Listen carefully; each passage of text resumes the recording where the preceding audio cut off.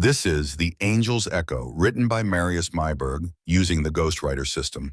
Audio narration is also by the Ghostwriter system. Make your stories come alive. Join at ghostwrite.inc. Now enjoy The Angel's Echo. Chapter 1, the 5th December. The ringing phone was a blade in the dark. Detective Dion Brandt surfaced from a shallow, restless sleep, the sound drilling through the pre-dawn quiet of his small house. He knew the ring. It wasn't the polite chime for a wrong number or a telemarketer who'd forgotten the hour. It was the shrill, insistent summons of the department's dedicated line, a sound that, for the past 4 years, had only ever meant one thing in December. He swung his legs out of bed, the floorboards cold enough to steal his breath, and snatched the receiver before it could ring a third time. "Brandt," he said, his voice a gravelly ruin. "Dion, it's dispatch. We got a call, a couple of early morning hikers up near the St. Michael's trailhead. They found something." The dispatcher, a young woman named Sarah, whose voice usually carried a bored, late-night drawl, was tight with tension. They found her. Her. The word hung in the cold air. Brandt didn't need to ask for details. For 4 years, the calendar had been the only clairvoyant they needed. Sometime between the 20th and 30th of December, the snow would claim a new body, and the fragile peace Silver Creek pretended to have would shatter all over again. Scene secure? Patrol is there now. They've taped it off. The hikers are with them, shaken up pretty bad. Tell them not to let anyone but me and Cole through. I'm on my way. He hung up without waiting for a reply and stood for a moment in the darkness, the silence of the house pressing in. Outside, the wind howled a low, mournful note against the eaves. The 5th December, he pulled on his clothes, the fabric stiff and cold, the ritual sickeningly familiar. Jeans, wool sweater, worn leather jacket. He paused at the door, catching his reflection in the dark glass. A tall, lean man whose face had been weathered by too many winters like this one. The tiredness was etched so deep it felt like part of his bone structure. Detective Robert Cole was already waiting in the department-issue SUV, the engine rumbling, a plume of exhaust ghosting in the frigid air. The cab smelled of stale coffee and Cole's perpetual cynicism. His stocky frame filled the passenger seat, his bulldog face set in a permanent scowl that had deepened with each passing year. "Morning," Brandt said, sliding behind the wheel. "Is it?" Cole grunted, not looking at him. He stared out the window as Brandt pulled away from the curb, the tires crunching on the packed snow of the unplowed street. 5 years to the day since the first one. You think he marks it on a calendar? A little holiday reminder for himself?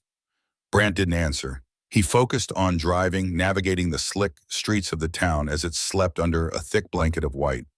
Christmas lights, unplugged and inert, drooped from rooftops and wrapped around silent pine trees in front yards. They were meant to be cheerful, but in the gray light of dawn, they looked like festive nooses. The town had tried to pretend this year might be different. Shop windows were painted with holly and fake snow, a stubborn defiance that now felt naive, almost tragic. "Every year, I let myself believe he's gone," Cole said, his voice low and raw. "Moved on, died in a ditch somewhere, and every year that damn phone rings. Hope isn't a strategy, Rob," Brandt said quietly. "Neither is whatever the hell we've been doing." The bitterness in Cole's voice could have cracked the frozen windshield. He'd been born in Silver Creek, had raised his kids here. He didn't just police this town, he carried its fear in his own gut. "We've interviewed every deviant in a 300-mile radius. We've collected enough DNA to clone a new town. 5 years, Dion, and we are no closer than we were when we found Amy Jaspers." Brandt's hands tightened on the wheel. Amy Jaspers, the first. A high school senior with a bright future found on December 21st, 5 years ago. Her name was the first on a list that had grown with the implacable certainty of a terminal disease. 4 victims, 4 Decembers, and now a 5th. They turned off the main road, heading up the winding mountain pass towards St. Michael's Woods. The SUV's headlights cut a tunnel through the falling snow. The forest crowded in on them, a silent, watching legion of snow-laden pines. It was a place of profound, stark beauty, a postcard image of a mountain winter. But for 5 years, it had also been the killer's stage. The blue and red lights of a patrol car pulsed ahead, a lurid, silent disco in the heart of the monochrome woods. Brant parked behind it and they got out, the cold hitting them like a physical blow. It was the kind of cold that felt ancient and absolute, sinking into your lungs with every breath. A uniformed officer, young, his face pale and pinched, met them at the yellow tape. Detectives? She's just over that rise. Forensics is on their way up from the city, but it'll be an hour, maybe more with this snow. You keep everyone back, Brant ordered. Everyone. Press will be sniffing around soon. I don't want a single footprint that doesn't belong to us. The officer nodded, his eyes wide. He looked like he wanted to be anywhere else in the world. Brant ducked under the tape, Cole right behind him. The path was barely visible, just a slight depression in the deep snow. The only sounds were the crunch of their boots and the sighing of the wind through the high branches of the aspens. The air smelled of pine and ice and something else, something metallic and wrong that clung to the back of the throat. They crested the small rise and stopped. Below them, in a small, natural clearing, the scene was laid out with the terrible precision of a diorama. She was kneeling in the snow, her head bowed as if in prayer. Her back was to them. A long white nightgown covered her, its fabric frozen stiff. But it was what rose from her shoulders that made the breath catch, that turned the pristine clearing into a place of profound desecration. Two large, impossibly intricate wings, crafted from what looked like thousands of real feathers, were attached to her back. They arched upward, catching the faint morning light, a study in shades of white and gray and brown. The craftsmanship was breathtaking. The purpose, monstrous. The Christmas killer, the angel maker. Brant felt the familiar leaden weight settle in his chest. It was a feeling he had come to associate with December, a hollowed-out ache of failure and dread. He moved forward slowly, methodically, his eyes scanning the surrounding snow. No other tracks. The killer was careful, always so damn careful. Cole swore, a low, savage sound ripped from his throat. God damn him, Cole spat, his fist clenching at his sides. God damn his soul to hell. Brant approached the body, circling it from a distance. He could see now where the wings were attached. The nightgown was slit down the back, and the pale, frozen skin beneath was a canvas of dark, meticulous stitching. The killer hadn't just placed them on her, he had sutured them into her flesh. It was a violation so profound, so personal, it transcended murder. It was an act of remaking, of ownership. Look at the ground, Brant said, his voice flat, trying to keep the emotion out. Around her knees. Cole followed his gaze. The snow directly around the victim wasn't disturbed. It wasn't trampled or messy. It was smooth, as if she had been lowered into place from above, as if she had simply alighted there. He carried her, Cole said, the realization dawning with horror. He posed her just so, down to the last goddamn feather. Brant knelt, his gaze sweeping the scene, forcing himself to see it not as a tragedy, but as a collection of details, of clues. He wanted us to see this. He wants us to see the care he takes. He saw a glint of something near her folded hands. Rob, your light. Cole produced a small, powerful flashlight from his jacket, its beam cutting through the gloom. In the victim's hands, which were clasped together, rested a single perfect dove feather. It was pristine, untouched by blood, placed there after the fact. A final signature. A grace note. Same as the others, Cole muttered. Always something held in the hands. A pine cone for Jaspers, a rosary for the second girl, a child's music box for the one last year. It's a symbol, Brant said, more to himself than to Cole. Each one means something. We just don't have the dictionary. He stood up, the cold seeping through the knees of his jeans. He could feel the killer's presence in the silence, in the meticulous arrangement of the scene. It was the work of a calm, patient mind, an artist in his own twisted way. This wasn't the result of rage or passion. This was the product of obsession. It's a message, Dion, Cole said, his voice ragged, and after 5 years, we're no closer to reading it. 2 hours later, the Silver Creek Police Department was a humming hive of barely controlled chaos. The air was thick with the smell of wet wool, burnt coffee, and the low-grade hum of institutional anxiety. Phones rang, keyboards clicked, and the low murmur of hushed, grim conversations filled the squad room. On the far wall, a massive corkboard was covered in the faces of the four previous victims. Four smiling young women, their lives reduced to pins on a map and strings of yarn connecting theories that went nowhere. A space had been left empty, a silent, awful placeholder for the face they would soon add. Brant stood in the doorway of his office, watching his team move with a practiced, weary efficiency. They were good cops, but they were small-town cops, overwhelmed and outmatched. This killer was a phantom, a ghost who materialized once a year to perform his ghastly art and then vanished back into the ether. He left behind a perfect tableau and not a single shred of usable evidence. No fingerprints, no DNA, no witnesses. Cole slammed the file down on his desk, making a rookie tech jump. "The victim's name is Chloe Benson," he announced to the room, his voice loud and brittle. 26. A librarian at the county library. Lived alone. Her car is still in the library parking lot. No one's seen her since she clocked out last night. Brant walked over to the board and pinned up a spare photo of Chloe they'd pulled from her driver's license. She was smiling, her eyes bright. He stared at her face, another ghost to add to the collection, and felt a profound, soul-crushing exhaustion. It wasn't just about finding the killer anymore. It was about the weight of these faces, the promises made to their families, promises he and Cole had failed to keep. "He's escalating," Brant said, turning to face Cole in the relative privacy of his office. He shut the door, the noise of the squad room muting to a dull thrum. "Escalating? How the hell can you tell?" Cole sank into the worn chair opposite the desk, rubbing a hand over his tired face. "Looks like the same damn playbook to me." "The wings," Brant said. The stitching was more complex this time. The feather placement was more intricate. The forensics preliminary report said the thread he used was surgical silk. He's refining his craft. He's getting better at this. He's had 5 years of practice. "That's the point, Rob." Brant leaned forward, his hands flat on his desk. "We're looking at this as a series of attacks. We're running forensics, checking alibis, doing standard police work. And every year he beats us. Because this isn't standard. He's not just killing them. He's creating something. It's a performance. And we are the intended audience." Cole snorted, a humorless, ugly sound. "So what are you saying? We need a theater critic?"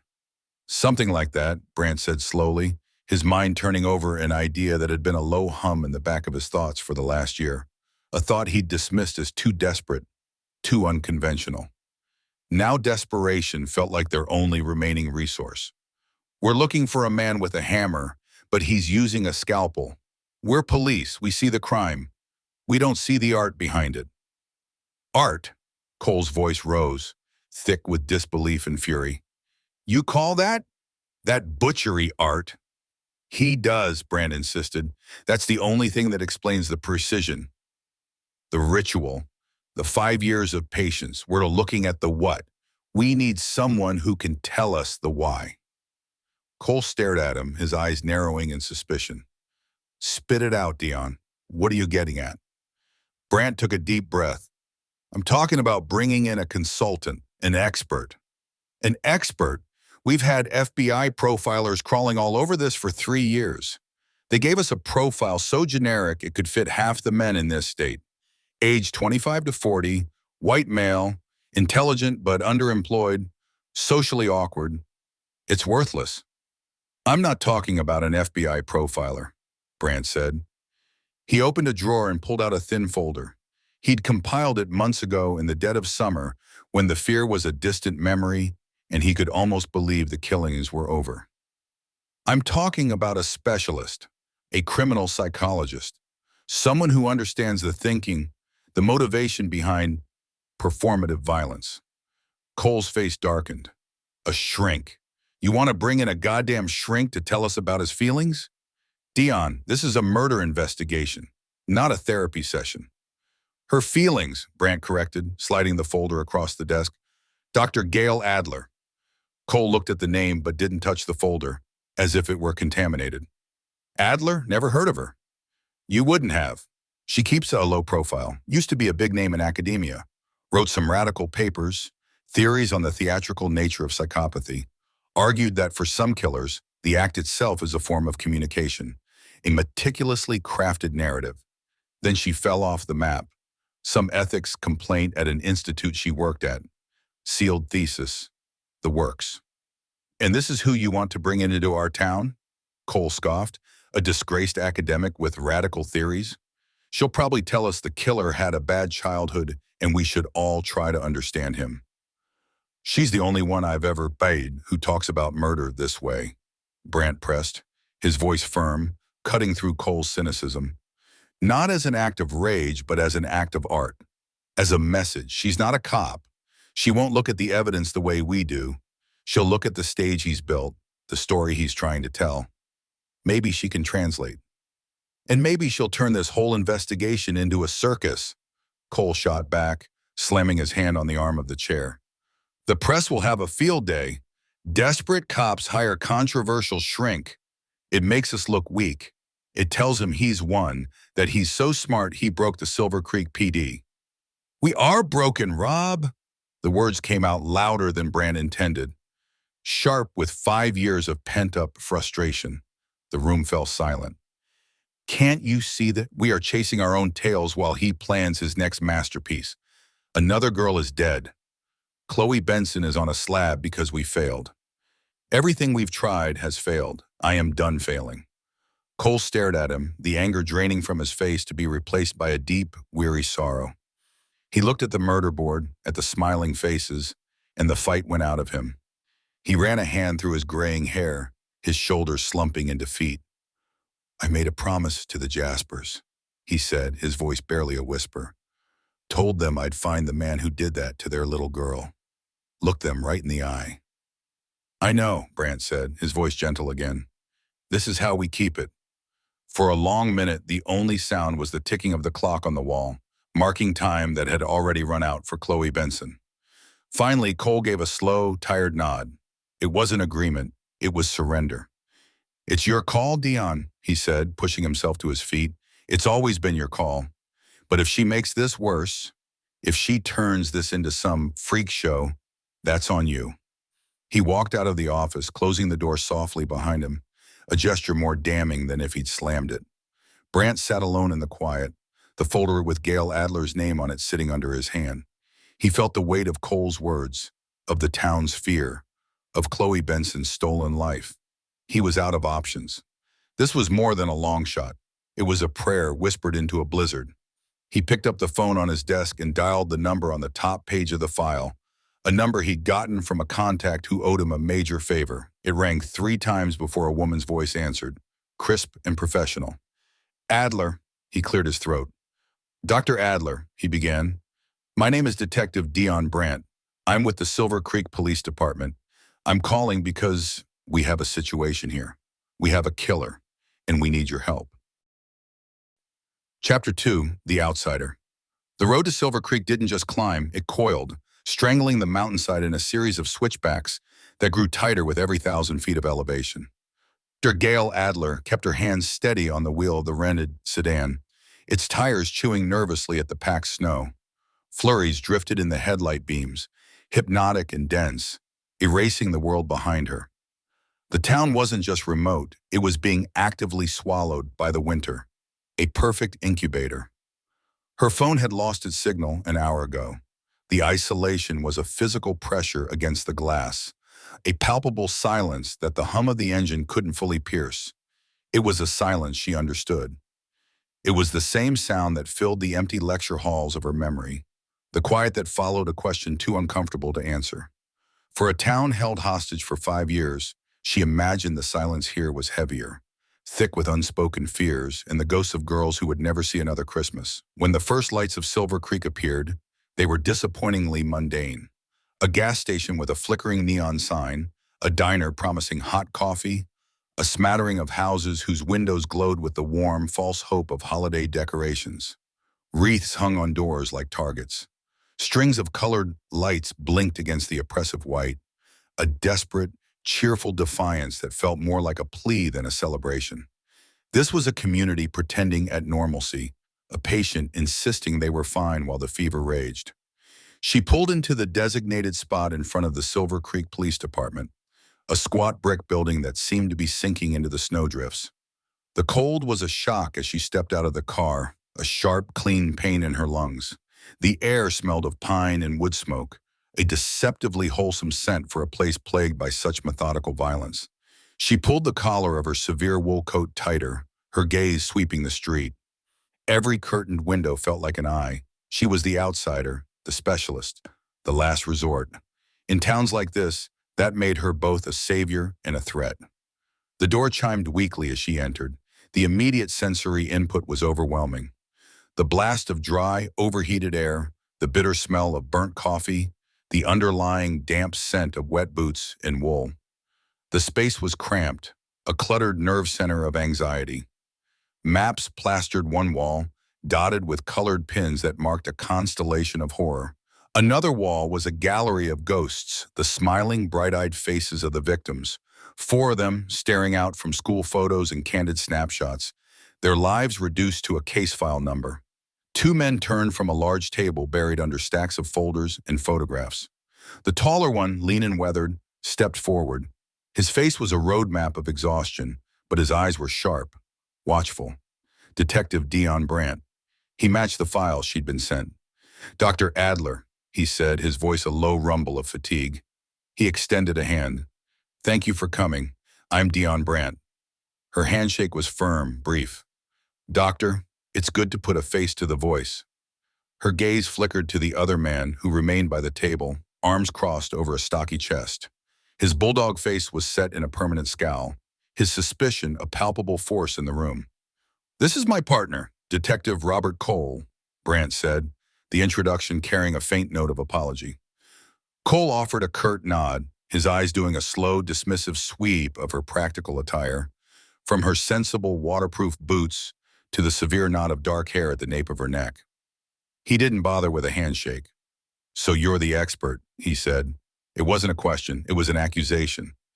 Gail met his stare without flinching. She was accustomed to men like Cole, men who trusted calloused hands and gut feelings over the meticulous cartography of a damaged mind. They saw her as an academic intruder, a purveyor of mumbo-jumbo who couldn't possibly understand the grim reality of their work. They were always wrong. I'm the consultant, she corrected him smoothly, her tone devoid of warmth or challenge. You're the experts on Silver Creek. I'm here to offer a different perspective on your problem. She turned her attention back to Brandt, effectively dismissing Cole without a direct confrontation. You have the complete files? Brandt gestured to the table. 5 years of it, everything we have. Victimology, forensics, witness statements, the whole depressing library.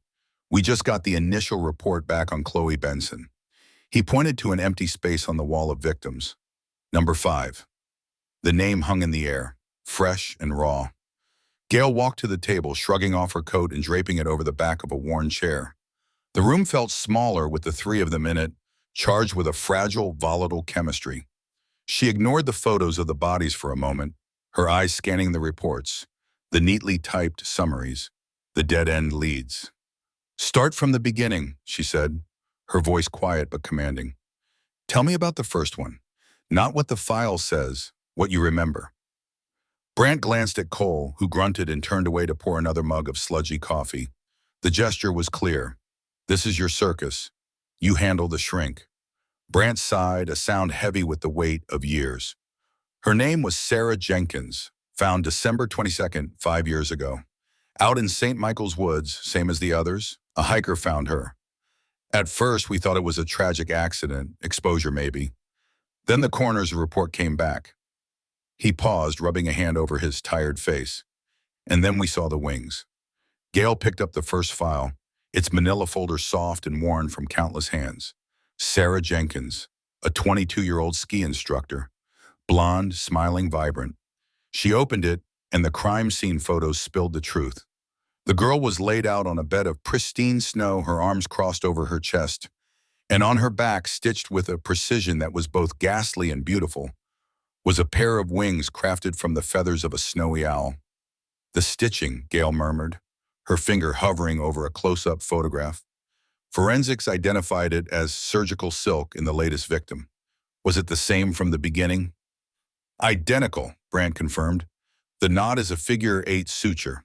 Complex. Takes practice.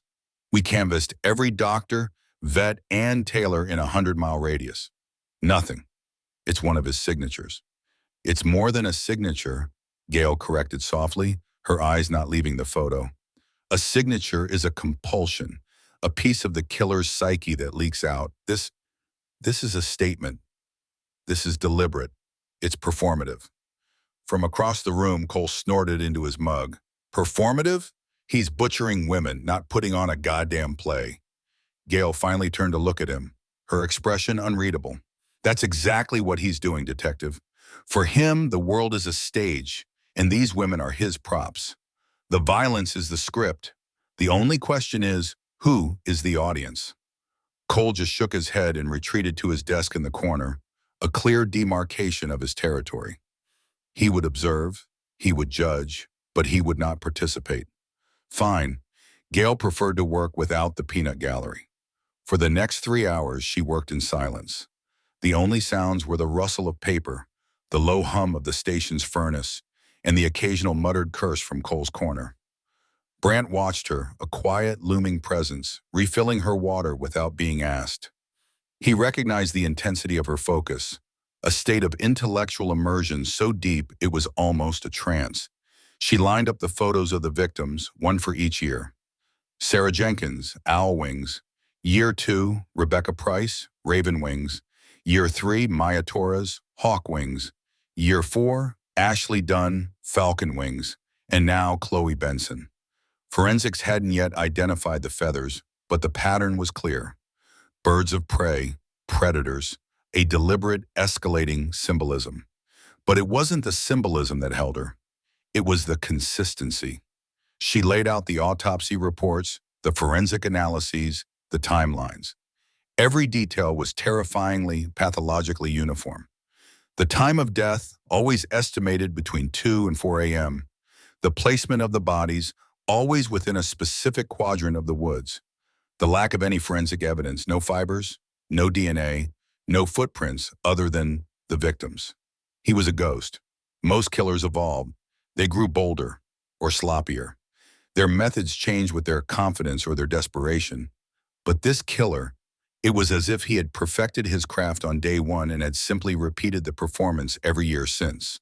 The only change was the intricacy of the wings, the skill of the stitching. He was getting better at his art. "He's disciplined," she said aloud, the words breaking the long silence. Brandt, who had been staring at the pinpricked map, turned to her. "What do you mean?" "I mean this level of control is extraordinary. 5 years, 5 victims, and almost no deviation in method. He isn't frenzied. He isn't ruled by rage or sudden impulse. This is planned, rehearsed. He's patient." She tapped a photo of the figure-8 knot. "This is the work of a calm mind, the mind of a craftsman, not a maniac." "He's still a monster," Cole growled from his desk, not looking up from his paperwork. "A monster with a rule book," Gail countered. "And if we can figure out the rules, we can predict his next move. That's why you brought me here, isn't it, Detective Brandt?" Brandt nodded slowly, his eyes fixed on her, a glimmer of something that might have been hope warring with his deep-set weariness. "We're out of moves, Doctor. He's been 5 steps ahead of us since the beginning." Gail leaned back in her chair, the cracked vinyl groaning in protest. Her gaze swept over the faces on the wall again. Beautiful, vibrant young women, chosen for reasons they could not yet fathom. The killer wasn't just taking their lives. He was transforming them, turning them into his own grim iconography. He was an artist, and this was his gallery. She looked down at the files, at the sterile language of the reports describing unspeakable acts. The phrase from her own sealed thesis echoed in her mind, a ghost she could never quite exorcise. Performative violence is not about the victim. It is a dialogue between the killer and their chosen audience. The body is simply the medium. The words felt cold, alien, written by a different woman in a different life. A woman who had believed she could understand monsters without ever having to face one. "There's something missing," as she said, pushing the files around the table, creating a new arrangement. A 5-year gap between his education and his first recital. What was he doing? Where did he learn to be so meticulous? A surgeon's knot, the skill of a taxidermist, the patience of a stalker. These skills aren't acquired overnight. Brandt ran a hand through his thinning hair. We've checked every military record, medical school dropout, and hobbyist taxidermist in the state. Nothing. It's like he didn't exist before he started killing. Everyone exists, Gail said. You just haven't found the right records. She stood up and walked to the large map of the county. The pins marking the body locations formed a loose semicircle around the northern edge of St. Michael's Woods. She stared at it, her mind sifting through the data, searching for a pattern, a logic hidden within the chaos. For 5 years, these men had been looking for a monster. They needed to start looking for an artist, a performer, an echo of a lesson taught long ago. Has the choice of feathers been cross-referenced with local avian populations? She asked, her back still to them. Of course, Cole said, his voice thick with condescension. All native species. That's not what I asked, Gail said, turning. Her eyes were sharp, intense. I asked if you cross-referenced them with the victims. Sarah Jenkins, the ski instructor. Snowy owl wings. Owls hunt at night, silently. Rebecca Price, a bartender at the Crow's Nest, Raven Wings. Maya Torres, a park ranger, Hawk Wings. She let the connections hang in the air. Brandt's eyes widened slightly as the pieces clicked into place. He walked to the board, staring at the victims' photos with new eyes. My God, he whispered, it's symbolic. He's matching the bird to the victim's life, or their name, or their job. It's part of the narrative, Gail said. He's not just killing them. He's telling a story about them. His story. She looked at Cole, who for the first time seemed to be at a loss for a cynical retort. His frown was still there, but it was now laced with a grudging uncertainty. She had their attention. The outsider had, in the space of a few hours, given them more than they'd found in 5 years. She had given them a glimpse into the killer's mind. It was a dark, terrifying place. But for the first time, it felt like a place with a map. Gail turned back to the table, her mind already racing ahead, formulating a new profile, a new set of parameters. The man they were looking for wasn't just a killer, he was a student. And somewhere long ago, he had had a very effective teacher.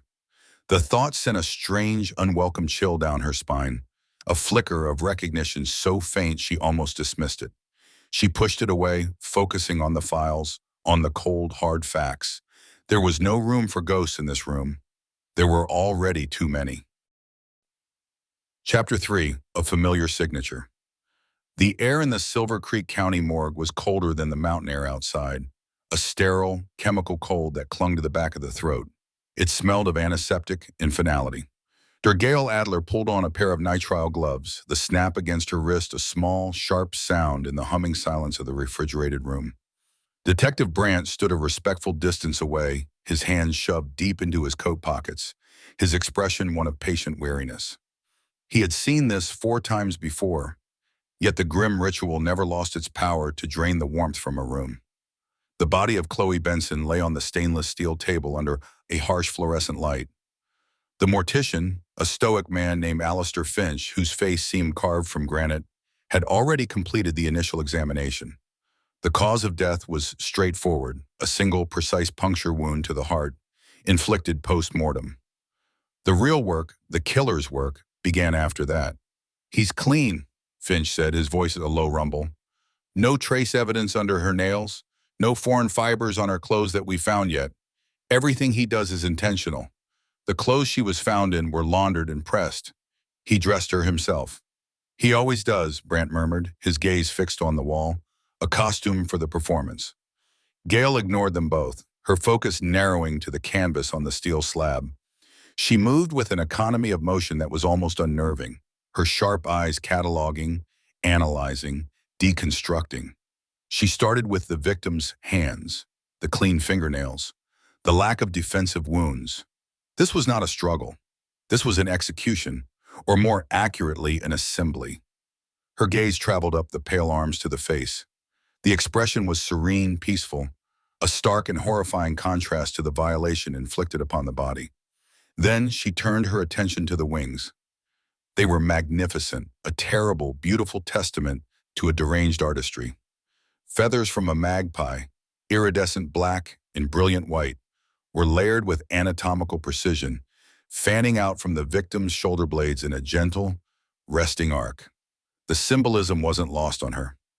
Chloe Benson was a librarian, a collector of stories, a magpie, the collector of shiny, stolen things. The connection confirmed her hypothesis from the case files, but seeing it in person sent a chill through her that had nothing to do with the room's temperature. Surgical silk, Finch noted, pointing a gloved finger at the point where the wings joined the flesh. Black, same as the others. Stitches are neat, uniform. He has a steady hand. Gail leaned closer, her dark hair pulled back so severely it seemed to heighten the intensity of her stare. She examined the incision points. They weren't ragged punctures but clean, deliberate piercings, planned to bear the weight of the elaborate wings without tearing the skin. The craftsmanship was pathological. He wasn't just attaching them, he was suturing them, integrating them into the body as if he could will them to be real. Her gloved finger traced the line of black silk. It was a running stitch, flawlessly executed. But it wasn't the stitch that held her attention. It was the termination, the knot. At the end of each line of sutures, he had tied it off. It wasn't a standard surgeon's knot or a simple square knot. It was more complex, a variation of a suture slip knot, but with an extra looping turn that served no functional purpose. It was a flourish, a signature written in thread. A memory, cold and sharp, tried to surface. A lecture hall, the scent of chalk dust and old paper. The faces of young, troubled men. She pushed it down, a reflexive defense mechanism honed over a decade of willed forgetting. She had to remain clinical. "Detective," she said, her voice quiet but carrying an undeniable weight of command. "I need high-resolution, uncompressed digital photographs of the suture points on all the previous victims, specifically the knots. I need to be able to zoom in on the thread itself." Brandt's eyes shifted from the wall to her. He saw it, a flicker in her professional armor, a tension around her mouth that hadn't been there moments before. He'd brought her here for this, for the insight he and his team had been missing for 5 agonizing years. He wasn't going to question the request. "I'll have them sent to your laptop at the motel immediately," he said. "Something there?" Gail straightened up, pulling her gaze away from the knots as if it might burn her. "It's a methodological tick, highly specific. Most killers evolve or devolve. Their methods get sloppier as they rush, or more extreme as they seek a greater thrill. This one doesn't. He refines. That knot, it's unnecessarily complex. It's vanity." She peeled off her gloves with a second sharp snap. "I want to see where he placed her." The drive to St. Michael's Woods was a journey into silence. The police cruiser's tires crunched softly on the packed snow of the narrow road, the only sound besides the gentle whir of the heater. Outside, the world was a monochrome sketch of white and gray. Snow clung to the branches of the pines in thick, heavy clumps, muffling all sound. It was beautiful in a way that felt oppressive, suffocating. Brandt drove, glancing at Gail occasionally. She stared out the window, her reflection a pale ghost against the passing trees. She hadn't spoken since they left the morgue. He could feel the change in her, a new frequency of tension humming beneath her controlled exterior.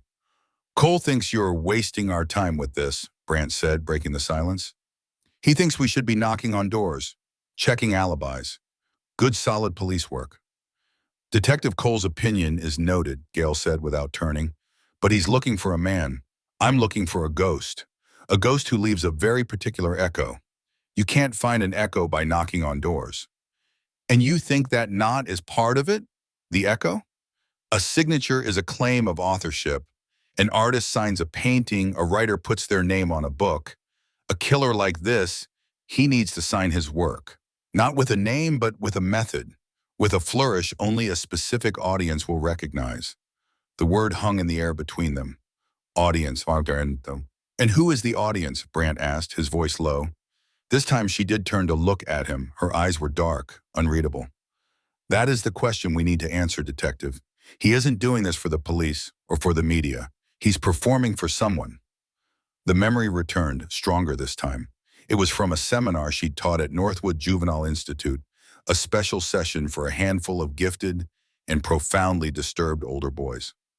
A theoretical discussion on psychopathy and narcissism. True malignant narcissism doesn't just demand admiration, she recalled herself saying, her voice echoing in the drab institutional classroom. It demands recognition of its superiority. An artist doesn't want you to just like their painting. They want you to understand the genius of their brushstroke. A pale, quiet boy in the front row had raised his hand. Julian, a boy she had considered a success story, a boy who absorbed every word. But if the brushstroke is too subtle, he had asked, his eyes unnervingly steady, how can you be sure the right person will see it? She had used knot tying as an analogy, an obscure sailor's knot, a modified surgical suture. You make the signature part of the work itself, an unnecessary flourish that proves authorship to anyone who knows what they're looking for. She had demonstrated on a piece of suturing leather, a simple running stitch tied off with a slip knot. With one unique looping turn, the cold dread that had begun in the morgue now seeped into her bones. It couldn't be. It was a coincidence. A textbook variation she'd read somewhere and forgotten. One he could have read too. It had to be. Brant pulled the car to a stop behind a line of police tape strung between two massive aspen trees. Their white bark looked like bone against the snow. The crime scene was a trampled circle of pristine white, marred by the footprints of the first responders and the forensics team. In the center was a shallow, human-shaped depression, already beginning to soften at the edges from the faint winter sun. Gail stepped out of the car. The cold was immediate and biting. The silence was absolute. She walked to the edge of the tape, ducking under it. Brant followed, his boots sinking into the deep snow. This was not a dumping ground. This was a stage. The spot was a small clearing, a natural amphitheater of pine and aspen. The body had been placed at its exact center, positioned to face east. Gail walked around the indentation, her gaze sweeping over the area, seeing not what was there, but what had been. He brought her here before dawn, Gail said, her voice quiet, almost a whisper. He would have needed time, an hour, maybe more, to position her, to arrange the wings just so. The dog walker found her at 7:15 a.m., just after sunrise, Brant confirmed. Of course, Gail breathed. The reveal. She looked up through the skeletal branches of the aspens to the pale sky. He wanted the first light of morning to hit her, the golden hour, the perfect lighting for his creation. She could almost feel him here, the patience, the reverence, the utter lack of humanity. He hadn't dragged the body. The snow around the indentation was undisturbed, save for a single set of tracks leading in and out, already documented by forensics. He had carried her, cradled her like a bride or a saint. Her thesis. It was all there. The performance of violence, a study in theatrical homicide, a paper sealed by a university ethics committee a decade ago, a paper she had discussed in detail with only one group of students, a paper she had given, a printed draft of to one particularly promising, particularly broken boy. This wasn't an echo. This was a direct quote. Dr. Adler? Brant's voice broke through her spiraling thoughts. Are you all right? You look like you've seen a ghost. She forced herself to meet his gaze, pulling the mask of the detached professional firmly back into place. The terror was a screaming thing inside her chest, but her face showed nothing but clinical focus. She couldn't tell him. Not yet. To voice the suspicion would be to make it real, to admit a failure so profound it was monstrous. I'm fine, detective, she said, her voice steady, betraying none of the chaos in her mind. I'm simply beginning to understand our artist. She looked back at the empty space in the snow, the stage where Chloe Benson had played the final role of her life. The performance wasn't for the town, it wasn't for the police, it was for her. He had learned his lessons well, and now class was back in session. Chapter 4, The Thesis of Cruelty. The lock on the door to room 12 at the Overlook Motel was a cheap, brass-plated thing, cold enough to steal the warmth from her fingertips. Gail Adler's hands trembled, not from the biting December air, but from a tremor that had started deep in her marrow at the crime scene and had yet to subside. The key resisted, scraped, and finally gave way with a hollow clatter that sounded unnervingly loud in the profound silence of the mountain night. She pushed the door open and stepped inside, shutting out the lonely hum of the motel's neon sign and the accusatory whisper of the wind. The room was a sterile box of beige and brown, smelling of industrial cleaner and the faint ghostly scent of 1,000 other transient lives. It offered no comfort, only isolation. For the first time since arriving in Silver Creek, that isolation felt less like a sanctuary and more like a cage. She didn't turn on the main overhead light, preferring the single jaundiced glow of the bedside lamp. It cast long, distorted shadows that turned the mundane furniture, a particle board desk, a worn armchair, into lurking shapes in the periphery. She dropped her briefcase on the desk, the thud echoing the heavy beat of her own heart. The knot, the theatrical staging, the chilling sense of being watched, not by a killer, but by an audience of one. Detective Brandt had seen her withdrawal at the scene, the sudden glassiness in her eyes. He'd asked if she was all right. She had lied, of course. A professional, clinical lie. Just processing, she'd said, the words tasting like ash in her mouth.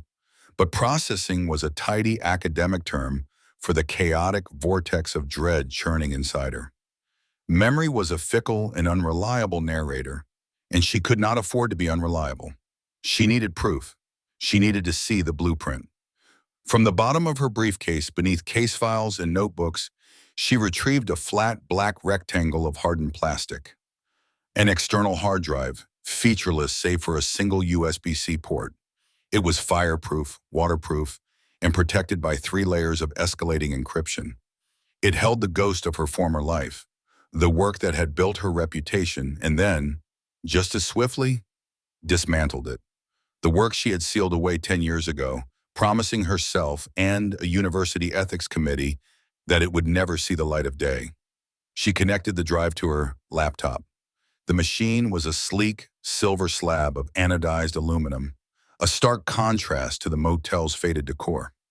Its cold, clean precision was a comfort, an extension of her own mind. She entered the first password, a 32-character alphanumeric string. A second prompt appeared, asking for a passphrase from a randomized list she kept in a safe deposit box 2 states away, a list she had long since committed to memory. She typed, "The monster is a mirror, not a window." A third and final security layer demanded a biometric scan of her thumbprint. With a soft chime, the drive mounted. A single folder appeared on her desktop. Northwood Archive sealed. Her breath hitched. Opening it felt like breaking a tomb seal. Inside, decades of her life's work were organized with obsessive neatness. Patient notes stripped of names and reduced to case numbers, lecture transcripts, research papers, and one file that sat apart from the others, the one she was looking for. Thesis Final Adler, Sir GPDF. The full title appeared under the icon, The Actor of Atrocity, a thesis on weaponized empathy and the semiotics of performative violence. Her finger hovered over the trackpad. This paper was the reason she was here, consulting in this frozen town instead of holding an endowed chair at a university. It was a theoretical exploration, an academic exercise in understanding the most aberrant minds. She had argued that for a certain type of narcissistic psychopath, violence was not merely an act, but a form of communication. A theatrical performance designed to manipulate the emotional response of an audience. She had deconstructed their horrors into a kind of grammar, a language of cruelty. She had never, in her most terrifying nightmares, imagined someone would use it as an instruction manual. Meow. Her click was sharp, decisive. The document opened, 180 pages of dense, academic text. The abstract stared back at her, the words clinical, detached, and now utterly damning. This thesis posits that a subset of violent offenders, termed performative narcissists, utilize homicide as a medium for complex symbolic communication. Their methodology is not driven by chaotic rage, but by a meticulous, artistic desire to author a narrative upon the public consciousness. This study will analyze the core components of this behavior, including thematic resonance, the symbolic linking of victimology to methodology, the signature of intellect, the inclusion of functionally superfluous but semiotically significant markers, and weaponized empathy, the strategic selection of victims to maximize public emotional response. It argues that to understand such an offender, one must cease to view them as a monster and instead analyze them as an author and their crimes as a text. Her stomach clenched. An author. He was writing a story for her. She minimized the PDF and pulled up the Silver Creek PD's digital case file, creating a split screen. On the left, her life's work. On the right, its monstrous reflection. She navigated to the folder for the first victim, 5 years ago. A ski instructor named Ashley Reed, young, vibrant, beloved in the town. Found in a snowdrift near the ski resort's main lodge. Wings of a snowy owl stitched to her back. A creature of the snow, gifted with the wings of a silent, white predator. She scrolled down in her thesis to Chapter 3, Thematic Resonance in Victim Selection. Her own words accused her from the screen. The performative narcissist does not choose victims at random. The victim is the canvas. Their life, profession, or even their name becomes a foundational element of the grotesque tableau. The act of murder is secondary to the act of transformation. The killer seeks not to simply end a life, but to recontextualize it within their own narrative. A firefighter might be immolated, a swimmer drowned. The methodology becomes a dark poem, with the victim as its central metaphor. This resonance is key, as it proves to the intended audience that the killer knows their subject, elevating the act from mere brutality to a demonstration of intellectual and emotional dominance. She closed her eyes, the image of Ashley Reed's file photo, smiling, alive, burning against the darkness. Then came the others, the park ranger with hawk wings, the local gardener with the wings of a hummingbird, a creature of the flowers she tended. And now Chloe Benson, the librarian, a woman of words and stories, given the wings of a magpie, a bird known in folklore for its intelligence, its chattering tales, and its theft of shiny objects. Perhaps she had stolen something, or perhaps the killer saw her as a keeper of stories, now a part of his. Each murder was a perfect, horrific execution of the principle, a dark poem, just as she'd written. Her trembling started again, a violent shudder this time. She wrapped her arms around herself, the thin fabric of her blouse doing nothing to warm the ice flooding her veins. This wasn't a coincidence. This couldn't be. Someone somewhere had read this, but that was impossible. Only 3 copies had ever been printed. One for her faculty advisor, now deceased, and one for the university archives, sealed under lock and key. The digital copy was here, on this drive. No one else had seen it, no one except. Her mind flashed back to the lecture halls at Northwood. Not the university, but the Juvenile Institute, the place where she'd tested her theories, where she had tried to understand the budding minds of boys who had already destroyed lives. She had never shown them the thesis itself, of course not. But she had lectured. She had spoken about these concepts in abstracted terms, using historical examples, trying to give them a vocabulary for the darkness they felt, hoping that to understand it was to control it. Her gaze fell back to the screen. She scrolled to the next folder. The second and victim. High resolution of photographs of the sutures on his back. The stitching was less refined than it was now, but the knot was there. Faint, but unmistakable. The same knot she saw today in the morgue on Chloe Benson. A small, elegant, and utterly useless loop. A flourish. She navigated to Chapter 5 of her thesis, The Signature of Intellect, Semiotic Distinctions in Aberrant Methodology. The most sophisticated performative narcissists will often embed a signature that serves no practical function. Unlike a traditional MO, which is often an unconscious behavioral artifact, the signature of intellect is a conscious, deliberate choice. It is a maker's mark designed to be found and recognized by a discerning observer. It may be a symbol, a sequence, or, in a more tactile application, a specific type of knot or fold. Its purpose is twofold. First, it distinguishes the crime from the work of common, less intelligent criminals. Second, it functions as a direct communication, a signpost for the intended audience that says, "You see? You understand the artistry at play. We share this knowledge." The signature's functional superfluity is the very source of its symbolic power. "We share this knowledge," she whispered, the words catching in her throat. She had used that exact phrase in a seminar at Northwood. A small group of boys, the most intelligent, the most dangerous. She had given them a length of twine, teaching them the knot as a mental exercise, a theoretical tool.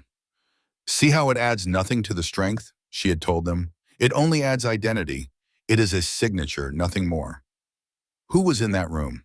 The faces swam in her memory, a blur of sullen, watchful teenagers. 10 years had passed. Sean, boys had become men. She scrolled frantically through the Institute's digitized records, which she'd kept for her own research. Case numbers, not names. She'd have to cross-reference them with the official, sealed files, a process that would take days, requests, legal hurdles. But she didn't need a name yet. The proof was already here, laid out in the precise, methodical horror of the killer's 5-year pageant. He had read her work. No, not just read it. He had studied it. He had internalized it. He had made it his scripture. She looked again at the split screen, her clinical, bloodless prose on the left, the bloody, tangible reality on the right. She had written about the sacred stage, the idea that the killer would choose a location for its symbolic weight. St. Michael's Woods, a place named for an archangel, the commander of God's army against the forces of darkness.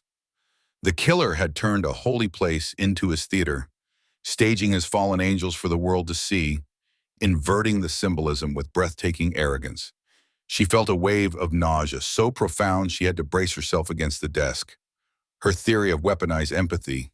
It was all there. He didn't choose victims who would go unnoticed. He chose the town's sweethearts, the librarian, the park ranger, the ski instructor, people whose absence would create the largest possible wound in the community's heart. He was orchestrating the town's grief, using their pain as another color on his palette. This wasn't a monster stumbling in the dark.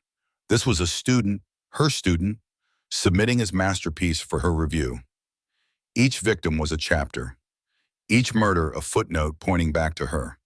The ethics complaint 10 years ago had accused her of giving monsters a vocabulary. They had been wrong. She hadn't given him a vocabulary.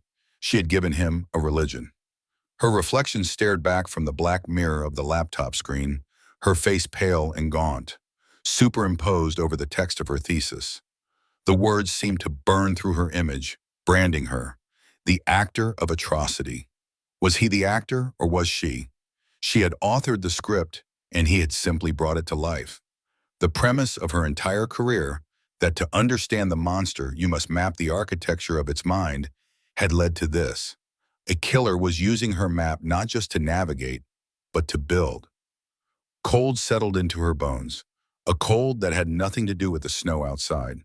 It was the absolute zero of a truth from which there was no escape. This was not Silver Creek's case. It had never been. This was her case. The 5 dead women were not just victims of a madman. They were messages addressed to Dr. Gail Adler. The killer didn't just know her work. He knew her. And now he was calling her home. Chapter 5, A Work of Art. The scent of bleach was a form of prayer. It was purification, an erasure of the organic chaos that was his medium. Julian Croft drew the antiseptic-soaked cloth across the stainless steel surface of the table in a final sweeping gesture, the motion as practiced and precise as a surgeon's incision. The fluorescent light overhead hummed a sterile hymn, reflecting off the polished metal with a cold white glare that left no shadow, no place for imperfection to hide. He worked methodically, his movements economical and serene. The workshop, a converted root cellar beneath a forgotten trapper's cabin miles from any road, was his sanctuary and his studio. The air, tasting of cold earth, wood smoke, and disinfectant, was the only air he trusted. Here, there was only order. His order. He rinsed the cloth in a basin of steaming water, wrung it out until his knuckles were white, and folded it into a perfect square, placing it on a small, designated hook to dry. One by one, he attended to his tools. The curved needles, cleansed in alcohol and heat sterilized, were returned to their felt-lined case, each nestled in its own specific cutout. Spools of surgical silk, their colors a somber palette of black and deep blue, were arranged by tensile strength. He ran a gloved finger over the instruments of his art, scalpels with blades like slivers of ice, forceps delicate enough to handle a butterfly's wing, retractors that had held open the space between flesh and masterpiece. Everything was clean. Everything was in its place. The remnants of Chloe Benson, the stray drop of blood, the fleck of tissue, the lingering scent of her floral perfume, had been expunged from his world. All that remained of her was the art itself, now a public installation in the hushed gallery of St. Michael's Woods. His task complete, Julian peeled off the latex gloves, disposing of them in a small incinerator chute that led to a cast-iron stove in the corner. The faint puff of heat was a final, satisfying punctuation. He walked over to the far wall, his soft-soled boots making no sound on the smooth concrete floor. This was his library, his inspiration. Hundreds of feathers, meticulously collected and categorized, were stored in shallow, glass-topped drawers.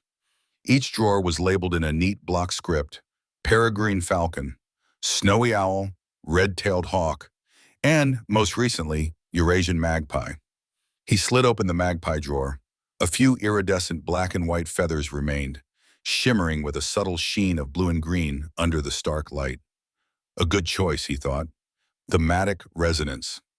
Chloe, the librarian, had been a collector of bright, shiny things, stories, facts, the small joys she cataloged for others. Magpies with their mythic attraction to glittering objects, their intelligence, their complex social calls, felt correct. It was a detail she would appreciate. Dr. Adler, his mentor, his audience. On a lectern beside the drawers, a single volume lay open.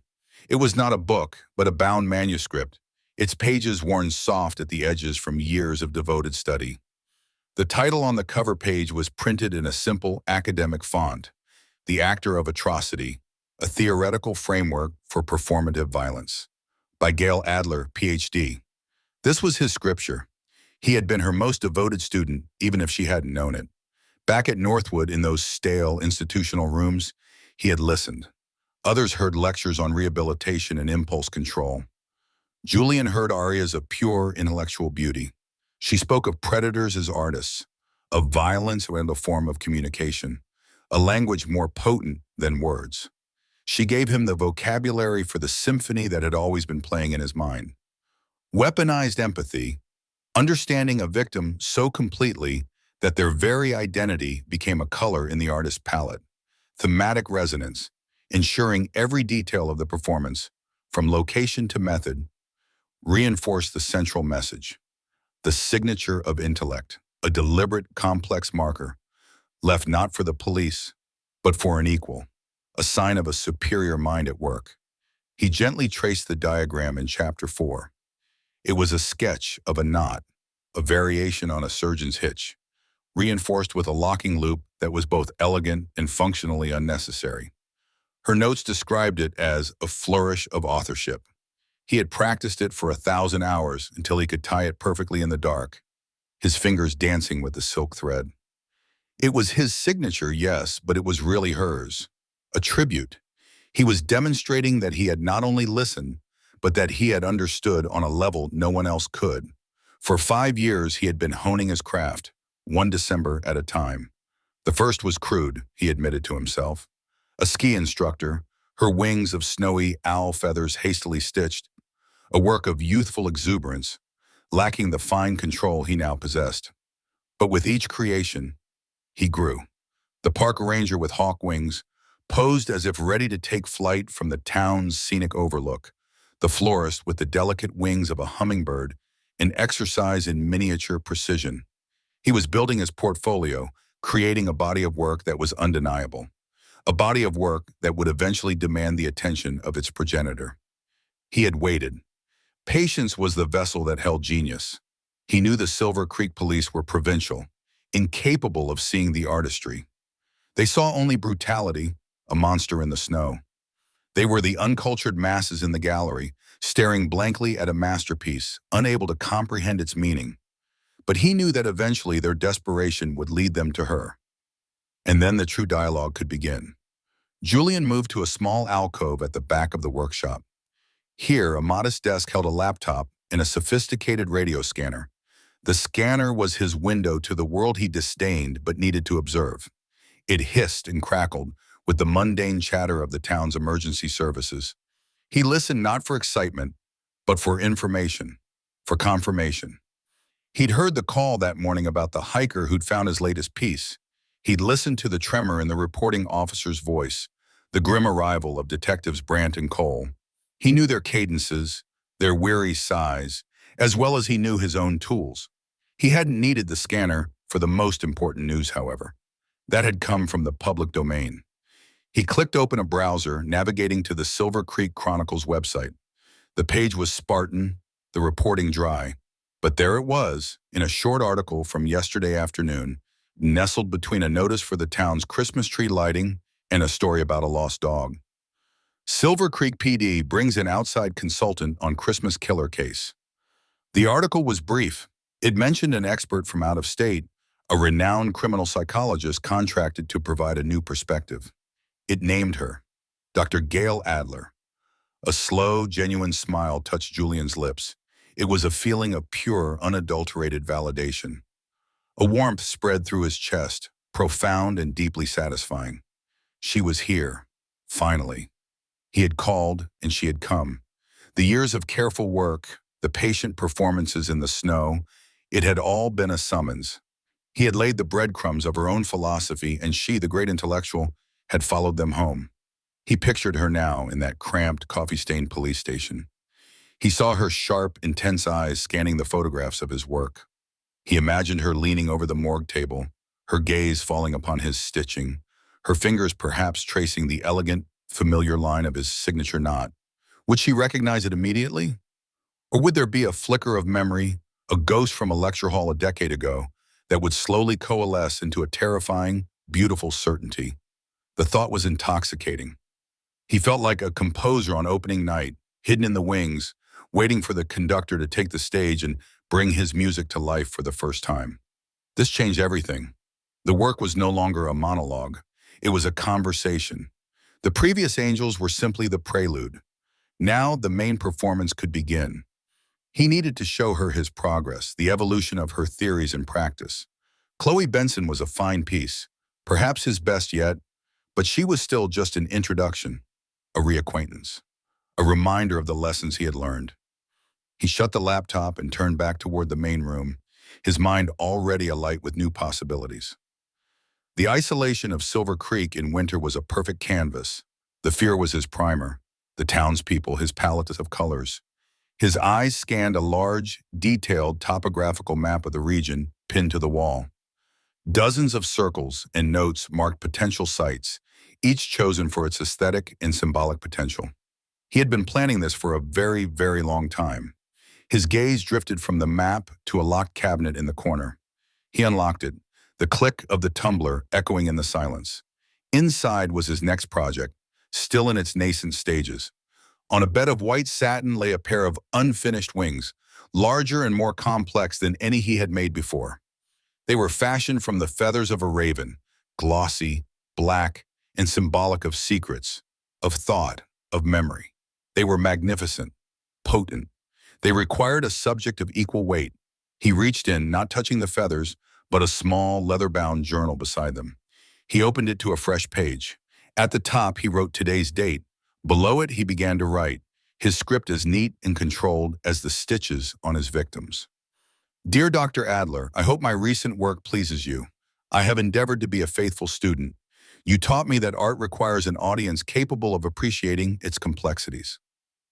Welcome to the gallery. The exhibition is just beginning. The exhibition is just beginning. His pen glided across the page, the ink a stark, definitive black against the cream-colored paper. He did not need to pause or consider his words. They had been waiting, fully formed, for this exact moment. This was not a confession. It was a prologue, an artist's statement for the catalog. You always taught that the act itself is a text, a semiotic puzzle. The common reader, the police, the media will see only the horror. They will read the surface narrative of brutality. But you, my dear doctor, you will read the subtext. You will see the citations. Chloe Benson was a footnote, an academic courtesy to remind you of the core principles. Note the thematic resonance, the precision of the stitching. Note the signature of intellect. It is unchanged, a constant in a world of variables, a promise kept. I have followed your framework to the letter. No extraneous emotional residue, no base motives for the police to grasp onto, only the pure, clean expression of an idea, your idea. I wonder if you feel it yet, the disquieting thrill of seeing your theory brought to life, of seeing your abstract concepts made flesh and feather. Do not mistake this for a challenge, Divin. This is a collaboration. I am merely the research fellow who has finally secured the grant money. He paused, capping the pen and placing it precisely parallel to the journal's spine. His gaze returned to the locked cabinet, to the raven wings waiting within. They were a statement piece, heavy, somber, intellectually dense. They were not for an incidental player like a librarian, however fitting her magpie resonance had been. They were for someone who carried the weight of secrets. A raven is a keeper of memories, a messenger between worlds, a symbol of prophetic insight. Who in Silver Creek held the town's forgotten stories? Who was the gatekeeper of its past? He thought of the town historian, a frail man who smelled of decaying paper and peppermint. Too obvious, too cliché. He thought of the retired sheriff, living in a small cottage on the lake, his mind a repository of old sins and unsolved cases. Closer, but still too literal. The subject had to be someone whose absence would create a vacuum of knowledge, a black hole of memory that would force Gale to look deeper. Not at the who of the crime, but the why of the victim. The selection was as critical as the execution. It was the central thesis of the entire composition. He could feel her mind working, even miles away through the snow and silence. He pictured her in a sterile conference room at the police station, a projector screen illuminating her sharp features as she deconstructed his work for the local detectives.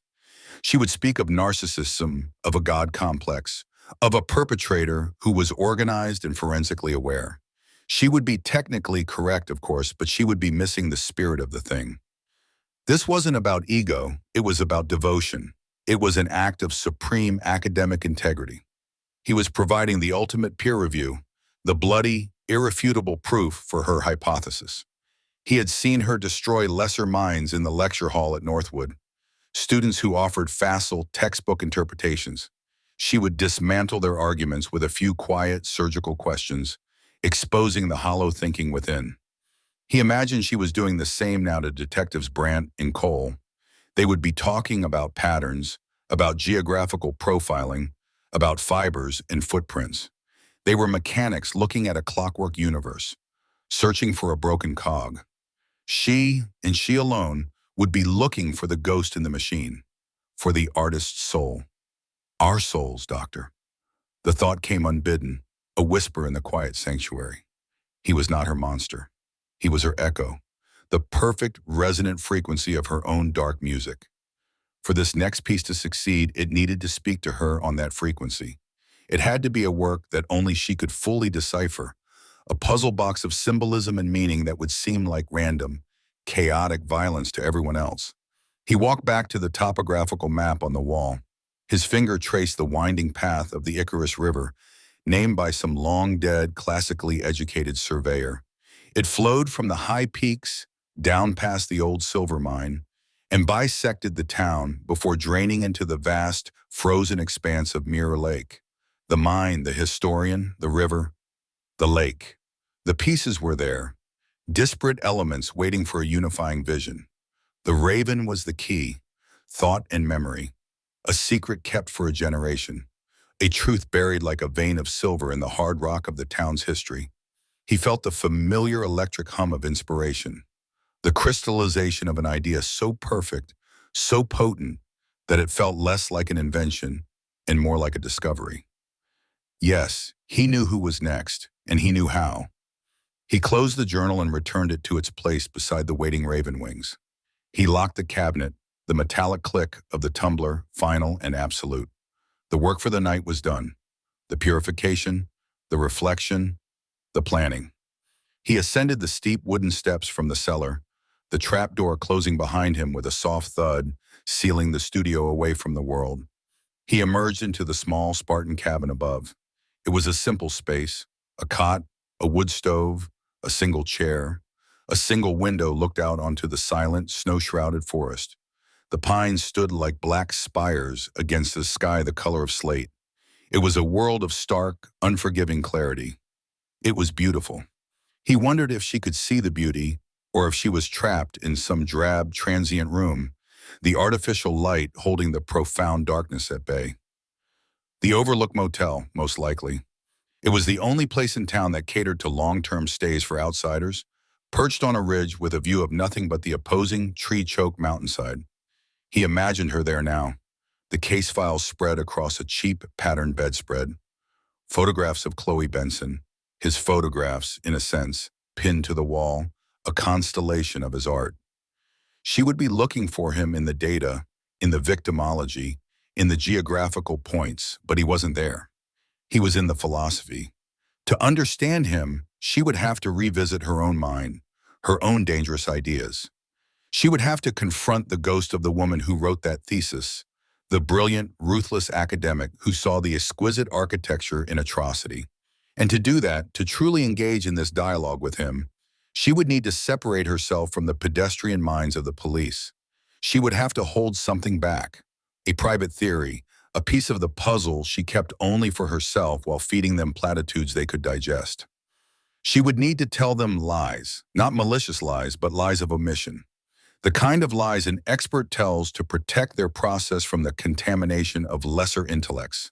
It was a professional necessity, a calculated disclosure designed to conceal true insight. Julian smiled into the darkness, his breath misting in the cold air of the cabin. He could almost hear the low, incessant hum of the heating unit in her room, a poor defense against the truth seeping in through the window frame. Let her build her walls, he thought. Let her practice her omissions. An artist needs a private space to work, and he was very, very patient. The overture was over. It was time to compose the first movement. Chapter 6, Calculated Disclosure. The lie had to be constructed as meticulously as the wings on his victims. Sitting at the small, scarred desk in her room at the Overlook Motel, Gail Adler practiced the architecture of omission. The air smelled of stale pine cleaner, and the low, incessant hum of the heating unit was a poor defense against the cold seeping through the window frame. Outside, the world was a study in monochrome. White snow, black pines, gray sky. It was a landscape stripped of ambiguity, a stark contrast to the tangled deception she was weaving. On her laptop screen, she had two windows open. One displayed the high-resolution crime scene photograph of the knot on Chloe Benson's back, a tiny, perfect vortex of surgical silk. The other contained a single paragraph from her sealed thesis, a paragraph that explained the knot's entire psychological purpose, a signature not of vanity, but of intellectual communion. An artist signing his work for the one person he believed could appreciate the genius of its construction. She closed the thesis, the act feeling like shutting a crypt door. The lie couldn't be a lie, not entirely. It had to be a curated truth, a partial revelation designed to guide without exposing. She would give them the theory, but sever its roots, presenting it as an objective, academic hypothesis. She would talk about the concept of the signature of intellect as if it were a widely debated theory in fringe criminology, not a term she had coined herself in the oppressive silence of the Northwood Library a decade ago. She would frame the killer as a student of a certain school of thought, conveniently forgetting to mention she was the school's sole founder and faculty member. Her hands were steady as she gathered her notes, but a tremor ran deep inside, a seismic vibration of fear and responsibility. Julian was her student. This grotesque exhibition was her legacy. For 5 years, he had been sending invitations written in blood, and she had finally arrived. Now she had to become the critic who could guide the authorities to shut the gallery down, all without admitting she had supplied the artist with his very first canvas. She pulled her dark hair back into a severe knot, the irony not lost on her. Her reflection in the dark window was a pale, haunted mask. She looked at the woman staring back, the sharp eyes, the tense set of her jaw. "You can do this," she mouthed, the words fogging the cold glass. The lie was a scalpel. Wielded correctly, it could excise the tumor of Julian Croft from Silver Creek. But one slip, one tremor of the hand, and she would sever an artery, bleeding out her credibility and her career, leaving them all to the monster she helped create. The Silver Creek Police Department was a pressure cooker of weary anxiety. The air was thick with the scent of melting snow from heavy boots, burnt coffee, and the faint metallic smell of dread. Phones rang with a tired insistence. Officers moved with a forced purpose that failed to conceal the exhaustion in their eyes. The walls were a collage of sorrow. 5 years of victims, their smiling civilian photographs, a cruel counterpoint to the sterile crime scene shots pinned beside them. It was a room papered in failure. Detective Brandt led her into his office, a small glass-walled cube that offered the illusion of privacy. Detective Cole followed, his presence a heavy weight behind them. He didn't sit when Brandt gestured to the 2 chairs in front of his desk. He remained standing, leaning against the doorframe, arms crossed over his stocky chest. A sentinel. A judge. Brandt sank into his own chair with a sigh that seemed to carry the weight of the entire investigation. "All right, doctor, you said on the phone you had something. We're listening." Gail placed her slim leather folio on the desk, but didn't open it. She needed their full attention, their eyes on her, not on a piece of paper. She met Brandt's gaze first, tired, hopeful, a man willing to grasp at any professionally presented straw. Then she looked at Cole. His eyes were narrowed, his expression a flat wall of cynical disbelief. "What I have is a profile," she began, her voice even and measured. "A hypothesis based on the evidence you've shown me. It's specific, and it may sound unconventional." "We're past conventional," Brandt said, waving a hand. 5 years past it. "Good." Gail took a steadying breath. "Our killer isn't just disciplined and methodical. He's an academic. Or, at the very least, he is deeply educated in a niche, and I would argue dangerous, field of psychological theory." Cole shifted, a dismissive snort escaping him. "Psychology? You mean he's read a book or two?" "I mean he has studied it at a postgraduate level," Gail countered, keeping her eyes locked on Cole's, refusing to be intimidated. "He's not just committing murders, he's constructing theses. Each victim is a chapter in a long-form dissertation. This isn't about rage or compulsion in the way we typically understand it. It's about demonstration." Brandt leaned forward, his elbows on the cluttered desk. Demonstration of what? His intellectual superiority. And more than that, his artistic mastery of a specific psychological framework. "Let's start with the wings," she said, pivoting back to the more open-minded of the two. "We established the thematic link between the bird species and the victims. A librarian gets magpie wings, a bird known for collecting shiny objects, for its intelligence and mimicry. Chloe Benson was writing a local history book, collecting stories. This isn't a random choice, it's a symbolic one.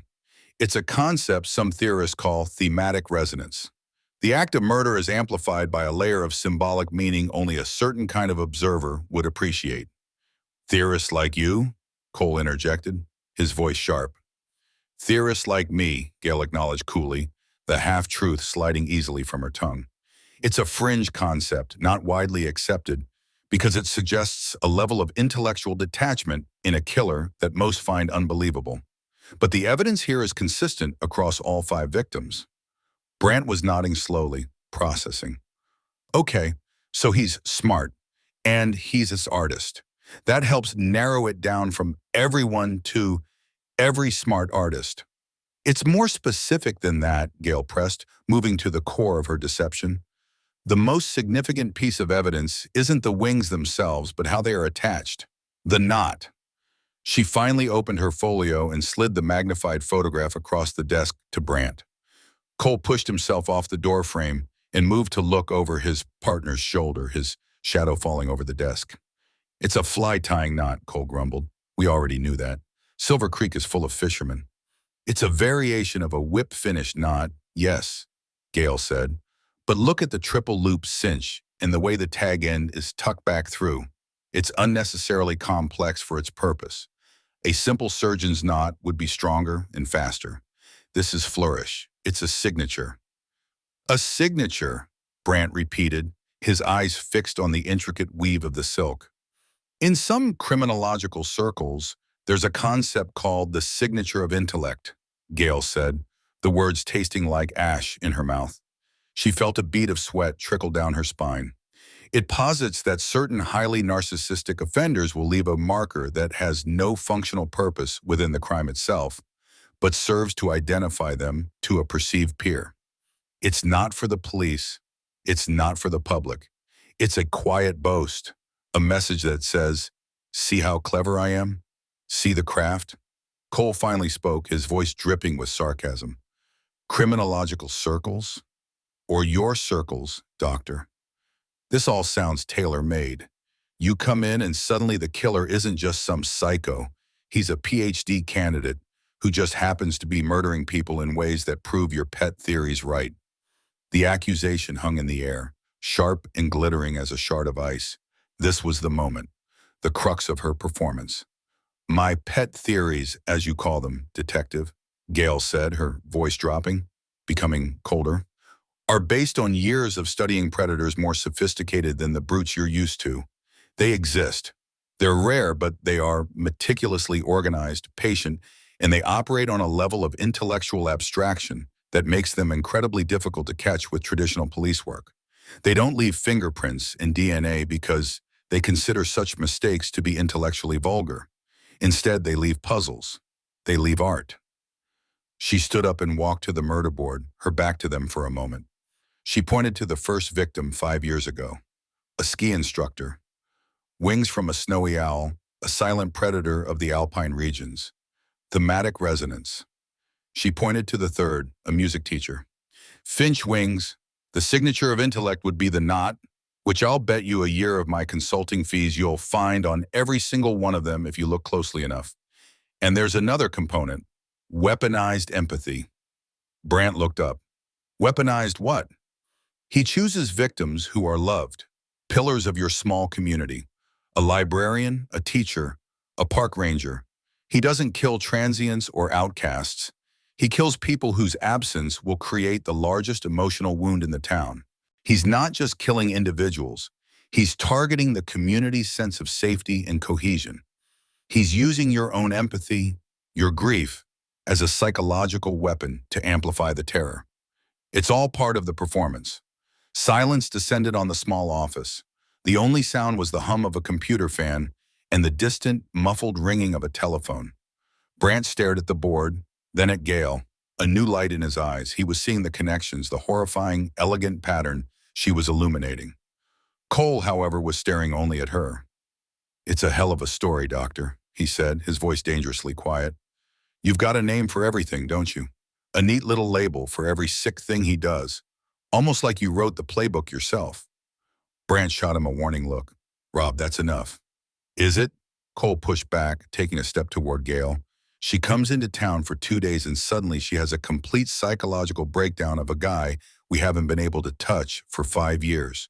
She's telling us what he thinks, what he reads. How? How do you know with such certainty that he's leaving a signature of intellect and not just a weird knot he likes to tie? The air crackled. Gale felt her carefully constructed composure begin to fracture. He was pushing at the exact point where the truth began.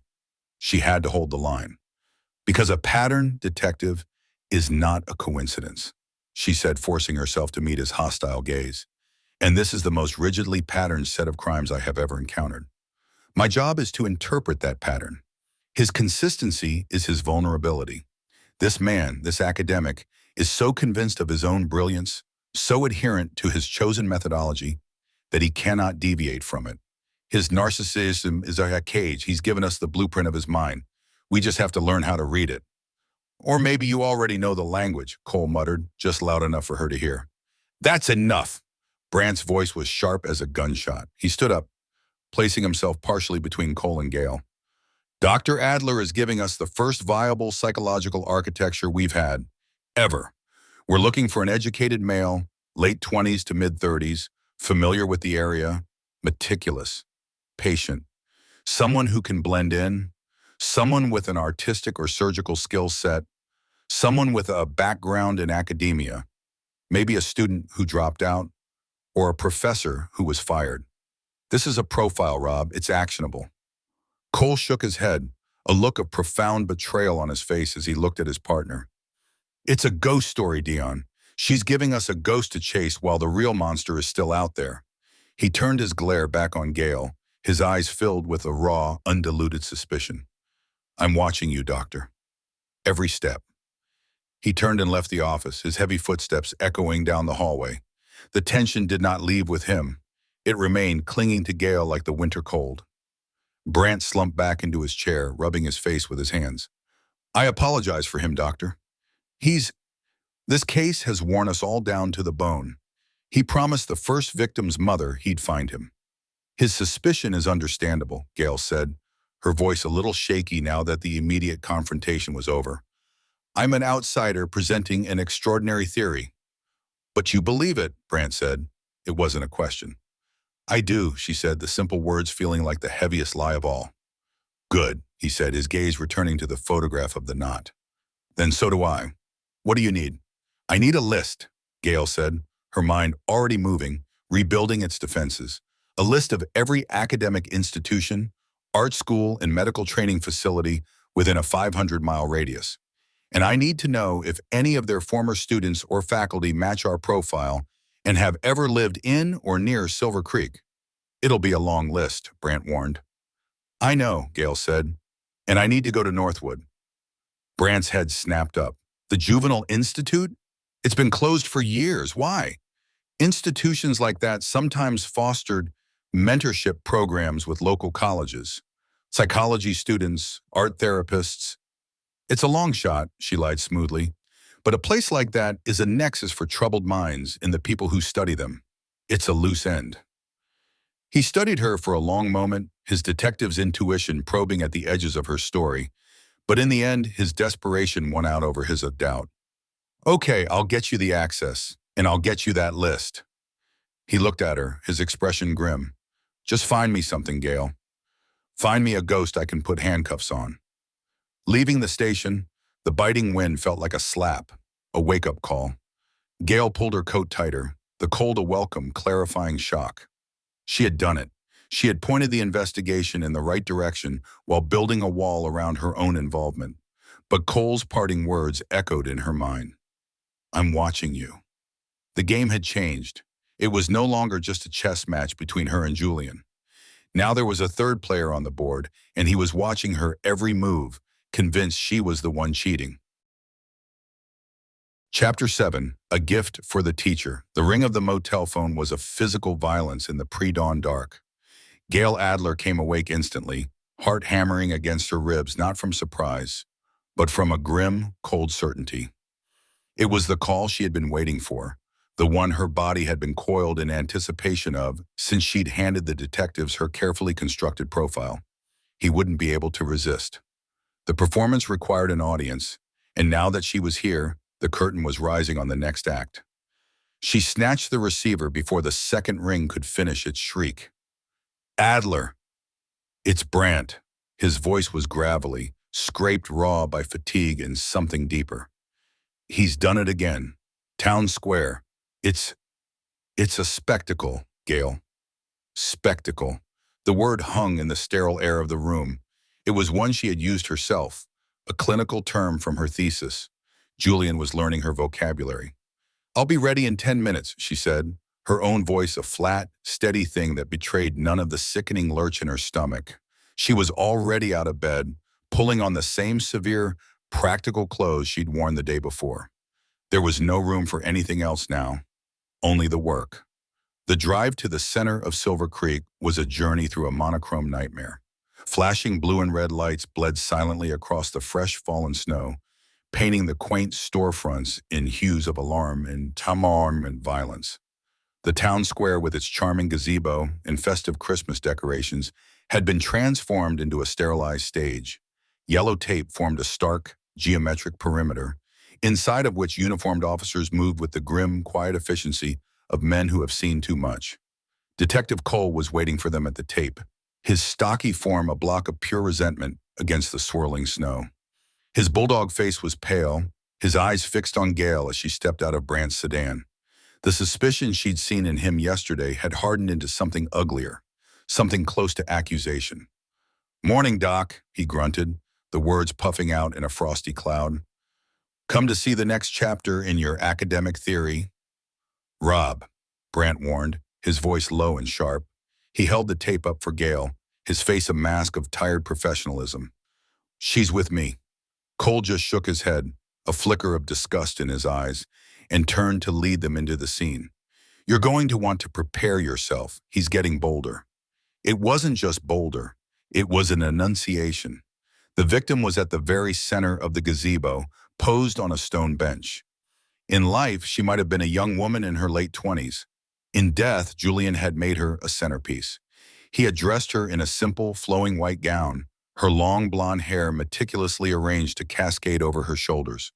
The wings were magnificent, terrifying things, crafted from the iridescent black feathers of a raven, each one stitched with the same impossibly precise suturing. They were larger than before, spread wide as if in a moment of sublime ascension. Her head was tilted back, her mouth slightly open, her sightless eyes fixed on the gray pregnant sky. "Her name's Anya Sharma," Brant murmured, his voice tight with controlled anger.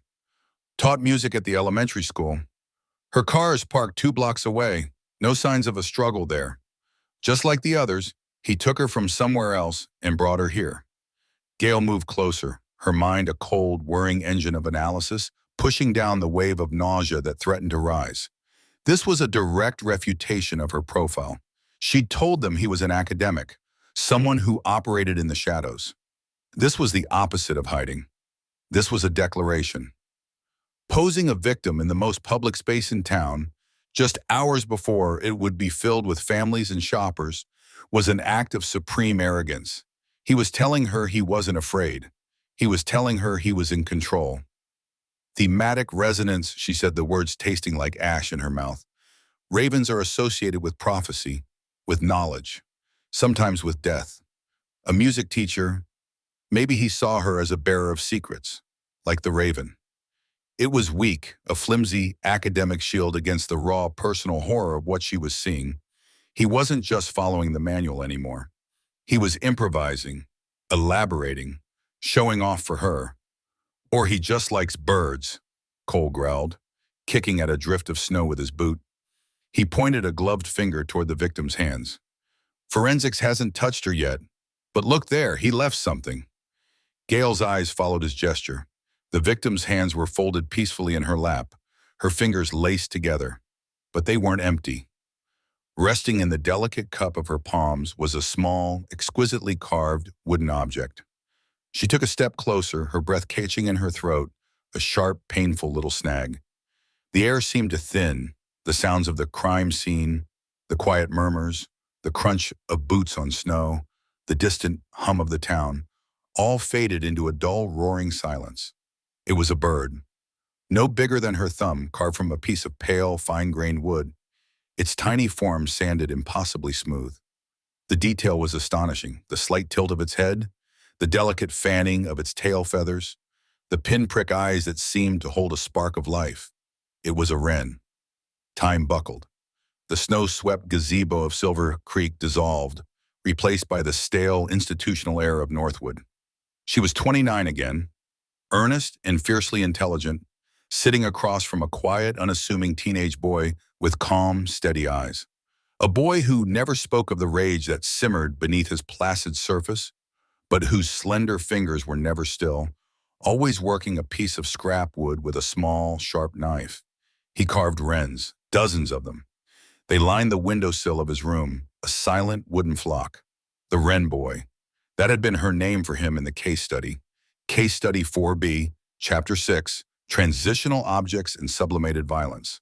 A cornerstone of her argument, on how nascent psychopathy could be identified and potentially rerouted through artistic expression. She had argued that his carving was a healthy sublimation, a way of channeling his obsessive focus away from the living things he'd once harmed. She had called him a success. She had written that his wrens were a sign of healing. She had been so wrong. It wasn't healing. It was practice. What? Doc, you okay? Brant's voice cut through the memory, pulling her back to the freezing air and the dead woman on the bench. He was watching her, his expression a mixture of concern and sharp-eyed curiosity. Beside him, Cole's gaze was like a physical weight, heavy and deeply suspicious. Yeah, Doc, you look like you've seen a ghost. Gail forced herself to breathe, in, out. Clinical detachment was her armor, her only defense. She could not let them see. If they knew, if they even suspected the truth of her connection to this monster, her life's work would be incinerated, and she would become the prime suspect in a series of horrific murders.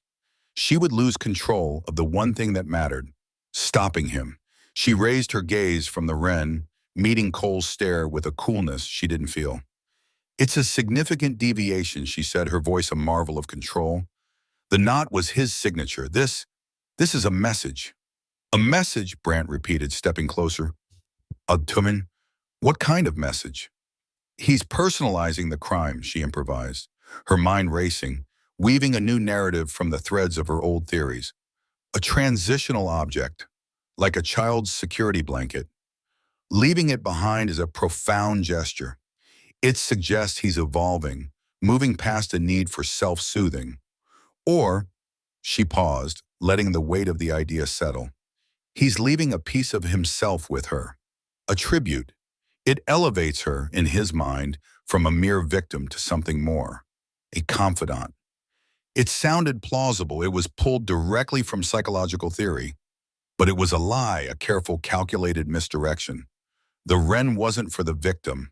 The entire woman, this entire horrifying tableau, was just the gift wrap. The wren, that was the gift. And it was for her. Cole wasn't buying it. He took a half step toward her, his posture aggressive. That's a whole lot to get from a little wooden bird, don't you think? You talk about it like you've seen it before. I've seen 1,000 objects less like it in case studies, Detective, Gail replied, her tone sharp and condescending, a deliberate tactic to put him on the defensive. It's a classic manifestation of arrested development in violent offenders. Perhaps if you'd spent the last 5 years reading something other than your own case files, you'd recognize it too. The barb hit its mark. A flush of angry color rose in Cole's cheeks. You watch your mouth, he snarled. Enough, Brant's voice cracked like a whip. He placed himself physically between them. Both of you. This isn't helping Anya Sharma. He turned to Gail, his expression unreadable. Get your pictures, he said to the forensics photographer. Bag the bird. I want everything back at the station. Dr. Adler, a word. He led her a few paces away toward the edge of the police tape, lowering his voice. The falling snow swirled around them, muffling the world. He's rattled you, Brant stated, not a question. I saw your face. This isn't just another clue to you. Gail hugged her arms to her chest, a gesture less for the cold and more to hold herself together. He's escalating, Dion, faster than I anticipated. A public display, a personalized totem. He's becoming manic, more confident. He feels untouchable. And you think you know why? Here it was, the precipice. I think my presence here has validated him, she said carefully, choosing another partial truth. In his mind, he's a peer, an academic presenting his thesis. He believes I'm the only one who can truly appreciate his work. This, she gestured vaguely at the gazebo, is his attempt to engage me, a gift for the teacher. Brant was silent for a long moment, his tired eyes scanning the scene, the body, the flashing lights. He seemed to age a decade right before her. A gift, he repeated, the word hollow. He looked back at her, and she saw not suspicion, but a deep, weary trust that was somehow worse. It felt like a betrayal. Then you need to tell me how we use it against him. You're the expert on his work. Tell me what it means. It means he's one of mine, she wanted to scream. It means I helped make him. and he's showing me what a good student he's become. Instead, she gave him the only answer she could. It means he's sentimental. He forms attachments to his own narrative. These symbols, the wings, the knot, this bird, they aren't random. They're a language. If we can learn to read it, we can predict his next sentence. Back at the Silver Creek Police Department, the atmosphere was a thick stew of caffeine, despair, and the wet wool smell of winter coats. The incident board, already crowded with the faces of 5 years of victims, now had Anya Sharma's school portrait pinned to its center. She was smiling, her eyes bright. Gail couldn't look at it. The small wooden wren sat in the center of an evidence table in the main briefing room, isolated in a sterile plastic bag. It looked small, pathetic, utterly benign, yet it pulsed with a malevolent energy that only Gail could feel. It was a live wire connecting her past to this horrific present. Cole stood brooding by the coffee machine, pointedly ignoring her, while Brant paced the length of the room, running a hand through his hair. "Okay," he said, stopping to stare at the bird. "Let's assume you're right, Gail. It's a symbol. What do we do with it? Is it a clue to the victim? Something she owned?" "No," Gail said with absolute certainty. "He made it. Look at the craftsmanship. It's obsessive. He spent hundreds, maybe thousands of hours of his life perfecting this skill. This isn't a hobby, it's a core component of his psychology." "So we look for wood carvers?" Cole scoffed from across the room. "Great, in a mountain town full of guys who whittle on their porches. That narrows it down to half the damn population." "Not whittling," Gail corrected, her voice precise. "Carving. There's a difference. This is delicate, detailed work. It requires specific tools, specific wood, and a specific model. He didn't carve this from memory. He studied wrens, their anatomy, their posture.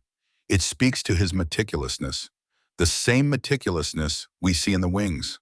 She was building the lie, brick by painful brick, taking the intimate, terrifying knowledge of Julian Croft's childhood habit and translating it into sterile, professional profiling points. Each word was a betrayal of Anya Sharma, of the other victims, of the truth. But it was the only way forward. She needed to stay ahead of him, and to do that, she needed to control the narrative of the investigation. "I want a list of all hobby shops, craft suppliers, and specialty wood retailers within a 100-mile radius," she told Brant. "Look for anyone making repeated purchases of small blocks of basswood or butternut, and check university library records. See if anyone has been checking out books on ornithology, specifically on passerine birds." Brant nodded, already relaying the orders to a junior officer. It was a direction, it was something tangible. For him, it was hope. For Gail, it was a smokescreen. As the day wore on, Gail retreated to a small, borrowed office. The case files spread before her like a tarot reading of her own damnation. But she wasn't looking at them. She was staring at a high-resolution photo of the wren on her laptop screen. The gift. He had chosen the wren for a reason. It wasn't just a callback to his therapy sessions. Wrens, in folklore, were sometimes seen as messengers from the underworld. Tiny, fierce birds with disproportionately loud songs. He was singing to her, a song of creation and destruction, a song only she was meant to hear. The cat and mouse game she had anticipated had begun, but she had misunderstood the stakes. She thought she was the hunter, brought in to analyze the predator. She saw now that she was the prize. Julian wasn't just performing for her, he was courting her, luring her deeper into his world with these terrible, intimate offerings. This wasn't a puzzle to be solved. It was a dialogue, and he had just spoken. Now it was her turn to answer. Chapter 8. The Unspoken Past. The lock on the door to room 112 of the Overlook Motel turned with a cheap, metallic grind. Gail Adler pushed it open and stepped inside, the manufactured warmth of the room a stale blanket against her chilled skin. She didn't bother with the main light, letting the lurid red pulse of the vacancy sign outside bleed through the thin curtains, painting the cramped space in strokes of blood and shadow. She dropped her keys on the small laminate desk, the clatter unnaturally loud in the oppressive silence. The motel was a soundbox for the wind, which moaned around the eaves like a restless spirit. For hours, she had maintained a facade of clinical detachment at the station, dissecting the symbology of the wooden wren for Brant, carefully omitting the part where it felt like a brand seared onto her soul. She had steered them toward theories of transitional objects and sublimated artistry, words from her own lexicon weaponized to create a smokescreen. Every syllable had tasted of ash. Now alone the shield crumbled. The image of the wren, small and perfect in Anya Sharma's cooling hand, was burned onto the back of her eyelids. It wasn't a clue. It was a signature on a love letter written in blood. A gift, he had called it in her memory. A gift for the teacher. Her breath hitched. She pressed the heels of her hands into her eyes, trying to force the image out. Julian Croft, the Wren boy. The name, a ghost she hadn't summoned in a decade, now filled the room, more solid than the rickety furniture. He wasn't just a follower of her work. He was its most devout, its most monstrous disciple. And he had been waiting for her. The premise of her entire career had been to understand the architecture of a killer's mind. Now she stood in the antechamber of a cathedral he had built in her honor, and the blueprints were her own. She shed her coat, draping it over a chair. The chill wasn't external. It was a systemic poison spreading from a single point of recognition. Cole's accusation from earlier echoed in the room's silence. "You know more than you're saying." He was right, but not in the way he imagined. Her silence wasn't a conspiracy.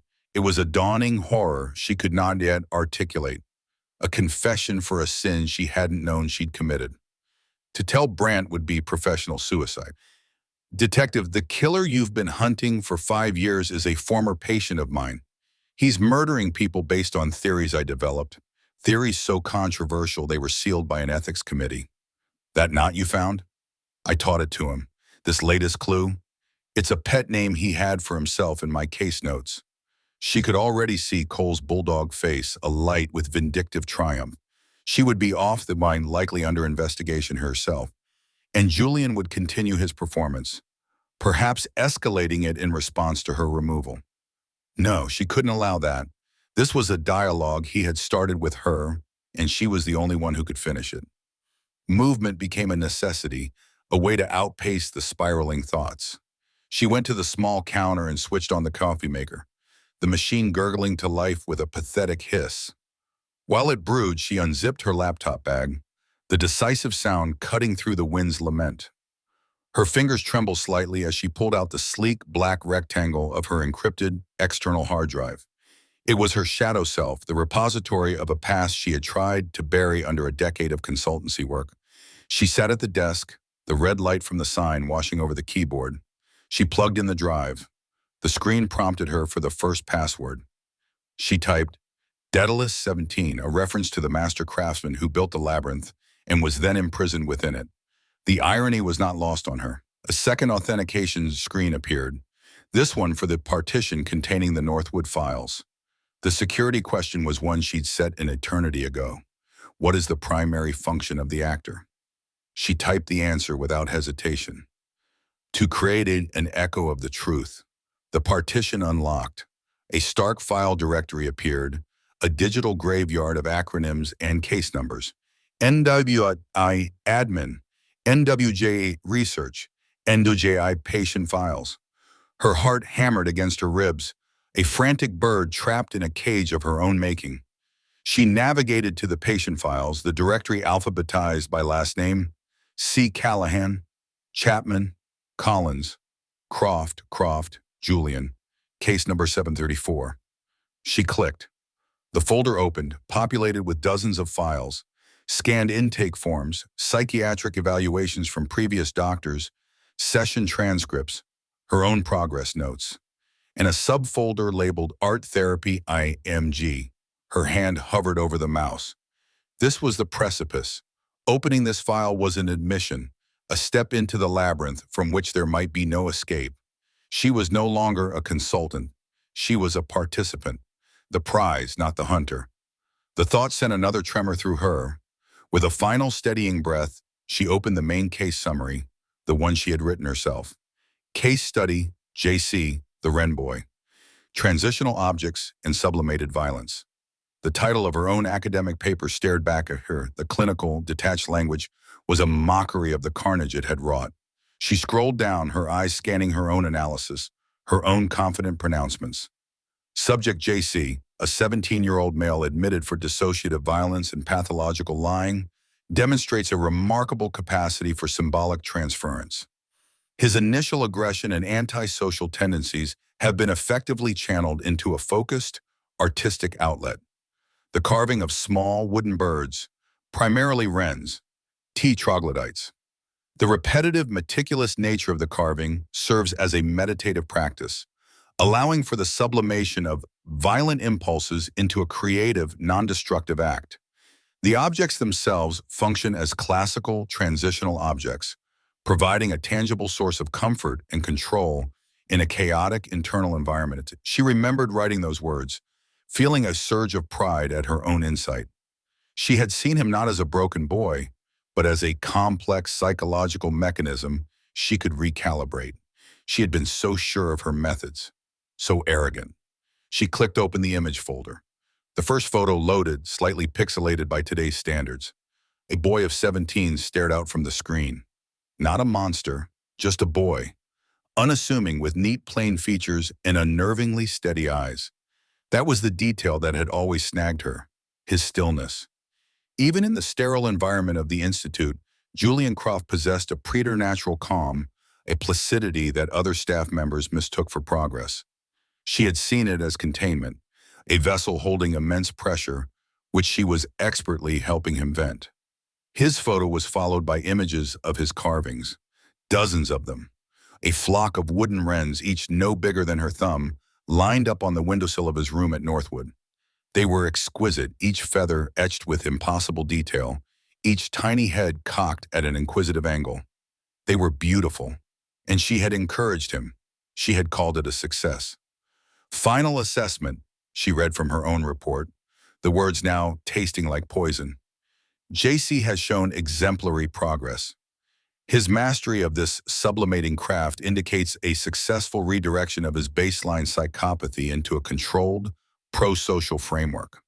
He has internalized the core tenets of performative ritual, transforming a destructive narrative into a creative one. Prognosis is positive for successful reintegration. He understands the power of a symbol. He has, in essence, created a better version of himself through his art.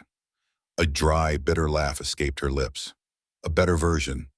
He had taken her words, her theories on performative violence, and the signature of intellect, and elevated them from academic hypothesis to a 5-year grand opera of death. He hadn't sublimated anything. He had merely refined his tools, switching from wood to flesh. The carvings weren't a substitute for violence. They were practice. She closed the file, the screen going dark for a moment, reflecting her own pale, strained face. The ghost in the machine was real. She had helped shape him. The premise felt less like a truth and more like a verdict. Panic was a luxury she couldn't afford. Cole was looking for a reason to distrust her, and a personal connection to the killer was a motive he could understand. Brandt, for all his trust, was still a cop. He would be bound by procedure and protocol. She was on her own. Her mind, trained for crisis, began to segment the problem. She couldn't focus solely on Julian. It was too direct, too incriminating if anyone ever gained access to her thoughts, her search history, her life. She needed cover, plausible deniability. She needed to treat this not as a hunt for one man, but as a systematic review of a dozen possibilities. She had to build a larger labyrinth to hide the Minotaur at its center. She pushed away from the desk and began to pace the narrow strip of carpet between the bed and the wall. The path of her investigation had to originate from the evidence, not from her memory. She had convinced Brandt to look into academics, into people familiar with her niche theories. Now she would follow that path herself, but with a different map. The most logical source for the leak of her sealed work was Northwood. It had been her laboratory, her proving ground. The ethics complaint had shuttered her research, but the ideas had already been disseminated to her students, her colleagues, her patients. She returned to the desk, her movements now sharp and precise. She created a new encrypted document. At the top, she typed a heading, Northwood Personnel and Patients of Interest, 1998-2008. Her fingers flew across the keyboard. She started with the staff. Dr. Alastair Finch, her department head, a man who envied her brilliance but decried her methods. Could he have leaked her work to discredit her? Unlikely. He was a coward. Dr. Evelyn Reed, a fellow researcher who had co-authored 2 preliminary papers with her before the ethics complaint. She had access. What had become of her? She'd moved to a university in Oregon, Gail recalled. Then she moved to the students, not the patients, but the graduate interns she had supervised. Ambitious, bright young minds who had listened to her seminars, who had transcribed her session notes as she typed out 3 names from memory, each one a potential vector. Had one of them seen a darkness in her work that she herself had refused to acknowledge? Finally, she came to the heart of it, the patients, the actors in her theories. She opened the Northwood patient database again, the list of names a litany of broken childhoods and simmering rage. She had worked with the most difficult cases, the ones the Institute had all but given up on. Boys who had set fires, tortured animals, who heard voices, boys she had tried to reshape, to rebuild, to save. Her criteria were chillingly simple. Who among them was intelligent enough to grasp the philosophical underpinnings of her thesis? Who among them possessed the artistic skill and pathological discipline to carry out these murders for 5 years without error? Who among them would view this not as slaughter, but as art, as a performance? The list wasn't long. Her gaze scanned the names, each one conjuring a face, a file, a history of pain. There was a boy who had constructed intricate dioramas of car crashes using stolen model kits. Another who wrote poetry of exquisite beauty and terrifying violence. A third who could flawlessly mimic anyone's handwriting, after seeing it only once. She added their names to the document, each one a potential ghost. For each name, she created a small profile based on what she could recall. Their diagnoses, their particular obsessions, her final prognosis. It was a gallery of her potential failures, a monument to her hubris. And at the bottom of the list, she typed his name. Julian Croft. She paused. Then next to his name, she added the details. Diagnosis, conduct disorder, narcissistic personality traits, psychopathy, latent. Skills, meticulous craftsmanship, patience, emotional mimicry. Access, direct. He had a printed copy of her thesis drafts given to him as therapeutic reading material. The memory of handing it to him, of his quiet, intense gratitude, made her feel physically ill. She stared at the list on the screen. It looked professional, objective, a logical starting point for a consultant exploring a new lead. It was a perfect lie, constructed around a terrible truth. It was a document she could, if necessary, show to Brandt. It was her shield. But as she looked at the names, a cold certainty settled deep in her bones. The others were ghosts, echoes. The signal was coming from only one place. The boy who had perfected his craft in the quiet of his room, carving birds from scraps of wood while she praised his artistry. The boy she had called a success. She looked at the clock. It was nearly 3 a.m. The snow had started again, thick flakes swirling in the red glow of the motel sign. Silver Creek was being buried, cocooned in a blanket of white. It felt like the whole world was being silenced. Gail leaned back in her chair, the flimsy wood groaning in protest. The list was a start, a necessary deception. But a list wasn't enough. Files were sterile. Memories were fallible. To understand what Julian had become, she had to go back to where he and she had been created. Back to the place where her theories were born and her most dangerous student had been listening. She had to go back to Northwood, not as part of a police tour she had manipulated, but alone. She had to walk its empty halls and stand in the silent rooms. She had to find the echo of the boy before she could confront the monster. The thought held no comfort, only the grim necessity of a surgeon preparing to excise a tumor she herself had planted. Chapter 9. Seeds of Doubt. The coffee in the pot had been sitting on the burner for at least 6 hours. It smelled like a chemical fire, a thick, acrid scent that clung to the air in the Silver Creek Police Department's incident room.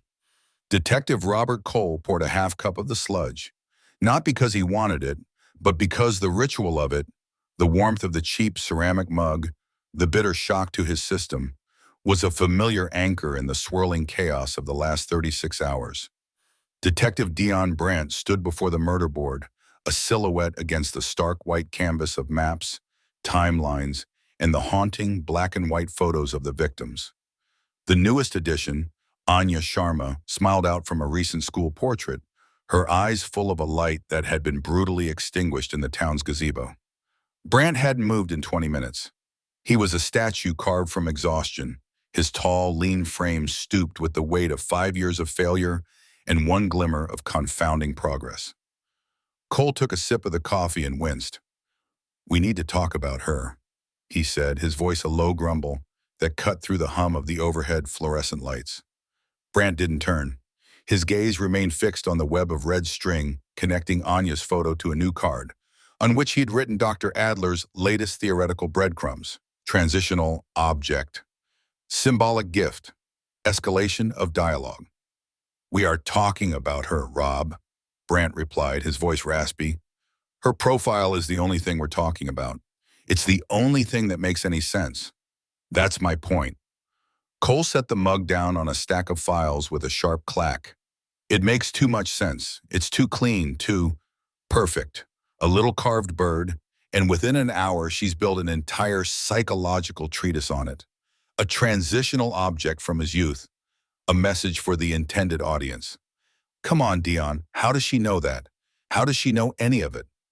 Finally, Brandt turned. The lines on his weathered face seemed deeper in the harsh lighting, his eyes sunken.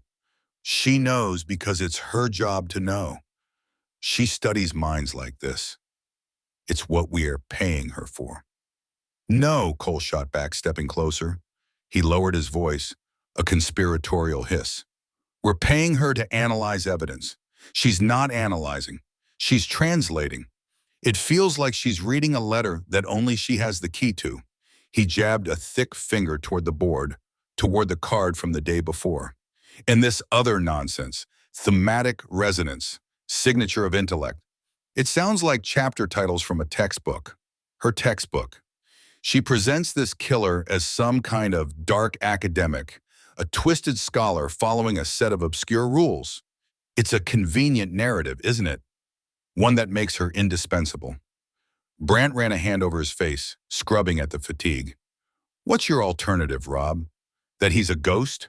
A random psychopath who just happens to be a master craftsman and a forensic savant? For 5 years we treated him like a monster in the woods. She's the first person to suggest he's a man with a blueprint. It feels right. It feels like a script," Cole insisted, his frustration making his words clipped and hard. "One that she wrote. She walks in here, takes one look at our files, and suddenly has the killer's entire philosophy mapped out. She knew about the knot, a knot no one here recognized. She knew about the bird symbolism. Now this wooden wren. Every clue we find, she doesn't investigate it. She recognizes it. There's a difference, Dion. A big one." The air between them thickened, charged with the unspoken history of a partnership that had weathered everything until now. They had stood over bodies together, delivered bad news to families together, shared silent drives home when the leads ran dry. Through it all, there had been an unshakable foundation of trust. Cole could feel that foundation cracking under his feet. "So what are you saying?" Brandt asked, his voice dangerously quiet. "Spell it out." Cole met his partner's gaze, his own bulldog face set in a grim mask of certainty. "I'm saying I don't trust her. I'm saying her insight is too specific, too intimate. Either she knows this killer, or she's so much like him that she might as well be his twin. Either way, she's a liability. She could be a suspect." Brandt let out a short, incredulous laugh that held no humor. "A suspect? Dr. Adler? The woman we brought in to help us? That's where you're going with this?" "Where else can I go?" Cole's voice rose, the carefully controlled whisper forgotten. "She's feeding us a perfect narrative, leading us by the nose exactly where she wants us to go. To Northwood, an abandoned institution 50 miles away. Why there? She gives us a flimsy excuse about looking for academics who might have worked there, but her eyes, they looked right through you when she said it. She wanted to go there from the beginning. She's following the logic of her own profile, Brandt argued, though a flicker of uncertainty crossed his face. If the killer is an academic with a history of this, Northwood is a logical place to start digging. Is it? Or is it a place she needs to get to for reasons she's not telling us? A place to find something? Or a place to hide something? Cole leaned against the desk, the fight draining out of him, replaced by a cold, heavy dread. For 15 years, you and I have worked together. Have you ever known my gut to be wrong? Ever. Brandt was silent for a long moment. He looked from Cole's earnest, worried face to the board, to the smiling photos of the dead. He was tired of being wrong. He was tired of the dead ends and the false starts. Gail Adler was the first real storm to break the 5-year drought, and he wasn't ready to give that up. Not yet. Your gut isn't evidence, Rob, he said, his tone softening slightly, but his resolve hardening. Right now, Dr. Adler's leads are the only thing we have. She's given us more in 2 days than we've found in 5 years. We follow her leads. We investigate Northwood. We do it by the book. But you will treat her with professional respect. That's an order. The finality in his tone was absolute. It was the senior detective speaking, not the partner. A line had been drawn. Cole stared at him, a muscle twitching in his jaw. He felt a profound sense of betrayal, not malicious, but a quiet, dismissive kind that stung far worse. Dion was so desperate for a win that he was ignoring the red flags waving right in his face. Fine, Cole said, the word clipped. He pushed himself off the desk. By the book. He walked away without another word, leaving Brandt alone with the ghosts on the wall. But as he retreated to his own desk in the quiet corner of the bullpen, the promise he'd made himself was anything but by the book. If Brandt wouldn't see it, Cole would have to make him see. He waited until the station had emptied out, until the only sounds were the hum of the computers and the distant rumble of a snowplow on the main road. Brandt had finally gone home. His shoulders slumped in a way that spoke of a man carrying the world on them. Cole stayed, telling the night duty officer he was catching up on paperwork.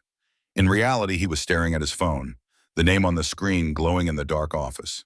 Pat Ryerson, an old friend, a dinosaur from his early days on the force in Denver, now a deputy chief with access to databases that Cole couldn't touch without filling out a mountain of official requests.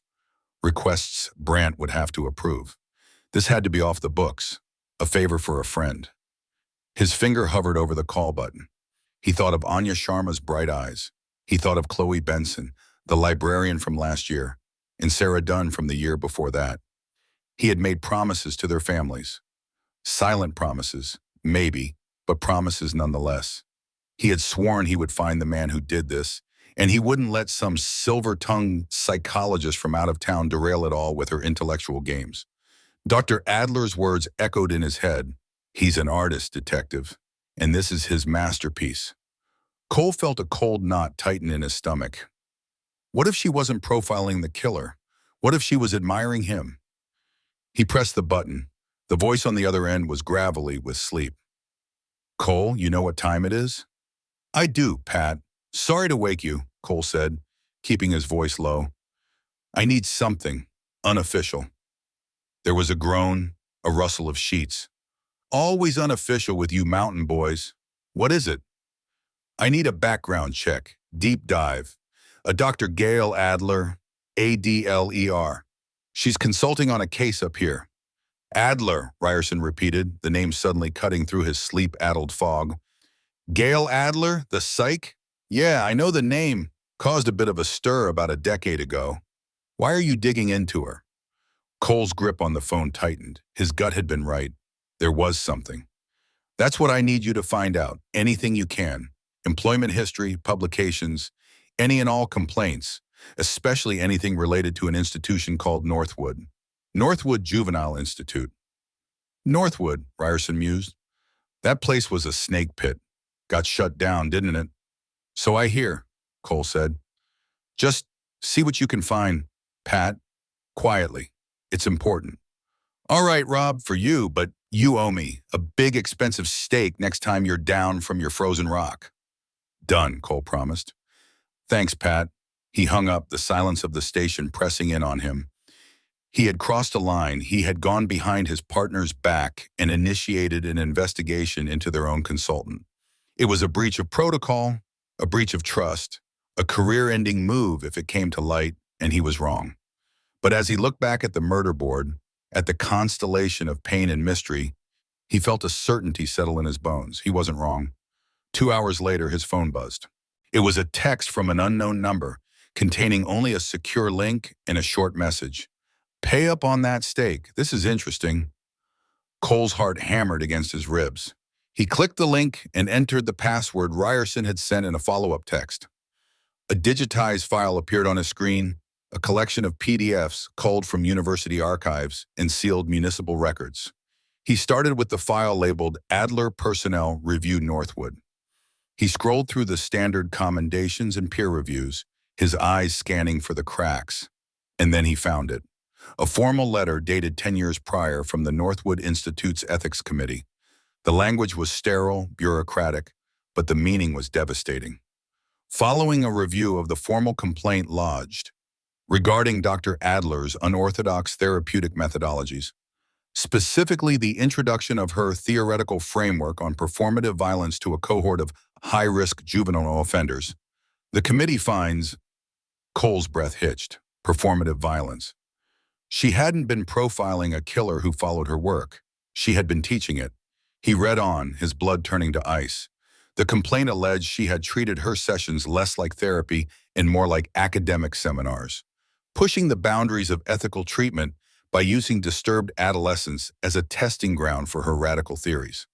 The complaint mentioned a specific document she had disseminated among a select few of her star pupils, a manuscript titled The Actor of Atrocity, the same theme she had deduced about their killer, thematic resonance, signature of intellect. It was all there. No criminal charges had been filed. It was handled internally. To avoid a scandal, the Institute and the university had reached an agreement. Dr. Adler would resign her position, effective immediately. Her research, including the thesis at the center of the complaint, would be permanently sealed. In return, the complaint would be dismissed with no official finding of misconduct entered into her public record. It was a clean break, a professional exile. She hadn't just left academia. She had been pushed out, her most dangerous work buried but not forgotten, not by everyone. Cole leaned back in his chair, the glow of the phone illuminating the grim satisfaction on his face. This was it, the secret, the source of her impossibly accurate insights. The Christmas killer wasn't just some abstract academic who had stumbled upon her theories. He was one of them, one of her high-risk juvenile offenders, one of her star pupils. He now understood her sudden interest in Northwood. It wasn't about finding a suspect. It was about returning to the scene of her own crime. She wasn't here to help them catch a killer. She was here to clean up her own mess. The trust between him and Brandt was fractured. But this information was a hammer. He held the proof that their star consultant, their only hope, was compromised at best and an accomplice at worst. She had lied to them from the moment she arrived. And as Cole stared into the darkness, a single cold question formed in his mind. What else was she hiding? Chapter 10, The Student. The workshop was a sanctuary of order against the chaos of the howling wind outside. It smelled of pine resin, cold steel, and the faint, sterile tang of isopropyl alcohol. On one wall, tools hung in a perfect silver array, each held in its leather loop, their edges gleaming under the single stark fluorescent bulb. Pliers, scalpels, chisels, awls, a litany of potential, all clean, waiting. On the workbench below, feathers were sorted by size and species in shallow, cedar-lined trays. The downy white of a ptarmigan, the iridescent black of a raven, the mottled brown of a hawk. Everything had its place, a place for everything. Julian Croft sat on a simple wooden stool, his posture straight, his hands resting on his knees. His gaze was fixed on the small, flickering screen of a laptop perched at the end of the bench. The local Silver Creek News affiliate was running a segment, their logo a garish snowflake graphic in the corner. A reporter, bundled in a thick parka, stood in front of the police station, her breath pluming in the frigid air. No new leads had been released in the death of Anya Sharma, but sources confirm the Silver Creek PD has brought in a high-profile consultant, Dr. Gail Adler. The name hung in the cold air of the workshop, a sound more sacred than a prayer. An old photograph of her filled the screen, an academic headshot, severe and beautiful. Her dark hair was pulled back tightly, emphasizing the sharp intelligence in her eyes. It was a photograph from a decade ago, but the intensity was timeless. It was the look she'd given him across the small table in that quiet room at Northwood. A look of genuine, thrilling curiosity. He watched, his breathing even, his expression placid. There was no surge of manic excitement, no triumphant sneer. There was only a deep, resonant calm, the feeling of a meticulously constructed experiment reaching its most critical phase. For 5 years, he had been sending out a call, a carefully modulated signal into the world. He had built the stage, arranged the actors, and perfected the art. Now the audience had arrived. His audience. He reached out, his finger tracing the outline of her face on the screen. The glass was cool and smooth. "You came," he whispered to the image, the sound swallowed by the vast, quiet space. "I knew you would." He had crafted the summons with such precision. The first 4 years were the prelude, establishing the themes, the signature. He was defining the language. But this year, this December, the work had become a direct letter. The knot, a specific functionally redundant suture taught in a closed seminar environment, a detail so esoteric it was practically a cipher. He had waited, patient, to see if the provincial police would ever notice. They hadn't, of course. They saw only brutality, not artistry. They were reading the cover, not the text. But she would. She would see it. She had taught him the language, after all, and the Wren. That had been the true test, a gift, yes, but also an examination, a question posed in carved basswood. "Do you remember me, Doctor? Do you remember the boy who saw the world in broken things and tried to make them beautiful?" Her arrival in Silver Creek was the answer. It was a resounding yes, a validation that echoed across the 10 years since he had last seen her. She remembered. The connection, the unspoken understanding between them, was not a figment of his memory. It was real. It had survived the intervening years of silence. Julian closed the laptop, the screen going black, returning his own unassuming reflection. Plain features, calm eyes, a face no one ever remembered, a vessel for a mind she had helped unlock. He stood and walked to a large flat file cabinet in the corner of the workshop. He slid open a drawer with a quiet metallic hiss. Inside, laid flat on archival paper, was not a blueprint or a map, but a single brittle sheet of paper, a photocopy worn at the creases from years of reverent handling. The Actor of Atrocity, a thesis on performative violence and thematic resonance, by Gail Adler, Ph.D. He had read it 100 times, perhaps more. It was not a warning, it was a manual, a textbook for the soul. She had given it to him herself, page by page, during their sessions. "For therapeutic insight," she had said, her voice clinical and precise, "to help you understand the structures of your own ideations." He remembered that day with perfect clarity. The therapy room at Northwood was painted a nauseating shade of institutional beige. The air was thick with the smells of floor wax and adolescent despair. He was 17, a coiled spring of quiet rage that no one else had ever bothered to unwind. The other doctors, the orderlies, they saw a problem to be medicated, a defect to be corrected. They wanted to smooth him out, to sand down his edges until he fit into their neat, round holes. Then she came, Dr. Adler. She didn't try to fix him. She tried to understand him. "Tell me about the birds, Julian," she had said in one of their first sessions. Her voice never held judgment, only a keen academic focus that he found more intoxicating than any drug. He had shrugged, a typically sullen teenage gesture. "I just find them, the ones that fly into the windows or get hit by cars." "And what do you do with them?" she'd pressed, leaning forward slightly. Her eyes, those sharp, analytical eyes, missed nothing. "You don't just bury them." "I try to fix them," he'd admitted, the words feeling heavy and strange in his mouth. "Their wings are broken, the most important part of them. I try to make them whole again, with wire and thread and glue." She didn't recoil. She didn't call it morbid or disturbed. Instead, she had nodded slowly, a small, thoughtful frown on her face. "You're trying to impose order on the chaos of death," she'd mused, more to herself than to him. An attempt to reclaim the aesthetic, to turn a tragedy into a piece of art. Art. No one had ever called it art before. They had called it sick. They had called him damaged.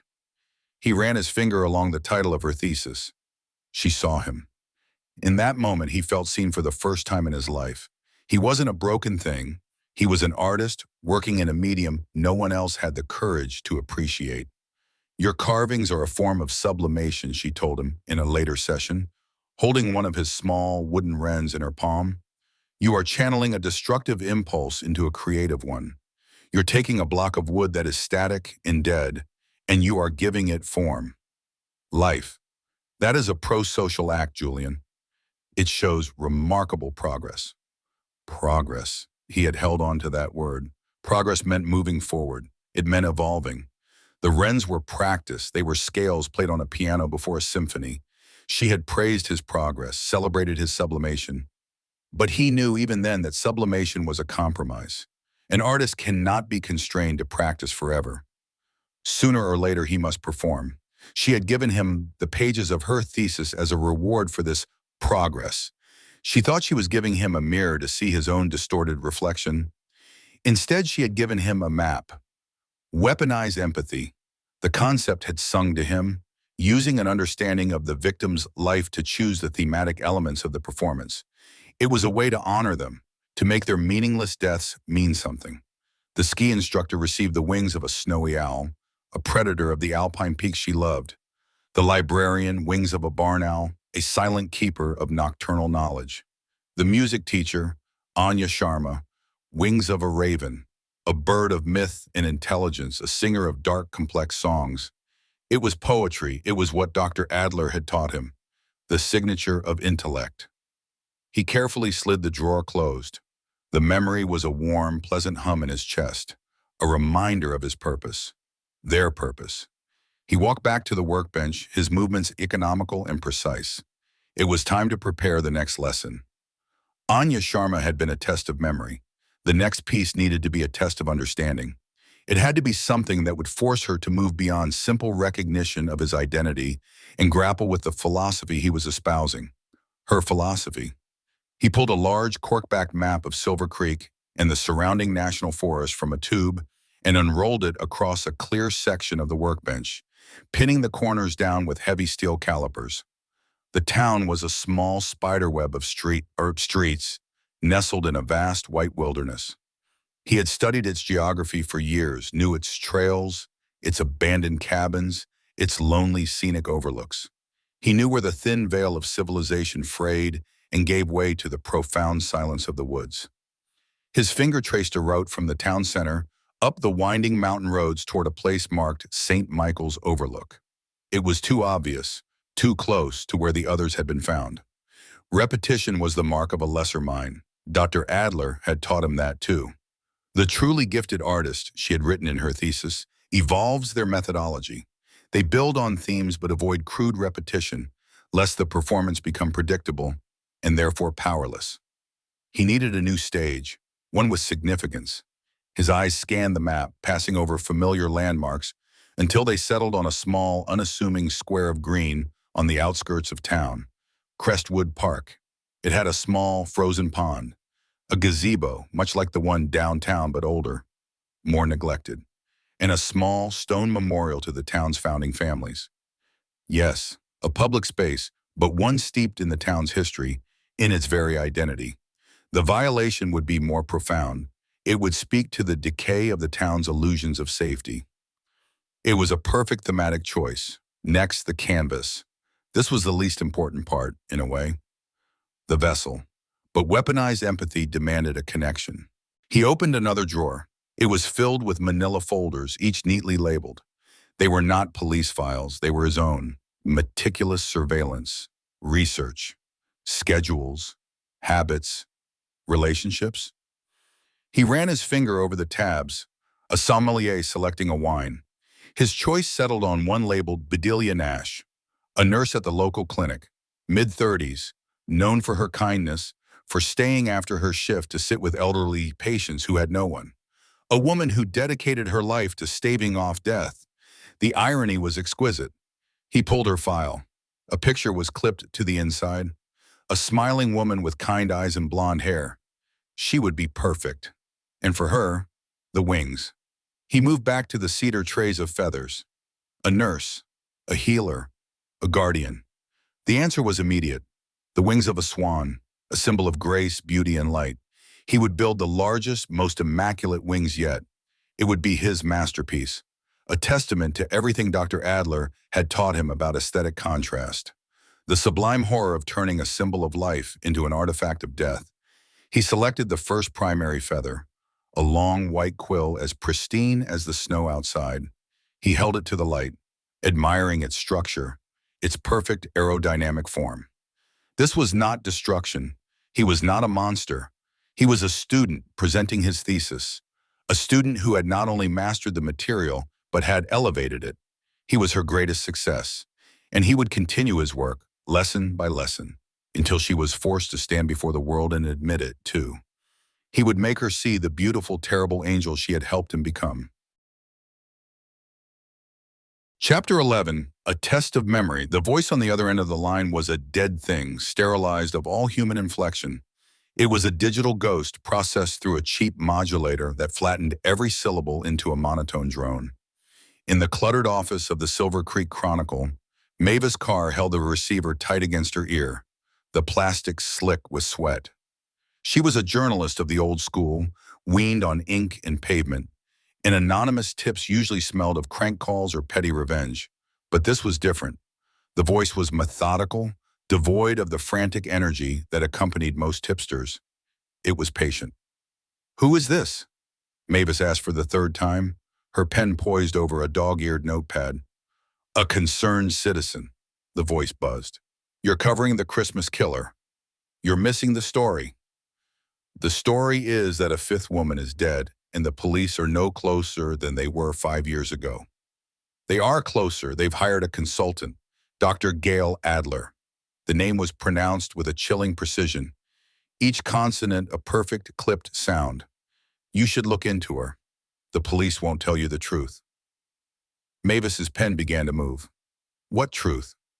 "Ask her about Northwood, the Northwood Juvenile Institute. Ask her about the ethics complaint. Ask her why her great work, her masterpiece, was sealed away." A pause stretched, filled only with the faint hiss of the digital connection. "Ask her about an essay called The Actor of Atrocity. The killer isn't just a monster, he's a student." "A student of what? Of who?" Mavis pressed, her heart starting to thud against her ribs. This was real. This had the weight of fact.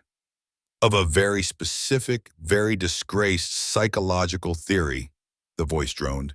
"The key isn't in the morgue. It's in a sealed archive. The police have brought the architect of this tragedy to consult on her own design. A test of memory, you might say. Dig, Ms. Carr, you'll find it." The line clicked dead. Mavis Carr stared at the wall, at the pinboard covered in 5 years of faces, the smiling school photos of the dead. A student, the architect. She circled the name on her pad, Dr. Gail Adler. The story had just changed. The article went live at dawn. It didn't need the print edition to detonate. It spread through the town's social media feeds like a virus. By the time Detective Dion Brandt walked into the station, the air was already thick with a new kind of panic. The old fear was a familiar dread, a shadow in the woods. This was sharper, a betrayal. "Phone's been ringing off the hook since 6, a uniformed officer said, handing Brandt a steaming mug of what passed for coffee. "Mayor's office, county supervisor, every damn body with an opinion." Brandt took a sip and grimaced. It tasted like ash. He saw Cole in his small office, hunched over his monitor, the pale light illuminating the grim set of his bulldog jaw. He didn't have to ask. He knew. He walked over and leaned against the doorframe. On Cole's screen was the Silver Creek Chronicle's homepage. The headline was stark, brutal. "Consultant in angel killer case linked to disgraced juvenile experiments. Sealed thesis." Well, Brandt said, the single word heavy with exhaustion. That didn't take long. Cole swiveled in his chair, his eyes burning with a vindicated fury. I told you, Dion. I told you there was something wrong with her. Too smart, too fast. She wasn't profiling. She was remembering. He jabbed a thick finger at the screen. The Northwood Institute. The actor of atrocity. The article says she was run out of academia for testing her theories on high-risk youths. My God, what have you brought here? The article says she was linked to it. It's a leak, a smear piece designed to rattle us, Brand said. But his voice lacked conviction. He read the damning paragraphs, the anonymous source, the mention of her work being sealed. It was too specific to be a guess. It's not a smear piece if it's true. Cole stood up, his chair scraping violently against the linoleum. Think about it. The killer uses her specific methods, her signature knot. He leaves a clue only she understands. The damn Wren. And now we find out she has a history of working with violent kids right where these theories were born. This isn't a consultant, Dion. This is the damn co-author. The accusation hung in the air, ugly and undeniable. Around them, the squad room buzzed. Phones rang unanswered. The low murmur of conversation had a panicked, angry edge. Public trust, already worn thin after 5 years of failure, was now shattering. We don't know that, Brandt said, rubbing the back of his neck. A headache was building behind his eyes, a familiar companion these last few years. She gave us a list of names from Northwood, people who had access to her work. A list she curated, Cole shot back. A list to send us chasing ghosts while she does God knows what. Maybe she's protecting him. Maybe she's in on it. What do we really know about her, except what she's chosen to tell us? Brandt looked past Cole through the window to the snow-covered street. The town looked peaceful, muffled in white, but he could feel the fear coiling beneath the surface. The killer had done more than leave another body. He had turned a weapon on the investigation itself. He had isolated Gail, branded her, and he had used the truth to do it. Get your coat, Brandt said, his voice flat. We're going to the motel. We're going to get some answers. Cole nodded, a grim satisfaction on his face. It's about time. The Overlook Motel felt colder than the air outside. The wind howled a low, mournful note through the eaves, rattling the single-pane window of Gail's room. She sat at the small desk, her laptop open, the Chronicle article glowing in the dim light. She'd been reading it for an hour, dissecting every word, every insinuation. Julian hadn't just left a clue. He had dropped a bomb. It was brilliant, horrifyingly, devastatingly brilliant. He had weaponized her own history, using carefully selected truths to poison the well. A student, the architect.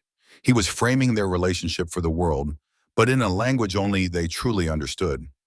He was testing her, forcing her to publicly defend the very work he was privately honoring. It was a move of supreme narcissistic confidence. A sharp knock on the door made her jump. She closed the laptop, her heart pounding. She didn't need to ask who it was. She took a breath, composed her features into a mask of professional calm, and opened the door. Brandt and Cole stood in the frigid walkway, their expressions grim. Snowflakes dusted their shoulders. Cole's stare was openly hostile, a prosecutor's glare. Brandt just looked tired, the skin around his eyes drawn and gray. Detectives, she said, her voice even. Is there a development?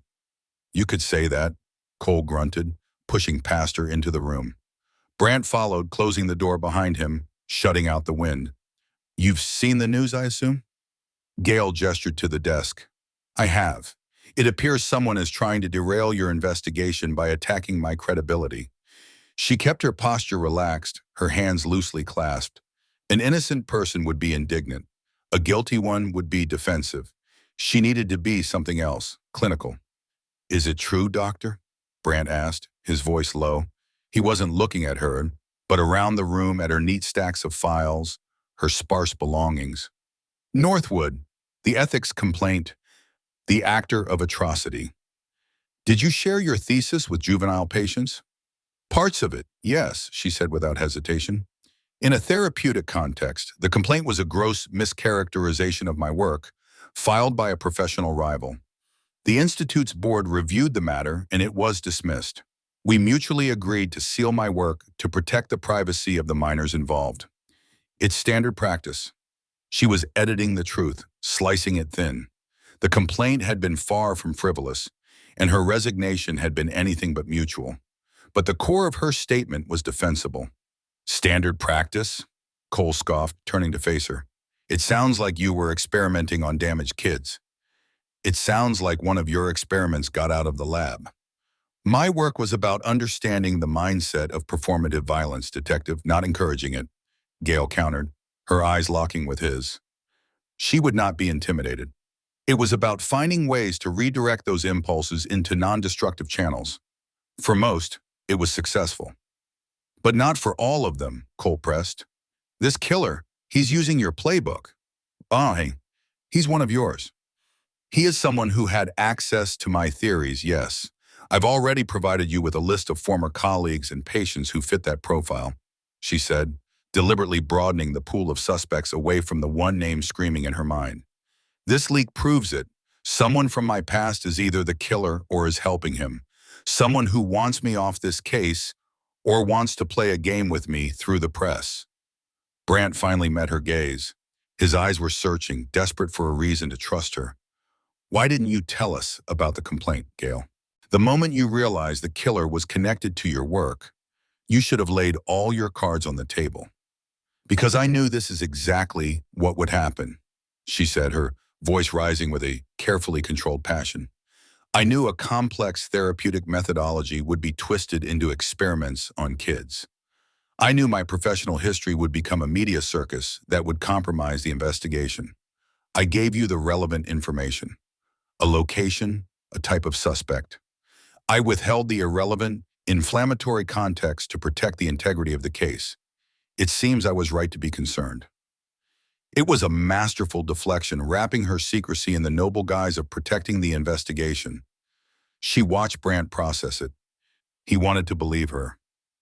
He needed her to be the solution, not the cause. Cole wasn't buying it. Protect the case? Or protect yourself, he sneered. How deep does it go? Are you in contact with him? Is this whole thing some sick reunion for you and your star pupil? That's a vile accusation, detective, Gail said, her voice dropping to an icy calm. And it is beneath you. Enough, Rob, Brant said, stepping between them. He looked from Cole's furious face to Gail's composed one. The air in the small room was thick with suspicion. He was standing on a fault line. For now, Brant said, his gaze fixed on Gail, you're to stay put. Don't talk to the press. Don't talk to anyone. We need to contain this. I need to know everything in your sealed files that could be relevant. No more edits, no more protecting the case. I want it all. Of course, Gail said, nodding. You'll have it. It was another lie. He would have what she chose to give him. She couldn't give him Julian's name. Not yet. To name him would be to confess her failure, to admit that the monster stalking Silver Creek was a product of her own hubris. They would take her off the case, and she would lose any chance of stopping him herself. After a long, tense silence, Brant nodded curtly and turned to the door. Cole gave her one last look of pure contempt before following him out. The door clicked shut, and Gail was alone again with the howling wind. She sank onto the edge of the bed, the rigid control draining out of her. Her hands trembled. Julian had outplayed her. He hadn't just exposed her past, he had chained her to the present. Brant's order to stay put was a leash. The police would be watching her now. Her secret trip to Northwood had just become infinitely more complicated and infinitely more necessary. He had called it a test of memory. She finally understood. He wasn't just asking if she remembered him. He was asking if she remembered the woman she used to be, the ambitious, reckless academic who believed she could reshape the darkness. He was forcing her to confront the ghost of that woman and the living monster she had left in her wake. She stood up and walked to the window, pushing aside the thin curtain. The police car was pulling out of the motel lot, its red taillights disappearing into the swirling snow. They thought they were containing a problem. They had no idea. They had left her alone in a cage, right where the hunter wanted his prey to be. And now she had to find a way out, not to run, but to hunt him back in the one place it all began. The game had changed, and she was dangerously behind. She had to move, and she had to move now. Northwood was no longer an option. It was an imperative. Chapter 12, The Northwood Files. The room at the Overlook Motel was a cage made of peeling wallpaper and the smell of pine-scented disinfectant. Gail sat on the edge of the stiff polyester bedspread, her laptop the only source of light. Outside, snow fell in a silent, suffocating curtain, muffling the world. The thin walls offered no defense against the low hum of the ice machine down the hall or the mournful whistle of wind through the eaves. A little after midnight, she'd seen the headlights of the unmarked sedan parked across the street finally pull away, likely a shift change for the officer Brandt had unofficially assigned to watch her. They thought her contained. They were wrong. Julian's move had been brilliant, a classic application of her own theories on disrupting a system from the outside. By leaking her past to the press, he hadn't just attacked her credibility. He had poisoned the investigation, turning her primary asset, her intellect, into a liability. He had isolated her, shackling her to this room while he remained free to prepare his next performance. The irony was a cold, sharp thing in her gut. He was using her own lessons to teach her about powerlessness. Her fingers hovered over the keyboard. Accessing the Northwood archives was a desperate, unethical long shot. The Institute had been closed for over a decade, its physical records supposedly sealed or destroyed. But in the final years, they had begun a massive digitization project, a bureaucratic push for modernization that was never fully completed. She knew because she had overseen part of it, a project meant to track patient outcomes that had ultimately been abandoned. Her administrative credentials tied to her old university research grant were likely defunct, purged from the system years ago. But institutional IT was notoriously sloppy. Sometimes ghosts remained in the machine. She opened a secured browser, routing her connection through a series of encrypted proxies that would bounce her digital footprint across 3 continents before it landed anywhere near Silver Creek.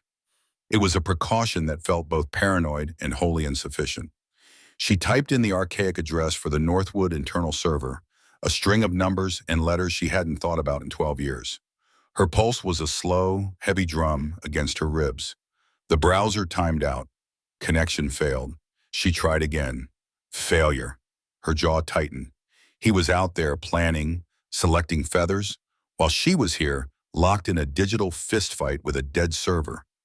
She closed her eyes, forcing herself to breathe, to think.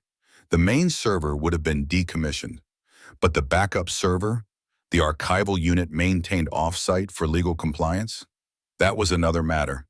She reran the access request, appending the archival redirect code she vaguely remembered from a dry IT memo.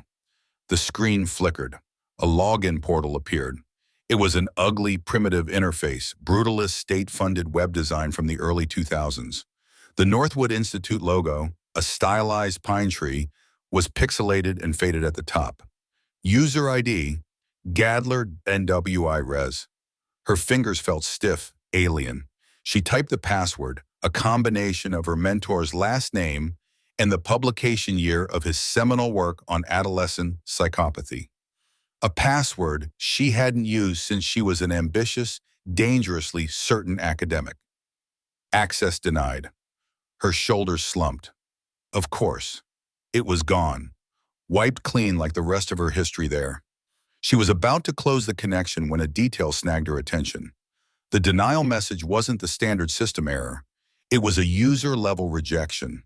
The system recognized the ID, but not the password. It hadn't been purged. It had been locked. She thought back, trying to recall the protocol.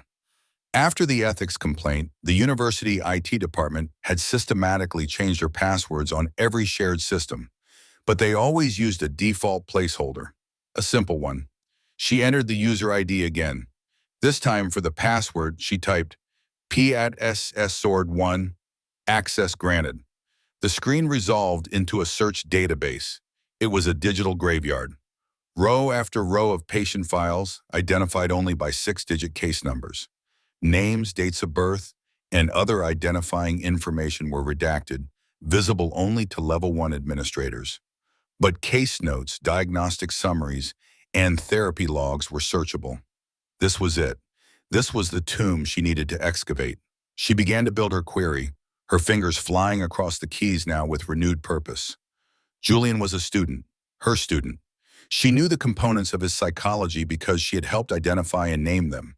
Her search had to be as precise as one of his sutures. First, the timeline. He was a patient during her tenure. She set the date parameters, intake between 10 and 15 years ago, discharge no later than 10 years ago.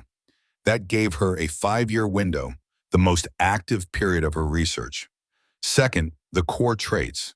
Intelligence was key to his meticulousness. She added a search filter for IQ scores. Wechsler Adult Intelligence Scale, above 1 in 25. That would narrow the field significantly. Third, the artistic component.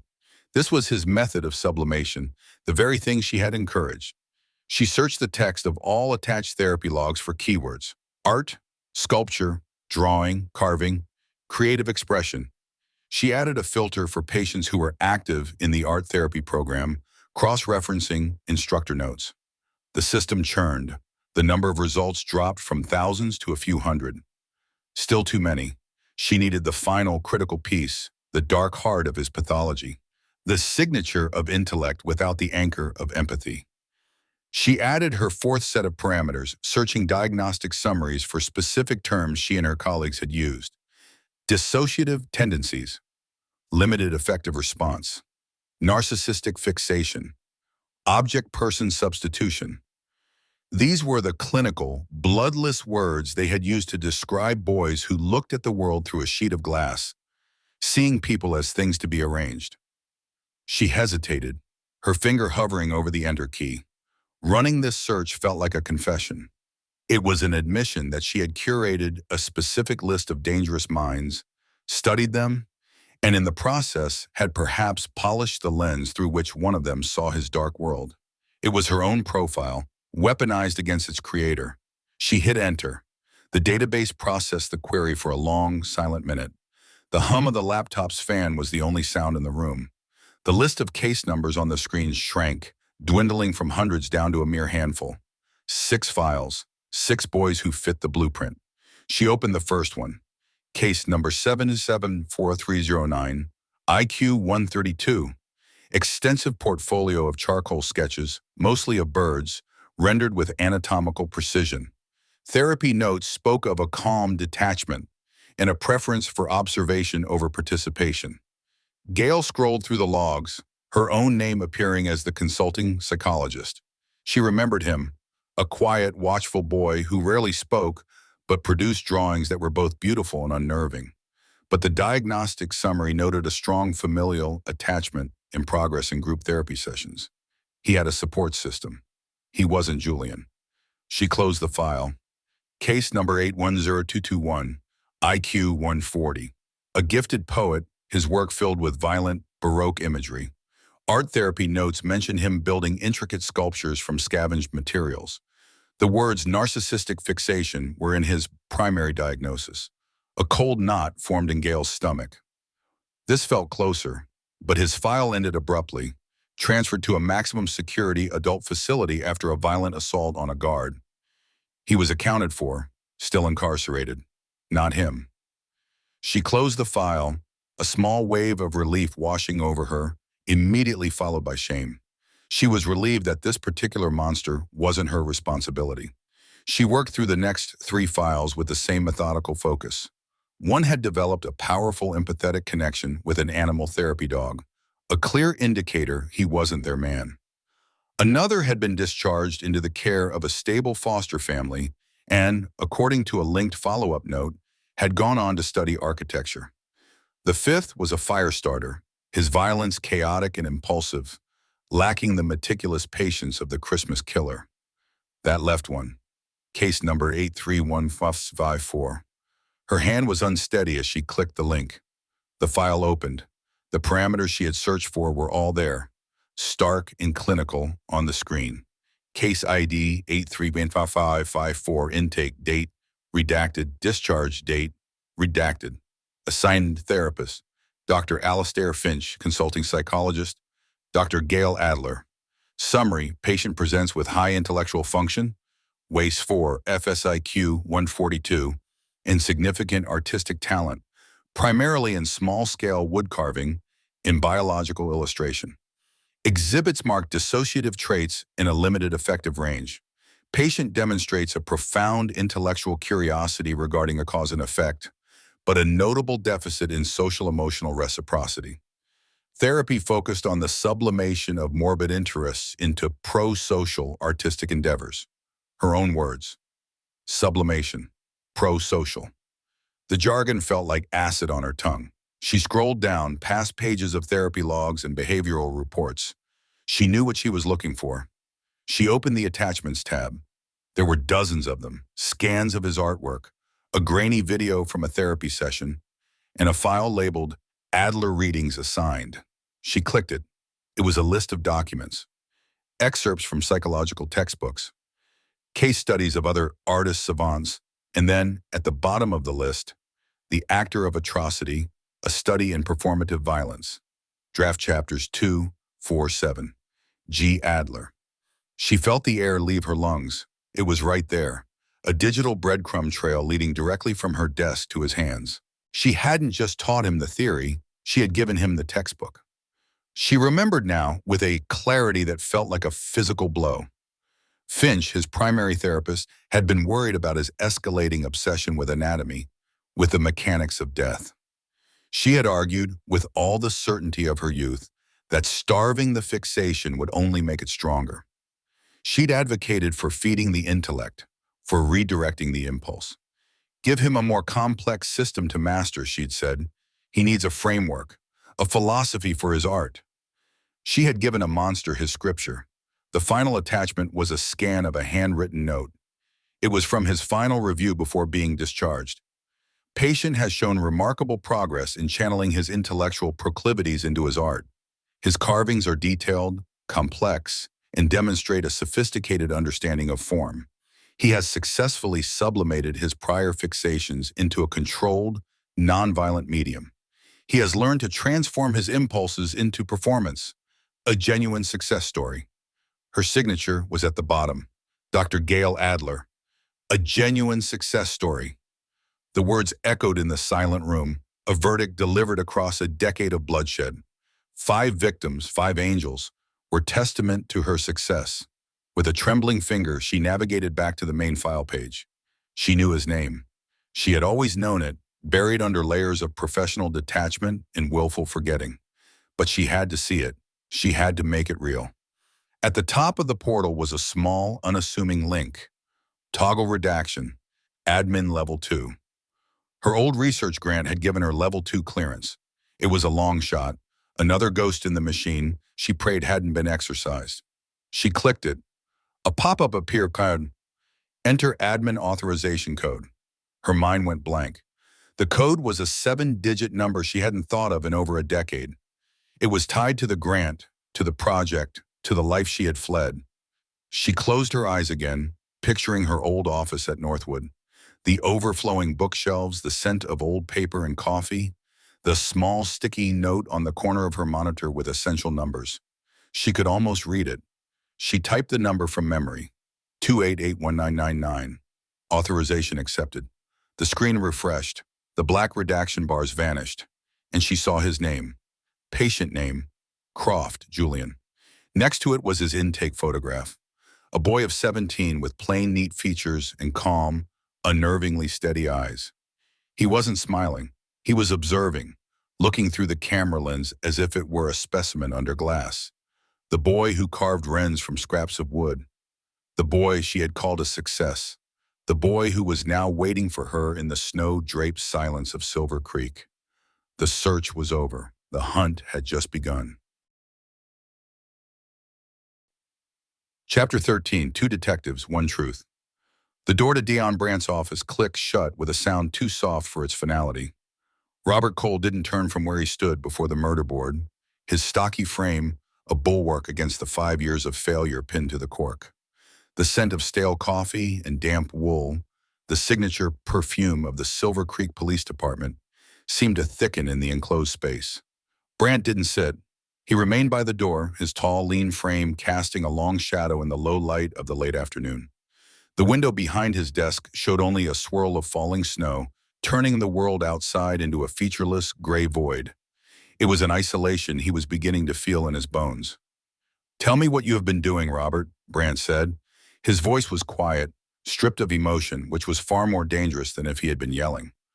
"Tell me about the calls to Northwood, the requests for sealed academic records.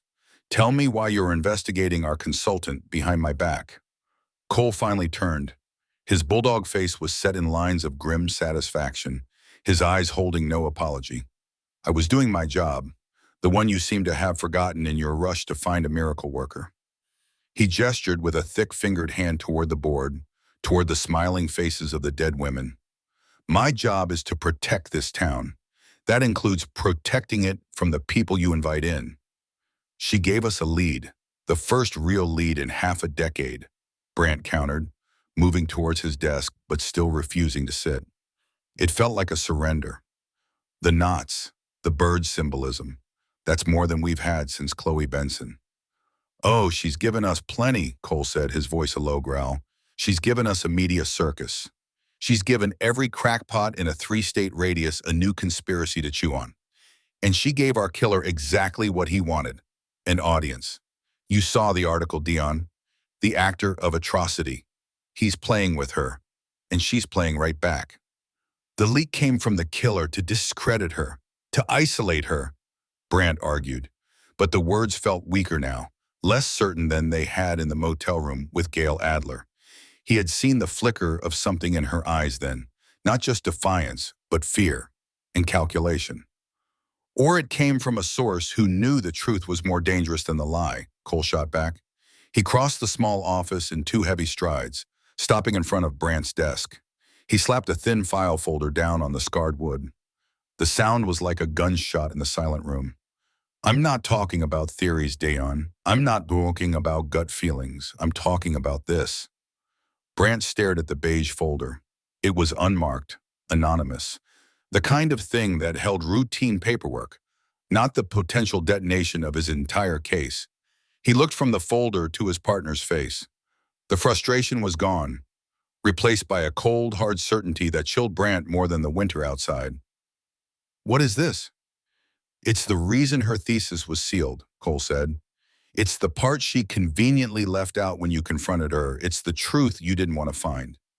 He tapped the folder. "I have a friend at the State University Archives. Owed me a favor from a long time ago.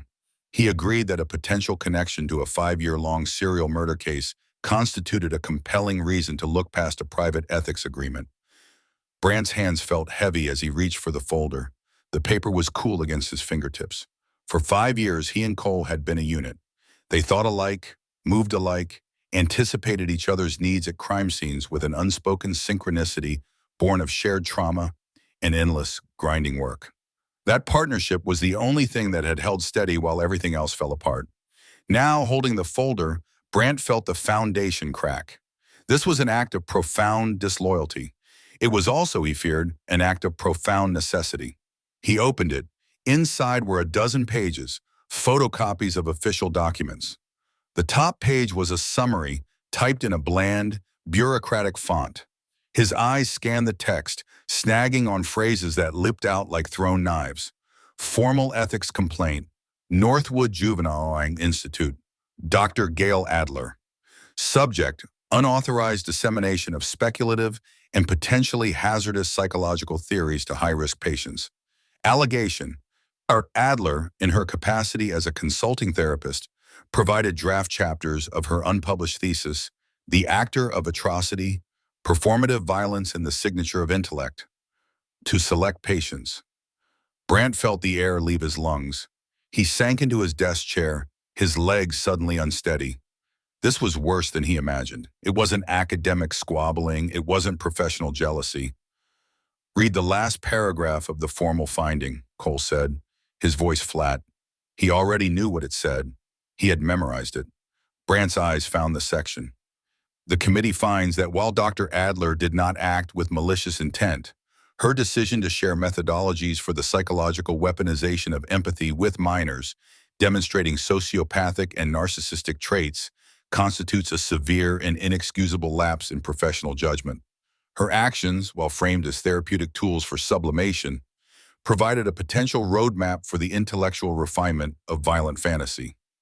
To avoid public scandal and potential litigation, a private agreement was reached. Dr. Adler would resign her position, and all copies of her thesis would be sealed indefinitely. A roadmap, Brandt whispered, reading the words again. He looked up at Cole, whose expression was grim, devoid of any "I told you so." This was too serious for gloating. She gave them a roadmap. She didn't just teach a theory about a signature knot in a lecture hall, Dion, Cole said, his voice low and intense. She sat in rooms with damaged, violent kids and handed them the playbook. She taught them how to be better monsters, more artistic, more theatrical. Brandt closed the file.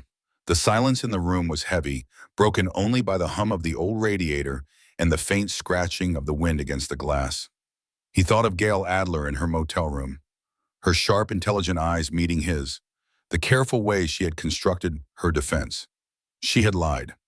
Not directly, not with a single provable falsehood, but with a series of deliberate, calculated omissions. She had painted herself as the victim of a professional smear campaign when she was, in fact, the architect of the very disaster they were now facing. The board behind Cole seemed to mock him. 5 women, 5 angels, each one a performance, each one a meticulous work of art, crafted by a student who had clearly paid very close attention in class. "Why didn't you bring this to me sooner?" Brandt asked, the question hoarse. "Because you wouldn't have listened," Cole answered, the brutal honesty a testament to their long history. "You were all in on her. You saw a lifeline and you grabbed it. I tried to warn you, Dion, at the first crime scene, in this office. I told you bringing in an outsider with a trunk full of theories was a mistake. You needed to see it for yourself. You needed to hold the proof in your hands." And he was right. Brandt knew he was right. He had been so desperate for a new angle, for a flicker of light in the 5-year darkness, that he had ignored the warning signs.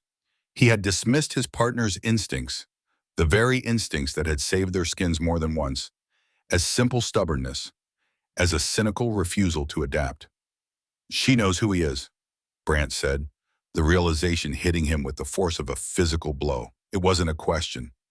This whole thing, the leaks, the clues only she can understand. It's not just a game. It's a conversation. He's one of them, one of her students from Northwood. "Of course she does," Cole said, his voice tight with suppressed fury. "She probably knew from the moment she saw the file on the first victim. The knots, the staging, the actor of atrocity. It's her life's work staring back at her from a morgue slab. She's not here to help us catch a killer, Dion. She's here to clean up her own mess, to bury her greatest failure before he buries her." Brandt leaned forward, resting his forehead in his hands. A headache began to throb behind his eyes, a familiar companion these past few years. He felt the crushing weight of his responsibility. To the town, to the victims, to the memory of the promise he'd made to Chloe Benson's parents. He had compromised the entire investigation. He had brought a wolf into the fold because she had the most brilliant camouflage he had ever seen. His trust, once given, was a solid thing. He had trusted Cole for 15 years. He had chosen, against his partner's advice, to trust Gail Adler. Now that trust lay shattered on his desk, contained within a cheap beige folder. The fracture wasn't just between him and Gail. It was a deep, seismic rift between him and the man standing across from him. "We have her under watch," Brandt said, thinking aloud, his mind racing through protocols, contingencies. "The officer outside her motel is a deterrent, not a cage," Cole cut in. "She's smarter than that, smarter than us. That's why you hired her. If she wants to get out, she'll get out. If she wants to meet him, she'll find a way." "What are you going to do, Dion?" It was the real question, the only question that mattered now. The professional protocol was clear. Terminate her contract, bring her in for questioning as a material witness, maybe even an accessory. Read her rights, treat her like what she was, a civilian who had deliberately withheld crucial information in an active serial murder investigation. But his gut, the same gut that had told him to hire her, was screaming something else. She was compromised. She was a liar. But she was also the only person on Earth who truly understood the man they were hunting. She didn't just have a roadmap, she had drawn the map. Taking her off the board might be the safer play, the by-the-book play Cole would advocate for. But it might also be the one thing that allowed Julian Croft, and Brandt had no doubt that was his name now, a ghost from her past, to finish his grand performance and disappear back into the snow-draped silence for another year. He was trapped, caught between his duty as a cop and the terrifying realization that the only way to catch this monster might be to trust the woman who helped create him. "I don't know," Brandt said, and the admission felt like swallowing glass. He looked up at Cole, at the tired, worried face of his partner and friend. The anger in Cole's eyes had subsided, replaced by a familiar, weary concern. The victory was ashes in his mouth. "We're back to square one," Cole said softly. "Worse. We're in a hole she dug for us." Brandt picked up the folder again, his thumb tracing the edges as if he could divine some hidden answer from the cheap cardboard.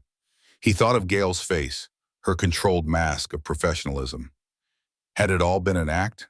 Was she a fellow hunter, or was she just another performer in this grotesque play? "No," Brandt said, a sliver of his earlier conviction returning, twisted into a new, more dangerous shape. "We're not at square one. We know his origin. We know his motive. We know his audience." He looked directly at Cole, his eyes hard, "and we know who holds the key to his mind." He stood up, the weariness falling away, replaced by a cold, sharp resolve. He had made a colossal error in judgment. He had trusted the wrong things in Gail Adler. But that didn't change the facts. She was their only link. "Keep the watch on her," Brandt ordered, his voice once again that of a lead detective. "Double it. I want to know if she so much as orders a cup of coffee. No one goes in, no one comes out without you or I knowing about it. But we don't move on her yet. We watch. We wait. We let her think she's still in control." Cole's frown deepened. "Dion, that's insane. She's a liability." "She's bait," Brandt corrected him. "She's the only bait he'll ever rise for. You were right to investigate her, Robert. You did your job." He walked around the desk and picked up his heavy winter coat. "Now let me do mine." He opened the door and walked out into the bullpen, leaving Cole standing alone in the office with the damning file and the 5 silent faces on the wall. The fragile trust between them was broken, replaced by the cold, hard calculus of the hunt. And Brandt knew with a certainty that settled deep in his soul that before this was over, they would need more than the truth to save them.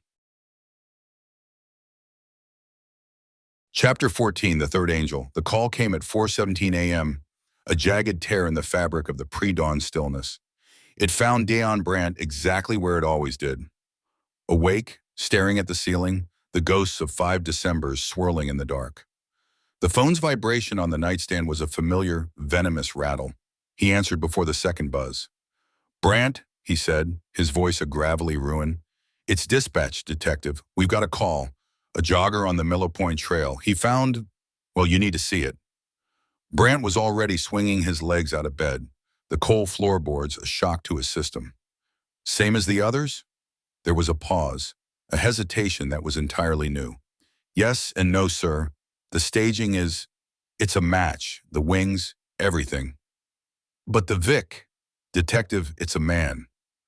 Brandt froze, the worn fabric of his jeans halfway up his legs. A man. The word didn't compute. 5 years, 6 victims, all women. It was the unshakable foundation of their profile, the one concrete fact in a sea of terrifying artistry. A male victim wasn't just a deviation, it was a demolition. "Are you certain?" Paramedics confirmed. Young man, maybe early 20s. "Secure the scene. No one in or out but forensics. Call Cole," Brandt ordered, his mind racing, trying to rebuild the case from the rubble of that one word. "And get a uniformed officer to the Overlook Motel, room 12. I need Dr. Adler." He hung up, the implications crashing down on him. This wasn't a mistake. The Christmas killer didn't make mistakes. This was a message. Miller Point wasn't deep in the woods like the other sites. It was a popular, well-maintained scenic lookout just a mile from the edge of town, a place where teenagers drank cheap beer and families took holiday photos. The killer was getting bolder, closing the distance. By the time Gale arrived, escorted by a silent, grim-faced officer, the scene was a carefully controlled bubble of chaos under the harsh glare of portable floodlights. The rising sun was a weak, pinkish smear behind the mountains, offering no warmth. Police tape, stark yellow against the blue-tinged snow, cordoned off the entire lookout. Brant and Cole stood near the edge of the perimeter, their breath pluming in the frigid air. Cole's bulldog face was set in a scowl that seemed to have been chiseled from ice. "Told you," he grunted as Gale approached, not as a greeting, but as a continuation of an argument she hadn't heard. "Your profile's in the toilet. He's losing it.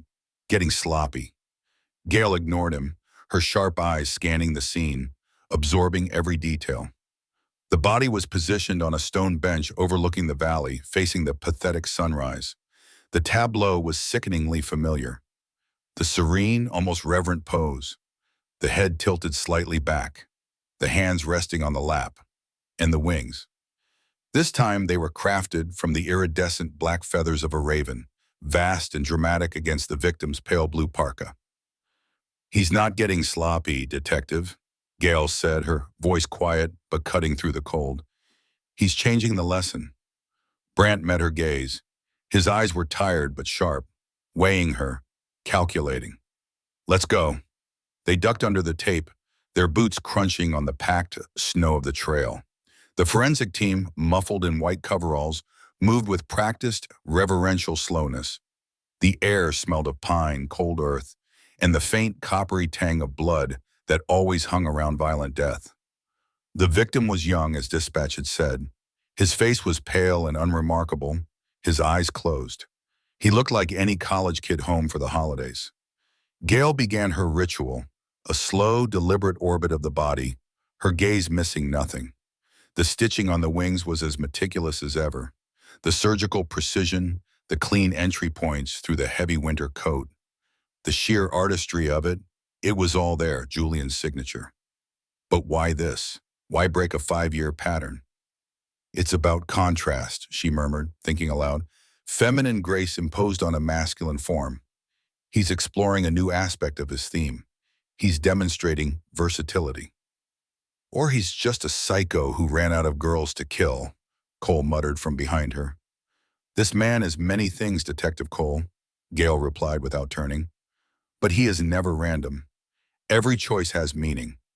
She moved closer, her eyes tracing the line of the victim's coat, the position of his gloved hands. It was then she saw it. Something was tucked into the victim's right hand, held loosely in his curled fingers. It was a small 4x6-inch rectangle, a photograph. "Brant," she said, her voice dropping a register. "There." Brant followed her gaze and swore softly under his breath.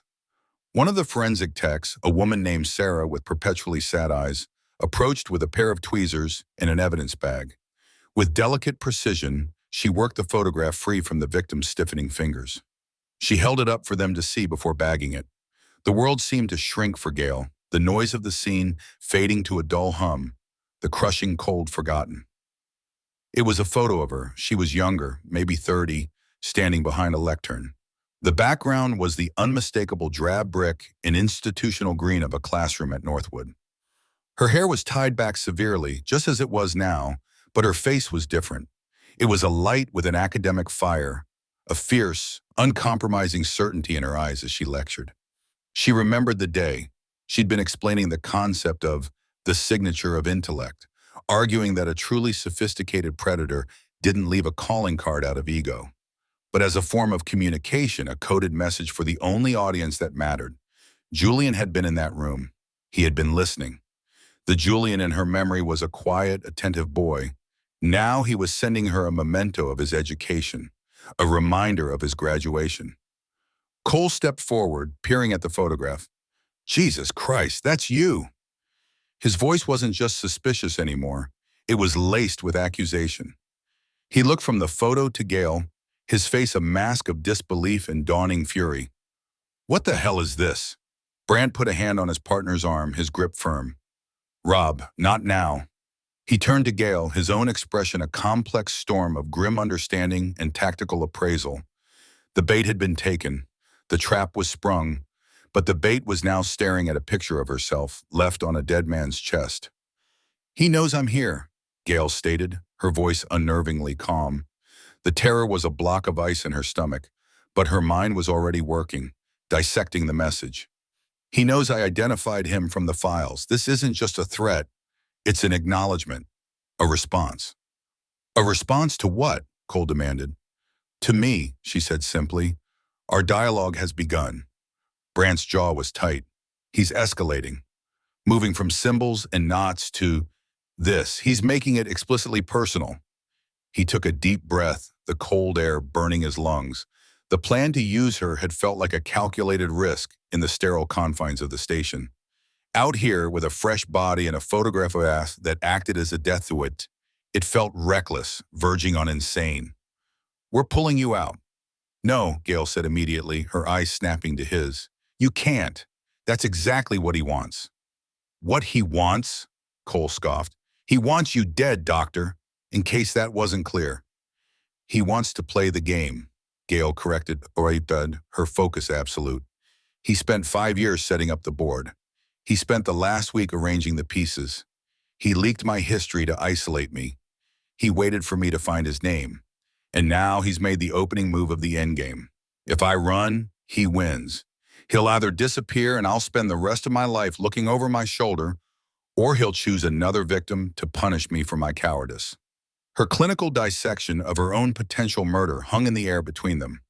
Brant saw the logic, cold and terrible as it was. He also saw the flicker of something in her eyes. Not just fear, but the hunter's glint. She was as trapped in this as Julian was. This was the culmination of her life's work, a monstrous, bloody peer review. "We're not pulling you out," Brant decided, overriding Cole's sputtered protest. "But your security detail is now a shadow. 2 officers, 24/7. You don't go to the bathroom without them knowing. You are a protected asset, and you will follow my protocol. Is that understood?" "Understood," Gail said. She glanced back at the body on the bench, a pawn sacrificed to deliver a message. The young man's identity didn't matter to Julian. He was merely grammar, a word in a sentence directed at her. The premise of her own sealed work echoed back at her with the force of a physical blow. The performance is everything. The victim is merely the stage. "Get her back to the motel," Brant ordered the uniformed officer who had been standing guard nearby. "Lock it down." As she was led away, Gail couldn't take her eyes off the photograph, now sealed in its plastic bag. The image of her younger self stared back. So confident, so sure of her theories, so utterly blind to the monster she was helping to polish. "He isn't just grading my performance," she whispered to herself, the words snatched away by the wind. "He's waiting for my applause." Back in the cloying warmth of room 12 at the Overlook Motel, the world felt unreal. A uniformed officer, a young man named Peterson, with earnest eyes and a holstered Glock that looked too big for him, stood guard outside her door. Another was stationed in the parking lot. She was a prisoner in her own sanctuary. The motel room, once a haven for her research, now felt like a cage. The thin walls seemed to press in on her, the whistling wind outside sounding like a whispered taunt. She sat on the edge of the stiff bed, the case files spread out before her, but she couldn't see them. All she could see was Julian Croft's intake photo from the Northwood files. A quiet, unremarkable boy with steady, unnervingly calm eyes. She had praised his artistic talent, encouraged his meticulous nature. She had seen his sublimation of violent fantasy into carving and drawing as a sign of healing, of progress. She had given him the vocabulary to intellectualize his darkness, to structure his cruelty. She had handed him the blueprints, and he had built a cathedral of death in her honor. Her phone buzzed. It was a text from Brant. "Victim ID'd, Matthew Powell, 22. University student home for break. No connection to you or any other victim. Randomly selected.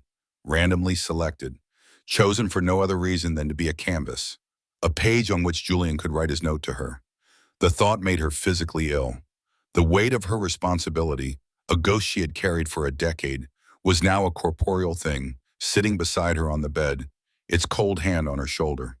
The breaking of the victim pattern had shattered the police investigation. It invalidated years of work, sent profilers back to square one, and sowed chaos just as Julian intended. But for Gale, it did the opposite. It clarified everything. Julian was no longer bound by the rules of his initial performance. The long overture was over.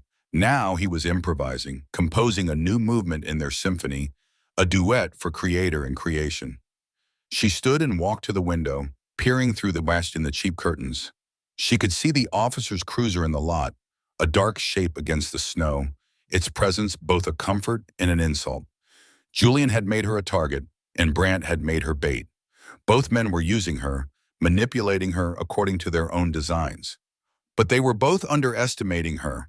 They saw her as a piece on the board, a queen perhaps, powerful but ultimately subordinate to the players.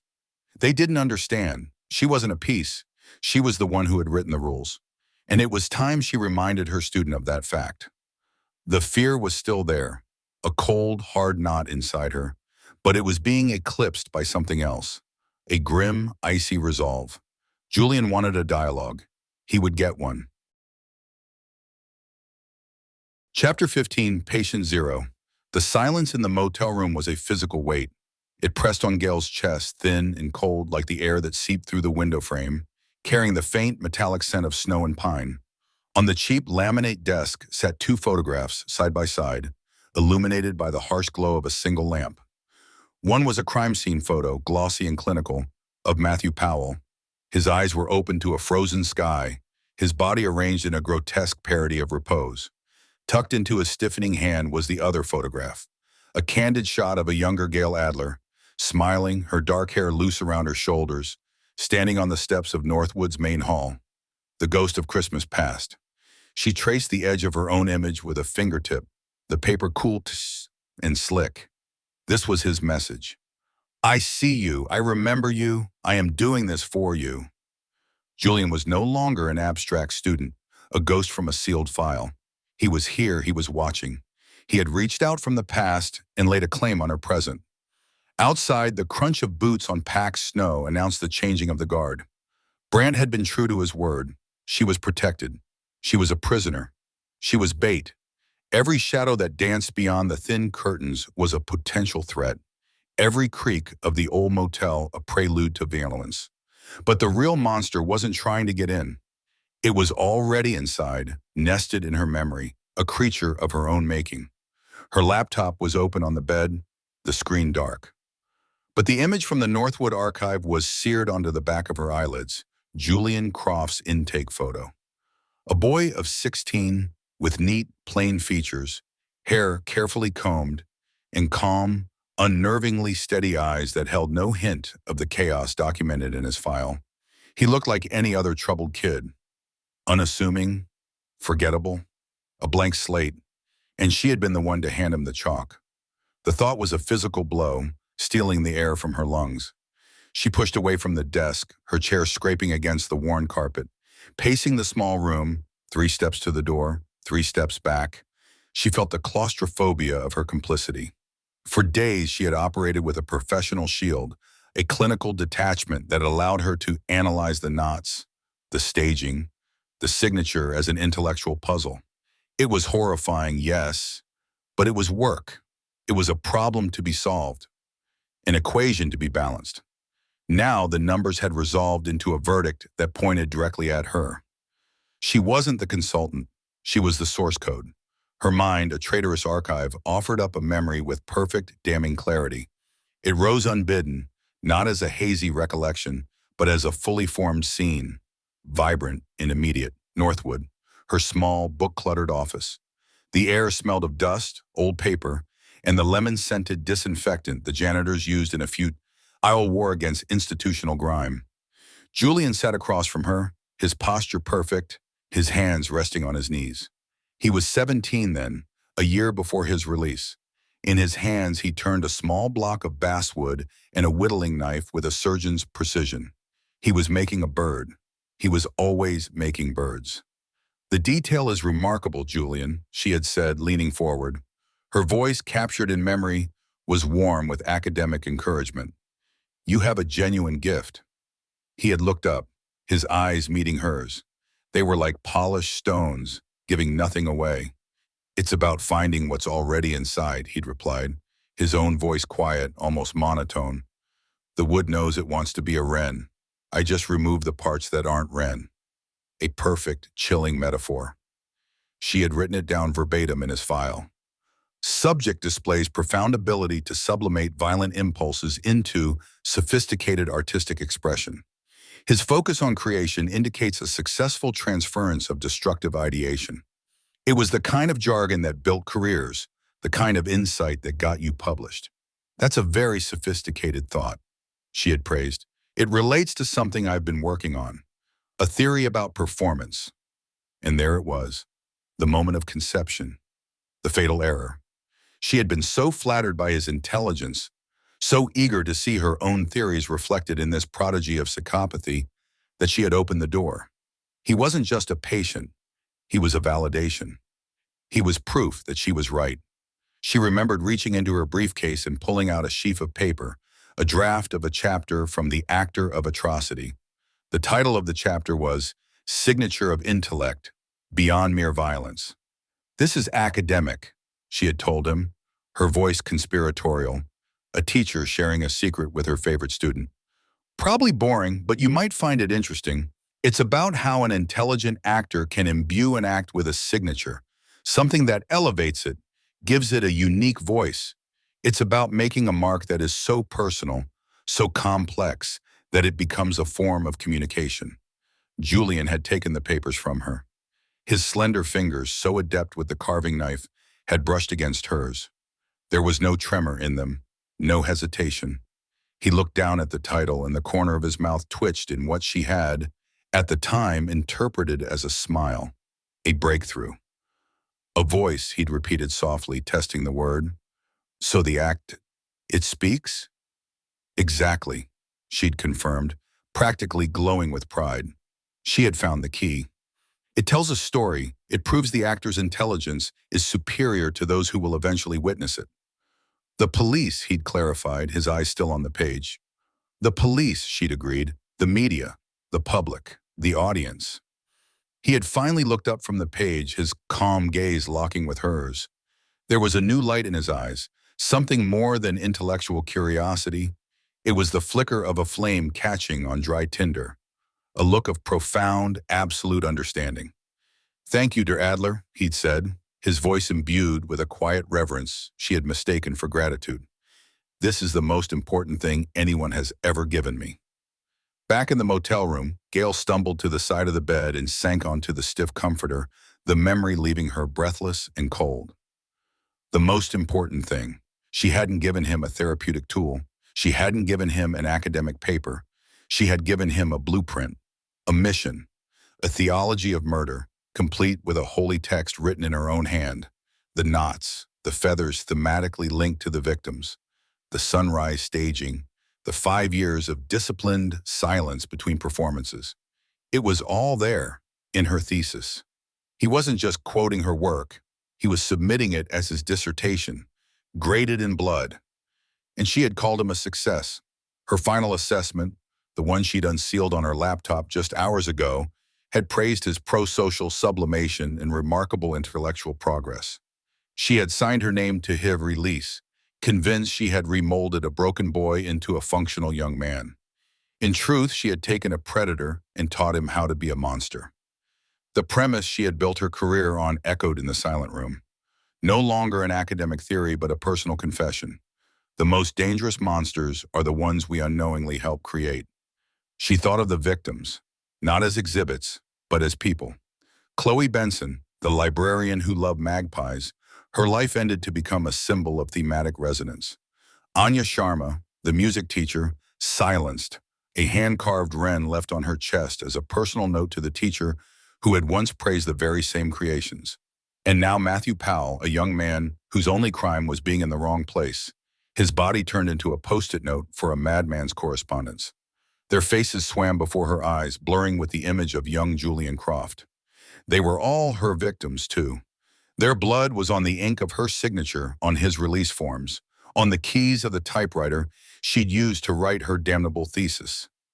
She stood and walked to the window, pulling the curtain back an inch. The guard, a young deputy whose face was raw from the cold, stamped his feet and blew into his hands. He was protecting her from Julian. But who had protected Julian's victims from her own? The ethics committee had sealed her work to prevent this very thing. They had seen the danger she was blind to. They called it a roadmap for the intellectual refinement of violent fantasy. They were right. Her sin wasn't just a lapse in judgment. It was a profound act of intellectual arrogance, a hubris so great it had cost at least 4 people their lives. A wave of nausea washed over her. She stumbled into the bathroom, bracing her hands on the cold porcelain of the sink, and stared at her reflection in the cheap, spotty mirror. The woman looking back at her was a stranger. The sharp, intense eyes that colleagues had called perceptive now looked haunted.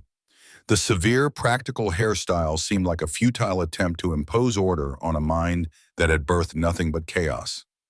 She was patient zero, the original carrier of the disease. Julian was merely the first one she had infected.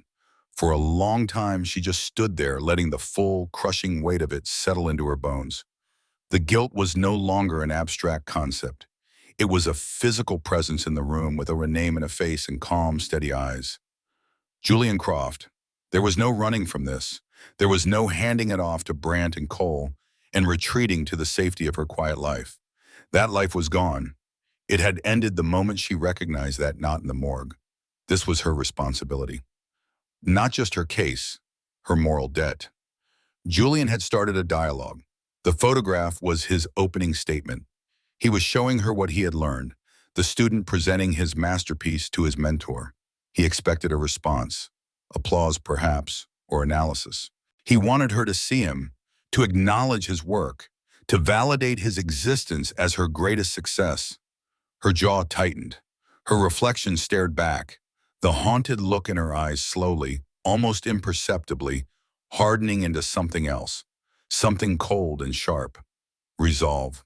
"All right, Julian," she whispered to the woman in the mirror, her voice a raw rasp. "You want a dialogue. You'll get one." She turned from the sink, her movements no longer aimless. There was a purpose now, a terrible clarity born from the ashes of her self-deception. Brandt saw her as bait. Cole saw her as a suspect. They were both wrong. She was the only one who spoke the killer's language, because she had invented it. She was not a piece on the board to be sacrificed. She was a player. She walked back to the desk, her gaze falling on the 2 photographs. The victim and the teacher, the effect and the cause. She picked up her own photo, the smiling, naive academic from a decade ago. She saw the arrogance in that smile now, the intellectual pride that had blinded her to the boy carving a wren in her office. She looked at Julian's final victim, his face pale against the snow. He wasn't a message board. He was the cost of her education. With a steady hand, she retrieved the cheap notepad and ballpoint pen provided by the motel. The pen felt ridiculously light, a pathetic weapon against the horror she had unleashed. But it was the only one she had. Her ideas, her words, they were the tools he had used to build his world of performative violence. Now she would use them to tear it down. She would not be reactive. She would not simply be the target waiting for the next attack. She would engage. She would analyze his work, not as a consultant, but as his teacher. And she would give him his final grade. The pen hovered over the first blank page.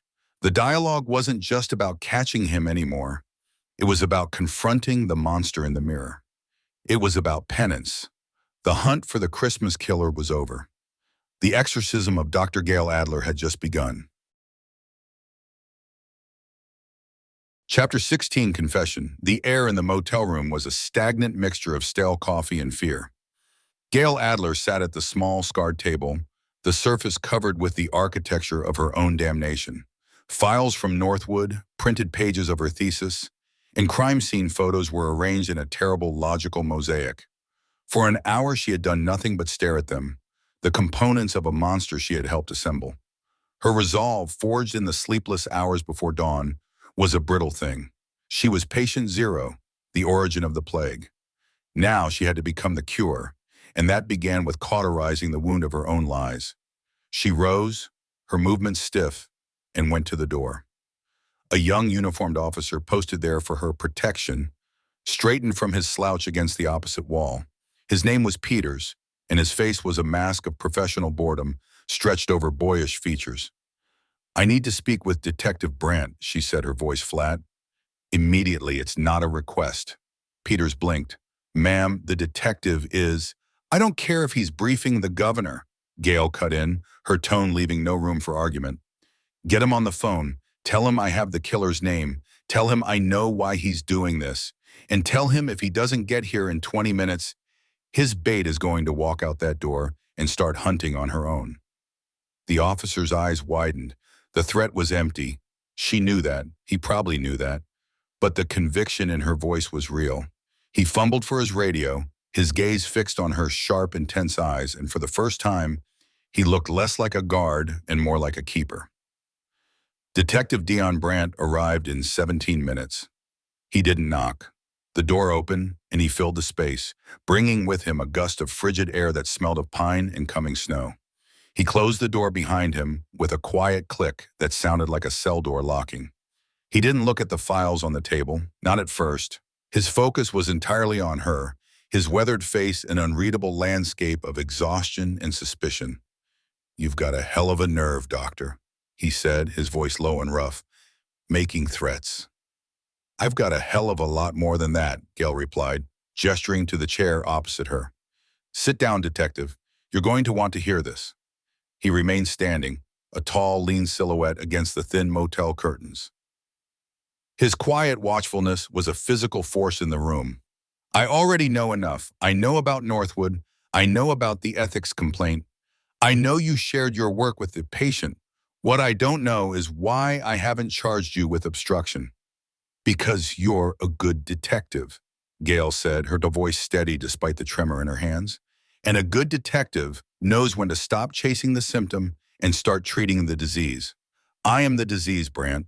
Everything else is just a symptom." That got his attention. He moved slowly to the table, his eyes finally taking in the damning spread of paper. He pulled out the chair but didn't sit. He rested his hands on its back, his gaze sweeping over the documents. Talk. This was it, the precipice. Gail took a deep, shuddering breath and began. She didn't start with the killer. She started with herself. 10 years ago at Northwood, I was trying to map the motivations behind performative VLM. I believe that for a certain type of nascent psychopath, violence wasn't just an act of rage or dominance. It was a form of communication, an artistic expression. She pushed a bound copy of her thesis, The Actor of Atrocity, across the table.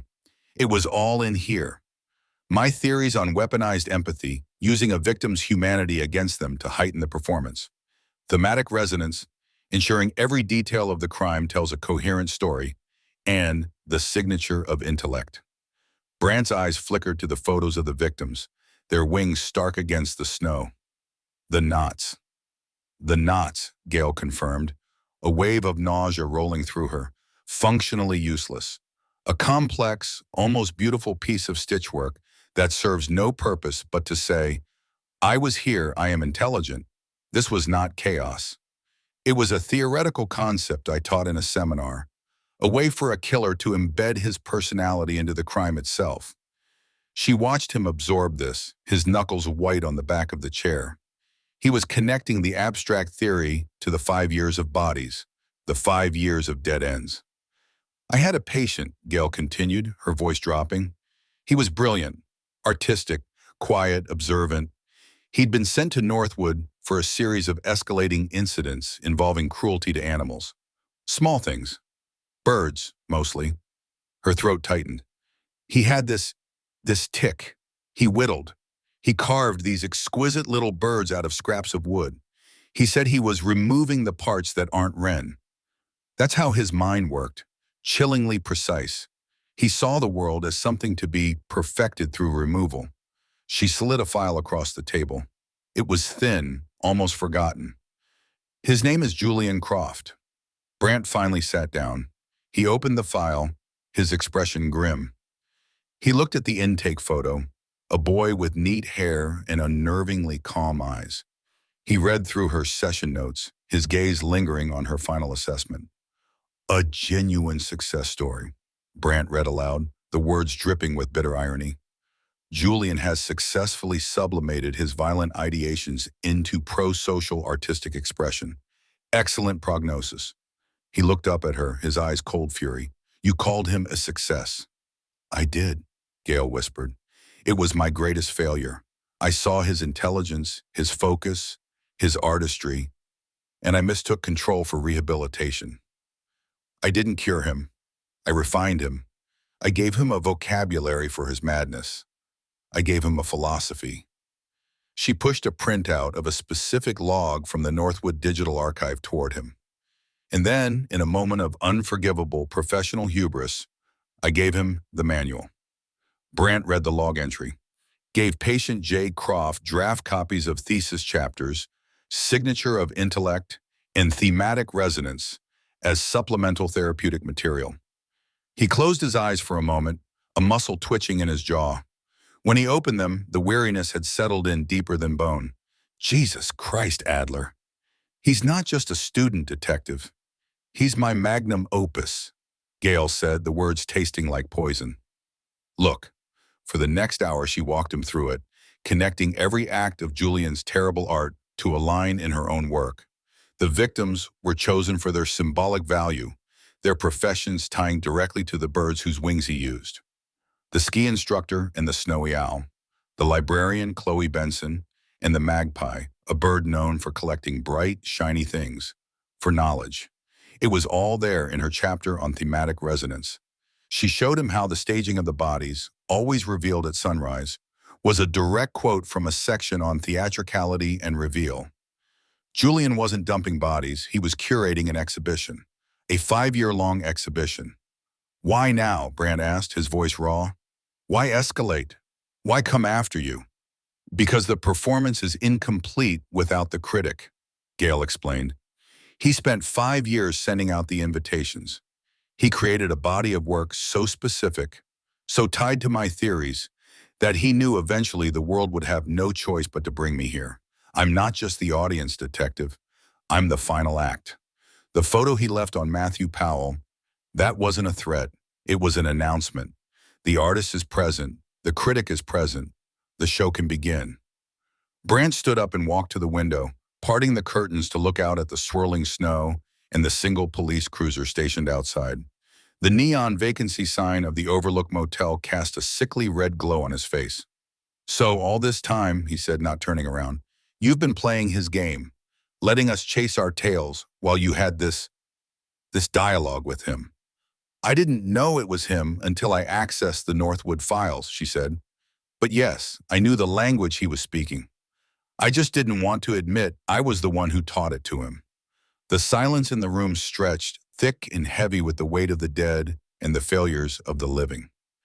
Gail had laid her career, her freedom, and her life on the table. There was nothing left to confess, nothing left to hide behind. She was stripped bare, exposed as the architect of the very monster she'd been hired to hunt. Brant turned from the window. The anger was gone from his face, replaced by something harder and more chilling.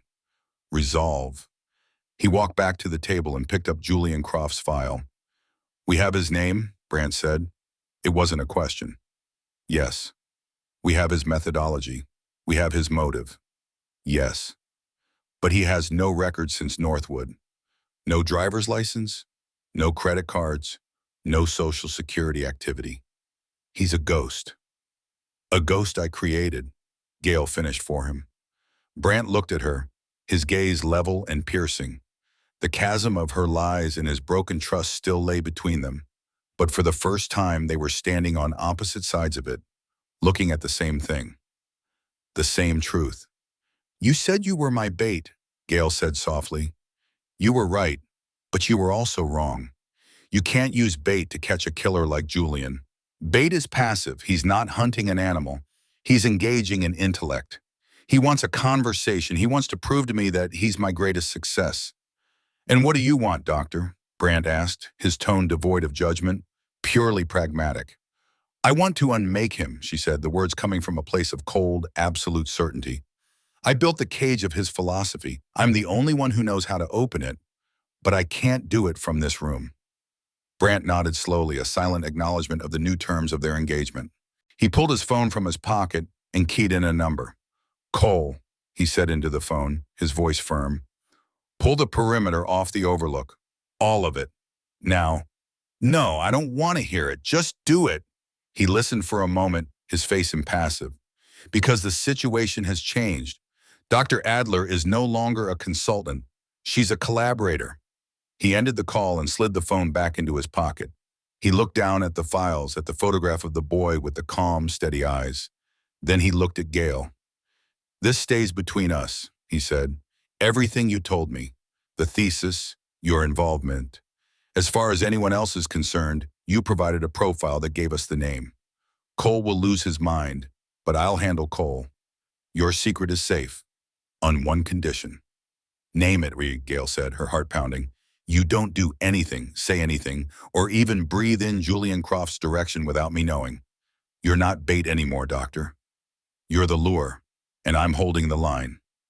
A fragile alliance forged in the fires of confession and sealed with the grim reality of what was to come. Gail nodded, a profound, aching relief washing over her, immediately followed by the cold dread of what she had just agreed to. "All right, detective," she said, her voice a near whisper. "Let's go fishing." Chapter 17, The Believer and the Skeptic. The air in Gail's room at the Overlook Motel had changed.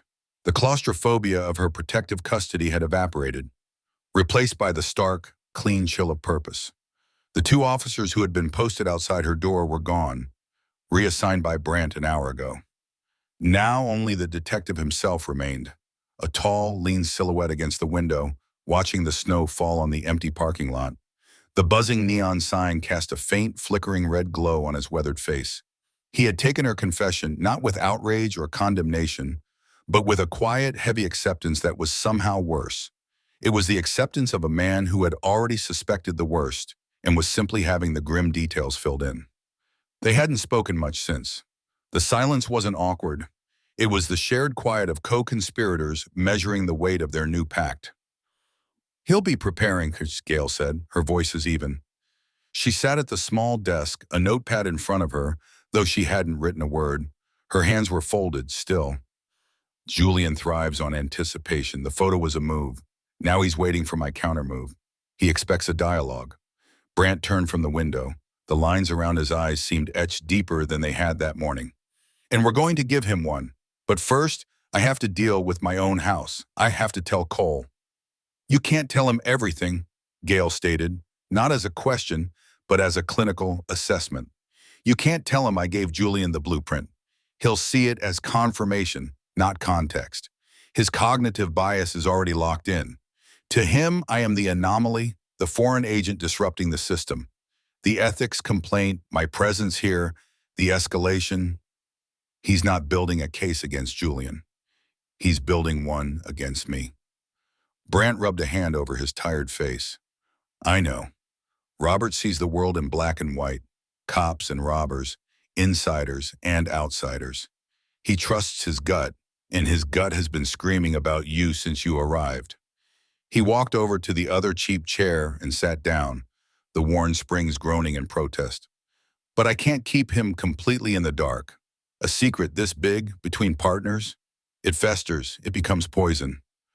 I have to give him a version of the truth. I'll tell him you identified Croft from your Northwood files, that the threat against you triggered a memory.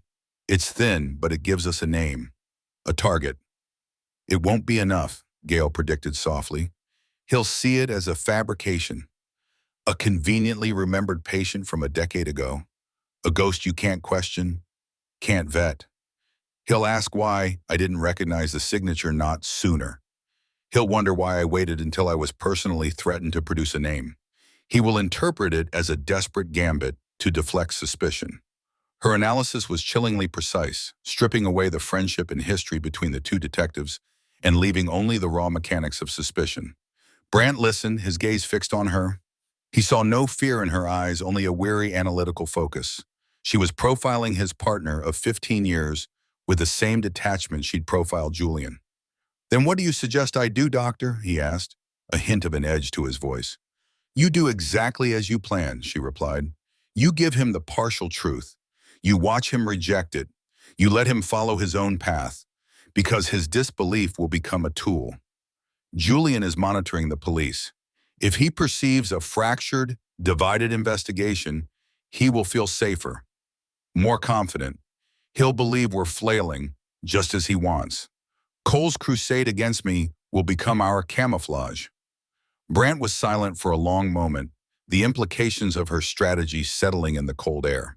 She was proposing they weaponize his partner's mistrust, use the schism in his own department as a smokescreen for their real hunt.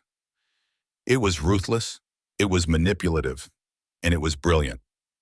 You're asking me to let him waste time, resources, maybe even endanger officers on a dead-end investigation into you. He's already doing it, Dion, Gale said, using his first name for the first time. It landed with quiet impact. The only difference is that now you'll be letting it happen by design, not by default. You can't control him. You can only direct the fallout. He stood up, the decision made. His movements were stiff, like a man bracing for a blow. I'll need everything you have on Julian Croft.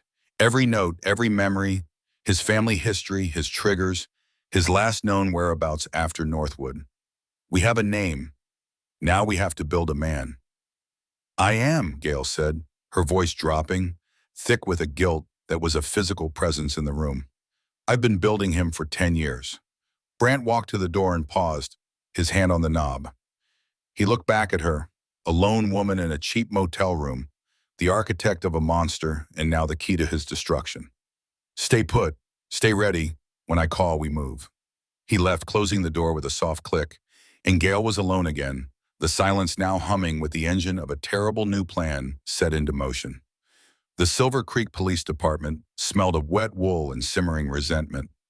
Brant walked through the bullpen, ignoring the questioning looks from the handful of night shift officers. He could feel the tension in the air, the low-grade hum of gossip and suspicion that had been building since the photo of Dr. Adler was found on Matthew Powell's body. He walked directly to his office, a small glass-walled box at the back, and shut the door. Cole was already inside, sitting in Brant's chair, his stocky frame filling it completely. A half-empty mug of coffee sat on the desk, and a stack of files was piled neatly in front of him. His bulldog face was set in a familiar scowl of suspicion. Took you long enough, Cole grunted, not bothering to get up. Pull her security detail. She's not a target, she's a flight risk. The detail is off, but she's not going anywhere, Brant said, pulling the visitor's chair around to face his desk. He sat, forcing Cole to look down on him. We have a name. Cole's eyes narrowed. She gave you one, you mean? Let me guess. A disgruntled former colleague? An academic rival? Or did she invent a secret lover? A former patient, Brant said, keeping his voice level, from her time at Northwood. His name is Julian Croft. He watched Cole's face, saw the flicker of something, not surprise, but a dark, cynical vindication. As if this was exactly the kind of move he expected her to make. Julian Croft, Cole repeated, the name sounding like an accusation. He tapped a thick finger on the file in front of him. This one was labeled Adler, Gale. How convenient, a ghost from a decade ago. Does this ghost have a record, a driver's license, a pulse? That's what we're finding out. I have unis running the name through every database we have access to. She said the threat against her, the photo, it triggered a full memory. She recognized the methodology. He was one of her star pupils. Cole let out a short, harsh laugh that held no humor. Star pupil? In what? Advanced Murder Theory 101? Dion, open your eyes. This is a script. She's been playing you from the moment she arrived. She fed us a profile that perfectly matched her own academic background. She embedded herself in the investigation, making us dependent on her insights, her terminology, her very specific way of seeing this killer. And now that the heat is on her, poof, she conjures a suspect from thin air, a man no one has heard of, from a hospital that's been closed for years, based on a memory she conveniently failed to have until a photo of her own face showed up. Cole leaned forward, the chair creaking under his weight, his voice dropping to a low conspiratorial growl. Think about it, Dion. Who benefits from Matthew Powell's death? The man was a loose cannon, a journalist sniffing around the edges of her past, the ethics complaint. Who had the psychological expertise to stage these scenes, to create a profile that would send us chasing our own tails? She's not a consultant. She's the goddamn architect. Brant remained still, letting the accusations hang in the stale air. Gale's prediction had been so accurate, it was like watching a play for which he'd already read the script. Every word from Cole's mouth was a line she had anticipated, every beat of his rising anger a rhythm he had foreseen. "I've run the name," Brant said, his voice a flat counterpoint to Cole's fury. "Julian Croft, we're going to build a file. We're going to find him." "There is no him." Cole slammed his hand on the desk, rattling the coffee mug. The sound was sharp, a crack in the 15 years of partnership between them. "There's only her, and you're letting her play you for a fool. She gave you that little story about her past, the one that makes her look like a victim, and you bought it hook, line, and sinker. She's a narcissist, Dion, a manipulator. She's getting off on this, on watching us run in circles while she pulls the strings." "I've made my decision, Robert," Brant said quietly, and the use of his first name was a clear line drawn in the sand. "I'm pursuing the lead." Cole stared at him, his face flushing a deep, mottled red. The anger was curdling into something else now, a profound, wounded betrayal. "You're choosing her over me? Over your partner? Over the evidence right in front of your face?" "I'm choosing to follow the only concrete name we have. It's not concrete, it's smoke. It's a deflection tactic from a guilty party, and you're walking right into it." Cole stood up abruptly, his chair scraping violently against the floor. He paced the small office like a caged bear, his fists clenching and unclenching. "I can't believe this. I can't believe you're this blind. All this time I thought you saw it too. I thought we were on the same page, just waiting for her to make a mistake." "We were on the same page until the evidence changed," Brant lied, the words tasting like ash in his mouth. "The evidence didn't change," Cole roared, jabbing a finger toward the bullpen. "The story did. Her story. And I'm not going to stand by and watch her walk away from this.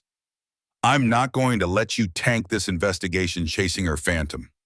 He strode to the door and wrenched it open. The low hum of the bullpen ceased as every head turned toward them. Cole stood framed in the doorway, his chest puffed out, his gaze sweeping over the assembled officers. "Listen up," he barked, his voice echoing in the sudden absolute silence. "As of right now, this investigation is split. Detective Brant is pursuing a speculative lead of his own. The rest of us are going to focus on the prime suspect." He turned his head, his eyes locking on Brant with cold fury. "Dr. Gale Adler." A ripple of shock and confusion went through the room. Officers exchanged uneasy glances. This wasn't just a disagreement. It was a schism, a public declaration of war inside their own house. "O'Malley Davies," Cole snapped. "With me. We're going to see a judge. I want a warrant for everything. Her motel room, her car, her laptop, her phone, every file she's ever written. We're tearing her life apart. If Julian Croft is real, he'll be in her notes. If he's not," he let the sentence hang, a clear threat, "then the killer will be." The two younger detectives, O'Malley and Davies, looked from Cole to Brant, their faces a mixture of loyalty and uncertainty. After a tense beat, they pushed their chairs back and stood. Their decision made, they would follow their sergeant. Cole gave Brant one last look of utter disgust and then marched out, his two new disciples in his wake. Brant sat alone in his office, the glass wall making him feel like an exhibit in a zoo. He could feel the eyes of the remaining officers on him. He was isolated, the dissenting voice, the man who had sided with the outsider against one of their own. He had known this was coming. Gale had told him it would. But the reality of it, the cold weight of his partner's contempt and the silent judgment of his colleagues, was heavier than he had anticipated. He let the silence settle for a full minute, letting the moment cement itself. Then, with a slow, deliberate movement, he picked up his phone. He dialed Gale's number, his thumb pressing the screen with methodical precision. She answered on the first ring. Dr. Adler. Her voice was calm, devoid of any question. It's done, Brandt said, his voice low. Cole took the bait. He's officially treating you as the primary suspect. He's on his way to get a warrant for all of your belongings. There was a pause on the other end, but it wasn't one of fear. It was the quiet intake of breath before a difficult task. Then the camouflage is in place. He took two of my best detectives with him. The department is divided. Those who stay with me will be doing so against the grain. The ones who stay with you are the ones who trust evidence over instinct, she corrected him gently. They are the ones we need. Did he mention Croft by name to the others? No, he just called it my speculative lead. He's trying to marginalize me, make me look like I'm on a fool's errand. Good, she said, the single word carrying a chilling finality. That's exactly what Julian needs to believe. That the formidable Detective Brandt is off chasing ghosts while the real police close in on a convenient scapegoat. It will make him feel secure. It might even make him careless. Brandt stared out at the bullpen, at the fractured pieces of his professional life. He was betting everything, his career, his reputation, his 15-year partnership, on the word of a woman he barely knew. A woman who admitted to creating the very monster they were hunting. It was a move born of desperation and a strange, burgeoning trust. He'll have officers at your door within the hour, maybe less, Brandt told her. They'll take everything, your notes, your computer. Is there anything there they can't see? Anything that contradicts the story? No, my files on Julian are clinical, old. They'll find nothing to directly link him to the Angel murders and nothing to implicate me beyond what Cole already suspects. My personal notes are on a separate drive, encrypted. It's with me now. Good, pack it. Pack a bag with whatever you'll need for a few days. I'm coming to get you. Get me. You can't stay there. Once Cole serves that warrant, it becomes a crime scene. He'll have it sealed, watched. You'll be hounded. More importantly, I need you with me. You said it yourself. You've been building this man for 10 years. I need the architect to help me tear him down. We're hunting a ghost, Doctor. I need the one person who can see him. Another pause. Longer this time. He could hear the faint sound of a zipper, the rustle of fabric. She was already moving, already complying. Where are we going? My office, Brandt said, his eyes scanning the empty chair where Cole had sat just minutes before. It's the last place anyone will expect you to be. He hung up, the decision settling not with relief, but with the grim resolve of a soldier stepping onto a battlefield. He stood, grabbed his coat, and walked out of his office. He didn't look at the other officers. He didn't acknowledge their averted gazes or hushed whispers. His world had shrunk to a single narrow path. The drive to the Overlook Motel was a journey through a monochrome world. The snow was falling harder now, thick, wet flakes that clung to the windshield and muffled the sound of the city. The neon signs of Silver Creek were blurred into soft halos of red and blue, lonely lights in the encroaching dark. Brandt felt a profound sense of isolation, a feeling that he had stepped off a cliff and was now in free fall, with only Gale's chillingly logical plan as a parachute. He had betrayed his partner's trust to honor a deeper duty. He had allowed the law to be bent in the service of justice. He was gambling that the monster Gale had described was real, and that the monster Cole was chasing was a fiction. If he was wrong, he wouldn't just lose his career. He would lose himself. He pulled into the motel parking lot, the tires crunching on the freshly fallen snow. Her room, number 117, was dark except for the faint, cool glow of a laptop screen visible through a gap in the curtains. He cut the engine, and the world went silent save for the soft hiss of the falling snow. He saw her silhouette pass in front of the window, a small travel bag in her hand. The light went out. A moment later, the door opened. Gale Adler stepped out into the cold night, pulling the collar of her coat up against the wind. She carried the bag in one hand and her laptop case in the other. Her face was pale in the flickering red light of the motel sign, her expression unreadable. She walked toward the car without hesitation, her steps sure and steady on the slick pavement, a woman leaving one prison for another. She opened the passenger door and slid in, bringing a gust of cold air with her. She didn't look at him, her gaze fixed forward, through the snow-streaked windshield, toward the town and the hunt that awaited them. Let's begin. she said, her voice quiet but firm, the first command of their new and terrible alliance. Chapter 18. Hunting a Ghost. Hunt began not with a chase, but with the quiet hum of a computer terminal in the suffocating stillness of Brant's office. For 3 hours, the world of Julian Croft had been reduced to a series of digital dead ends. Gail sat across from Brant, a ceramic mug of long, cold coffee cradled in her hands, watching the detective's reflection in the dark screen. His face, already etched with the deep lines of a 5-year failure, seemed to be carving new ones with every keystroke. Nothing, Brant finally said, the word a puff of surrender in the cold air. He leaned back, the leather of his chair groaning in protest. No driver's license issued in this state, or any bordering one, in the last 10 years.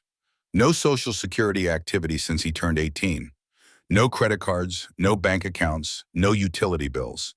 He doesn't have a digital footprint. He doesn't even have a paper one.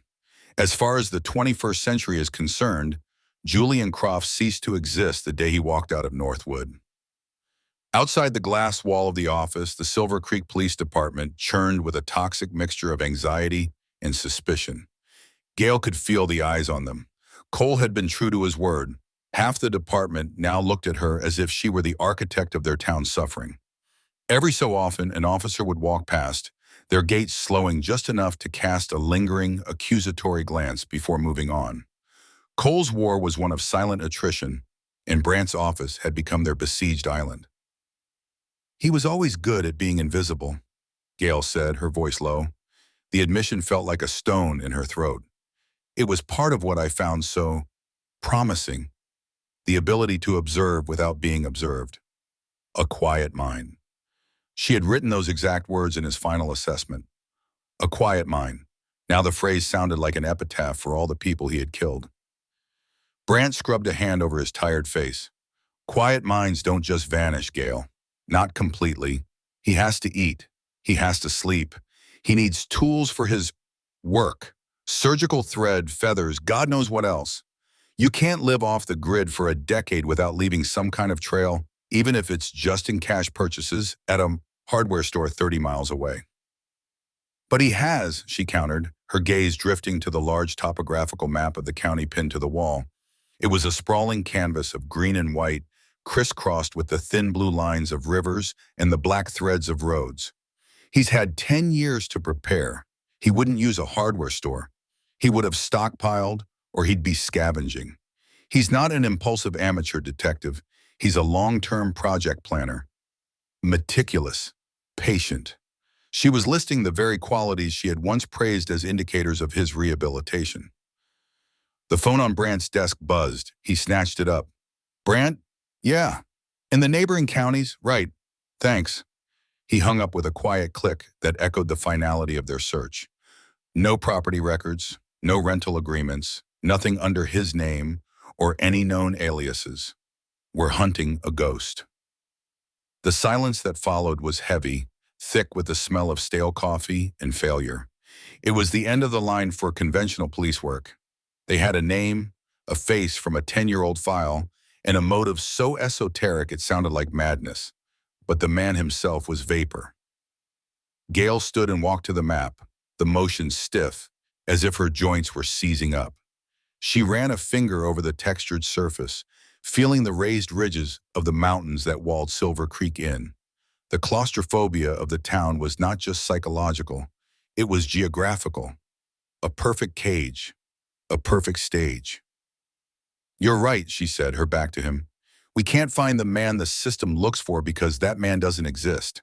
He shed that skin a long time ago. We aren't looking for a citizen.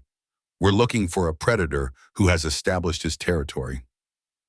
Brant rose and came to stand beside her, his tall, lean frame casting a long shadow across the map. He smelled of wool and weariness. Okay, doctor, he said, his voice dropping, taking on the tone of a man making a final desperate bet. The computers are useless. The records are empty. So tell me, forget the system, forget the files, you're his teacher. You gave him the textbook. Where is his den? Her breath caught. This was the moment their fragile alliance was truly tested. He was no longer asking for a profile. He was asking for a prophecy. He was asking her to stop analyzing the evidence of the past and start inhabiting the mind of the present. To find Julian, she had to think like Julian. More than that, she had to think like the person who had given him the architecture for his thoughts. She closed her eyes, shutting out the hostile department, the sterile office, the weary detective beside her. She pictured the boy in the therapy room at Northwood. The quiet, unassuming teenager with the unnervingly steady eyes. The boy who carved birds from scraps of wood with a preternatural talent. The boy who listened to her theories on performative violence with an almost religious focus. He needs several things, she began, her voice taking on a clinical, detached quality, a shield against the horror of what she was doing. They are psychological necessities, not just practical ones. She opened her eyes and pointed to the dense cluster of houses that marked the town of Silver Creek. First, proximity. He wouldn't be miles away in the wilderness. His art requires an audience, even if it's an unwilling one. He needs to feel the fear he creates. He needs to watch the ripples. He's an actor who stays to watch the reviews. She dragged her finger outwards from the town center, into the dark green swaths of St. Michael's Woods. But he needs absolute privacy for his workshop, a place where no one would ever stumble upon him, no hikers, no park rangers. She tapped a region of the map dotted with old, disused logging roads. Second, vantage. A narcissist like Julian, one who believes he is orchestrating a grand performance, needs to see his stage. He'll have chosen a location with a view of the town, not a panoramic, beautiful overlook, a watchful one, a predator's perch, high ground but shielded by terrain and trees. Brant nodded slowly, his eyes following her finger, his mind clearly charting this new, psychological geography. So we're looking for an isolated property on an elevation, close enough to town but off the beaten path. It's more specific than that, Gail continued, the pieces clicking into place with a sickening sense of familiarity. It won't be a new structure. It will be a forgotten one, a place that has fallen off the map, just like he has, a place with a history that he can co-opt, thematic resonance. She could feel the theory on her tongue, the taste of ashes. He sees himself as perfecting a flawed world, of creating angels where there are only people. He'd be drawn to a place that is itself a ruin, a shell that he can imbue with his own purpose. Her mind raced through her memories of Julian's files, his conversations, his obsessions. He was fascinated by entropy, by the way nature reclaimed things man had built. He once wrote a paper for her on the beauty of abandoned factories. Old mining claims, she said, the words coming faster now.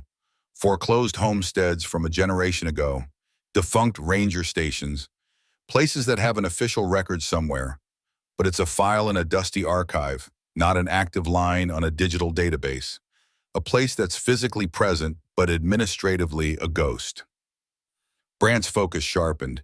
He moved past her, pulling a thick binder from a shelf labeled County Archive Survey Inactive.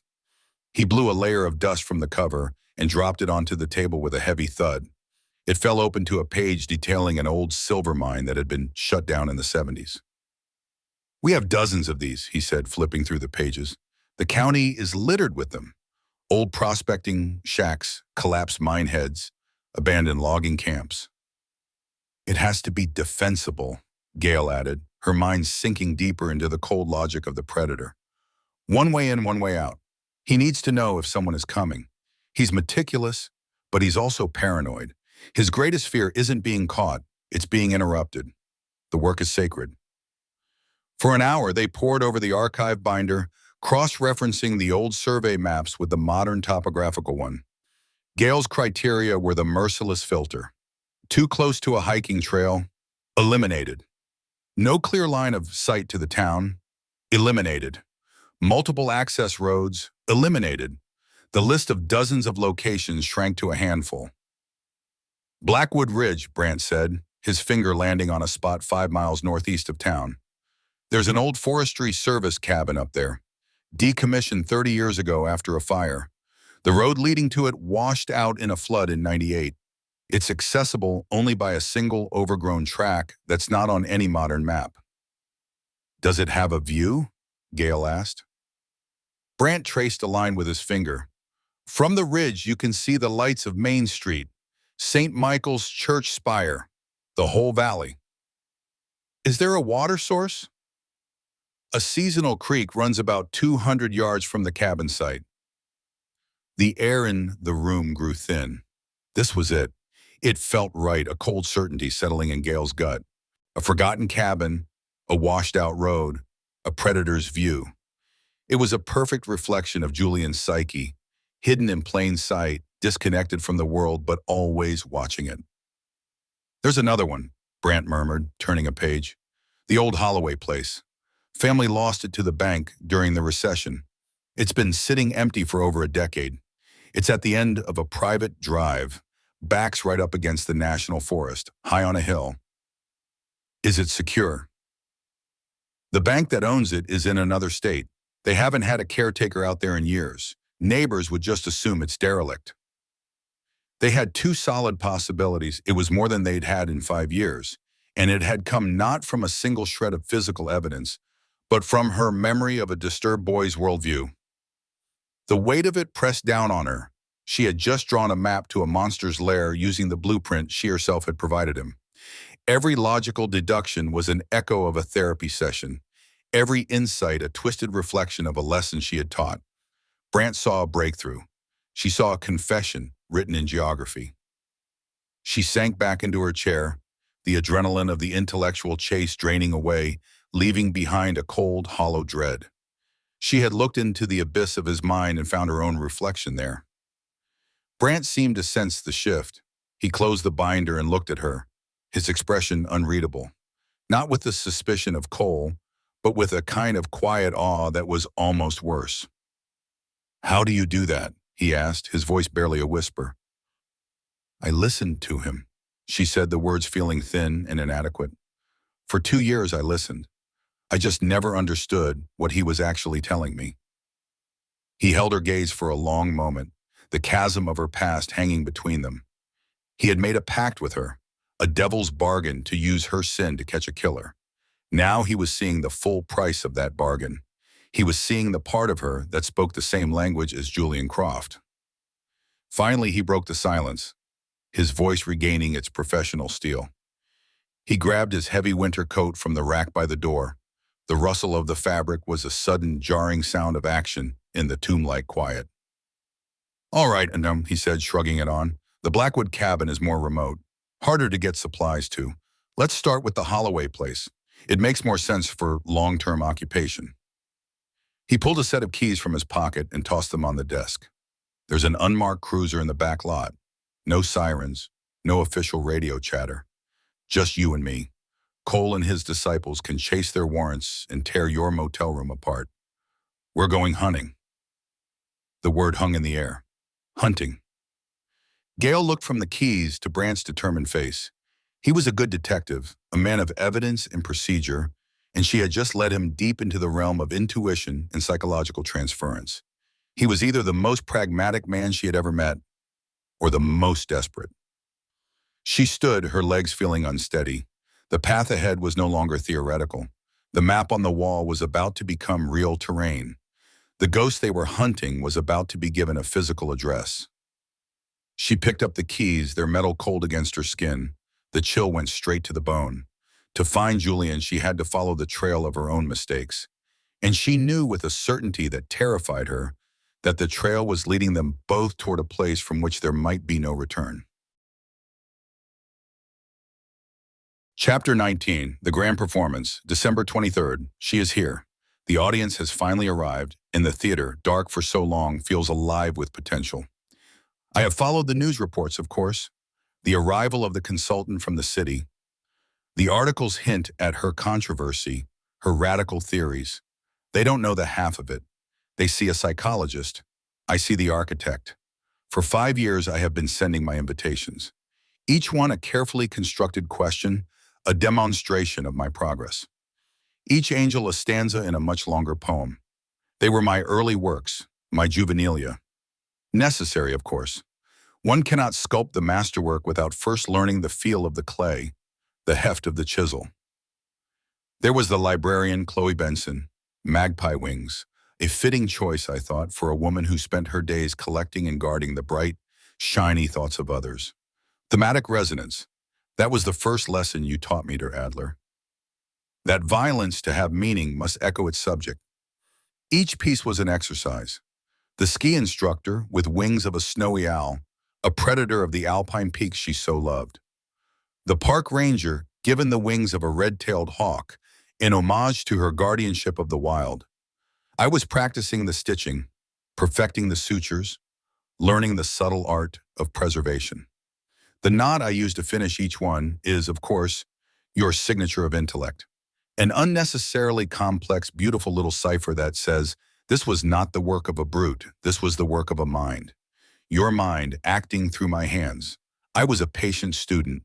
I never rushed. I honored the quiet of the off-seasons, using the time to study, to prepare, to find the perfect feathers, to treat them, to arrange them. My workshop is a testament to the discipline you instilled in me. It is clean. It is orderly. Every tool has its place. Every specimen is cataloged. This is not the squalid lair of a monster. This is the studio of an artist on the cusp of his grand performance. But the early works were just that. Early. They were prologues. They were beautiful, yes, but they were incomplete. They were questions sent into a void, waiting for the one person who could truly understand the answer. Now you are here, and the performance can finally begin. I see the police like stagehands bumbling about in the dark. They scurry from one clue to the next, convinced they are a part of the play. They are not. They are scenery. Detective Brandt with his tired eyes, and Detective Cole, a bulldog barking at a ghost. Their friction is a predictable, almost tedious subplot. Cole's suspicion of you is particularly amusing. He sees the artist's signature on the canvas and suspects the brush itself of malice, a primitive but understandable error in logic. He is too close to see the truth. The brush is nothing without the artist's intent. My hands are nothing without your theory. I had to escalate, of course. A gift to announce your arrival. The boy, Matthew Powell. A departure from the established pattern, I know, but it was necessary. I needed to speak to you directly, to cut through the noise of their clumsy investigation. His death was a message board. Your photograph, tucked into his pocket, was the postage stamp. I hope you understood. It was not a threat. It was a confirmation. I see you, the student sees the teacher. The dialogue has begun. They are hunting for a ghost, but they are looking in all the wrong places. They search for a history, a motive they can file in a manila folder. They will find nothing, because my history began the day I met you at Northwood. My motive is etched into the pages of the thesis you so generously shared with me. The Actor of Atrocity. A brilliant title. It is my foundational text, my scripture. They think they are hunting me. They are not. They are being led. Every step they take is on a path I have laid for them. Their search for my workshop is the next act. They need to believe they are closing in. They need the illusion of progress to keep them focused, to keep you engaged. You, of all people, must appreciate the necessity of narrative structure. Now I find myself turning to the final chapter, to the culmination of my life's work. The previous angels were merely reflections of their small lives, beautiful in their own way, but finite, limited. The final angel must be different. It cannot be an echo of a life. It must be an echo of an idea, a monument to a philosophy. It must be my magnum opus. It must be you, dear Adler. This is not an act of revenge.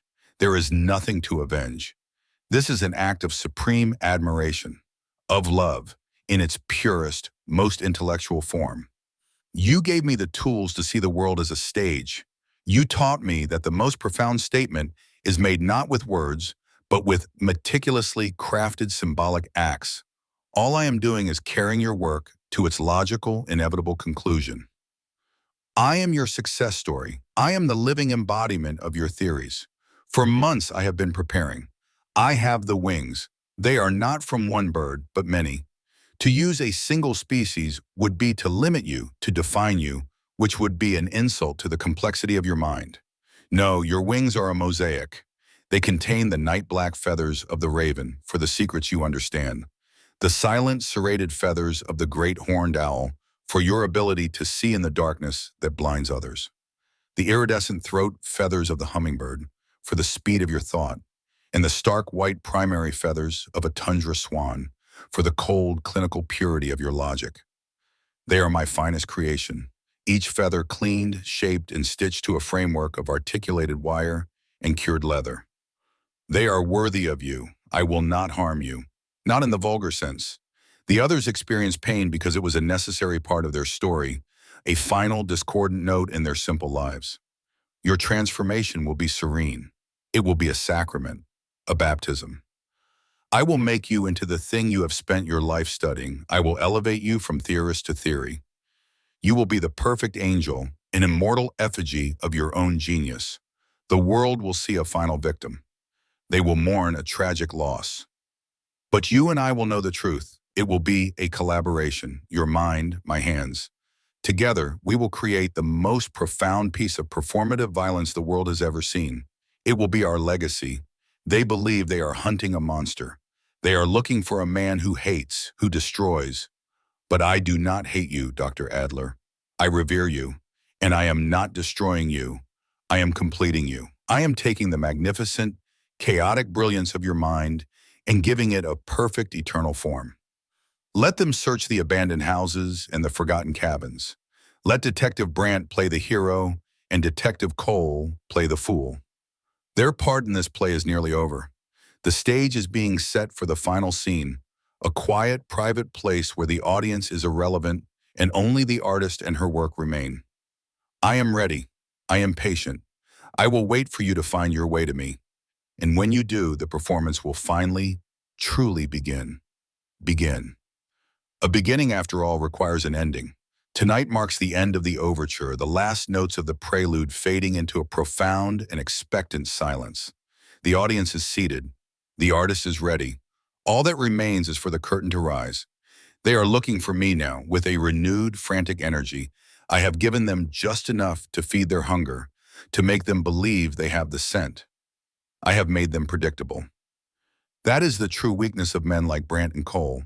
They believe in patterns, in profiles, in the comforting geometry of logic. They do not understand that a true artist can paint a perfect, logical picture that is, in fact, a perfect logical lie. I have left them breadcrumbs, yes, but they lead only deeper into a maze of my own design. There is a dilapidated farmhouse on the old Holloway property, west of town. A place of local tragedy, a family lost to sickness and winter a century ago. It is the sort of place that calls to investigators, dripping with the Gothic potential for secrets. I have ensured they will find it. A single treated fiber from the jacket of the ski instructor, snagged on a nail near the cellar door. A footprint in the dust, made with a boot I disposed of months ago, its tread pattern matching a partial print found near the park ranger. It is a compelling narrative, a killer returning to a place of old death, a lair steeped in misery. It is exactly what they expect. It is poetry for fools. And there is the old forestry cabin on Blackwood Ridge, more remote, more plausible for a workshop. There, I left something for the bulldog, for Detective Cole, a faint trace of bleach on the floorboards, a hint of chemical cleansing. He will see it, and his simple, aggressive mind will latch onto it as proof. He will feel the thrill of the hunt, the certainty of a cornered animal. He will be so sure. They will waste hours, days perhaps, tearing these hollow places apart, searching for the ghost of a man who was never there. You, Dr. Adler, will see the clumsiness of it, I hope. You will recognize the heavy-handed symbolism, the trail that is just a little too perfect. You taught me about apophenia, the human tendency to perceive meaningful patterns in random data.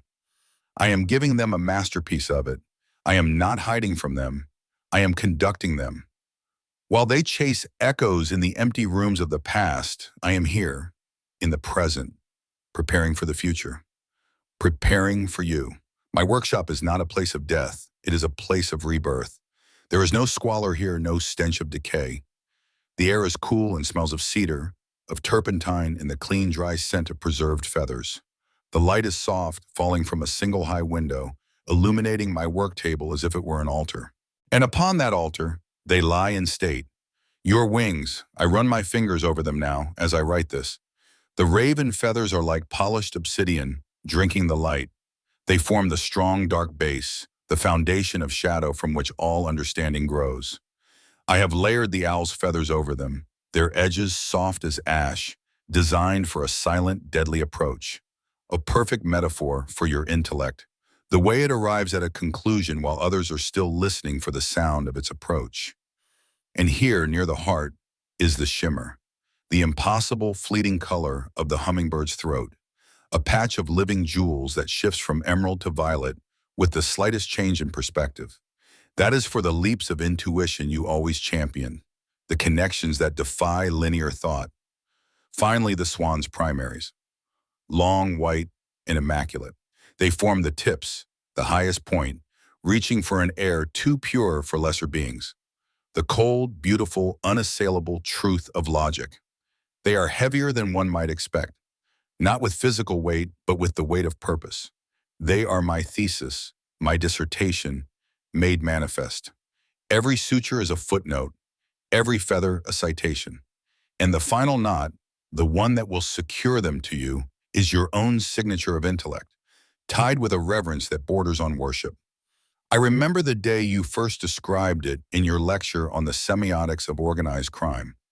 You spoke of the Zodiac Killer, of Son of Sam, of how they created a public persona through their codes and letters. They are not just killing, you said, your eyes scanning the lecture hall, though I felt they were looking only at me. They are authoring a story. The violence is the ink, but the signature, the unique repeated detail, that is what makes them immortal. It is the artist signing his name in the corner of the canvas. I knew then what I had to do. I knew that my art could not be random.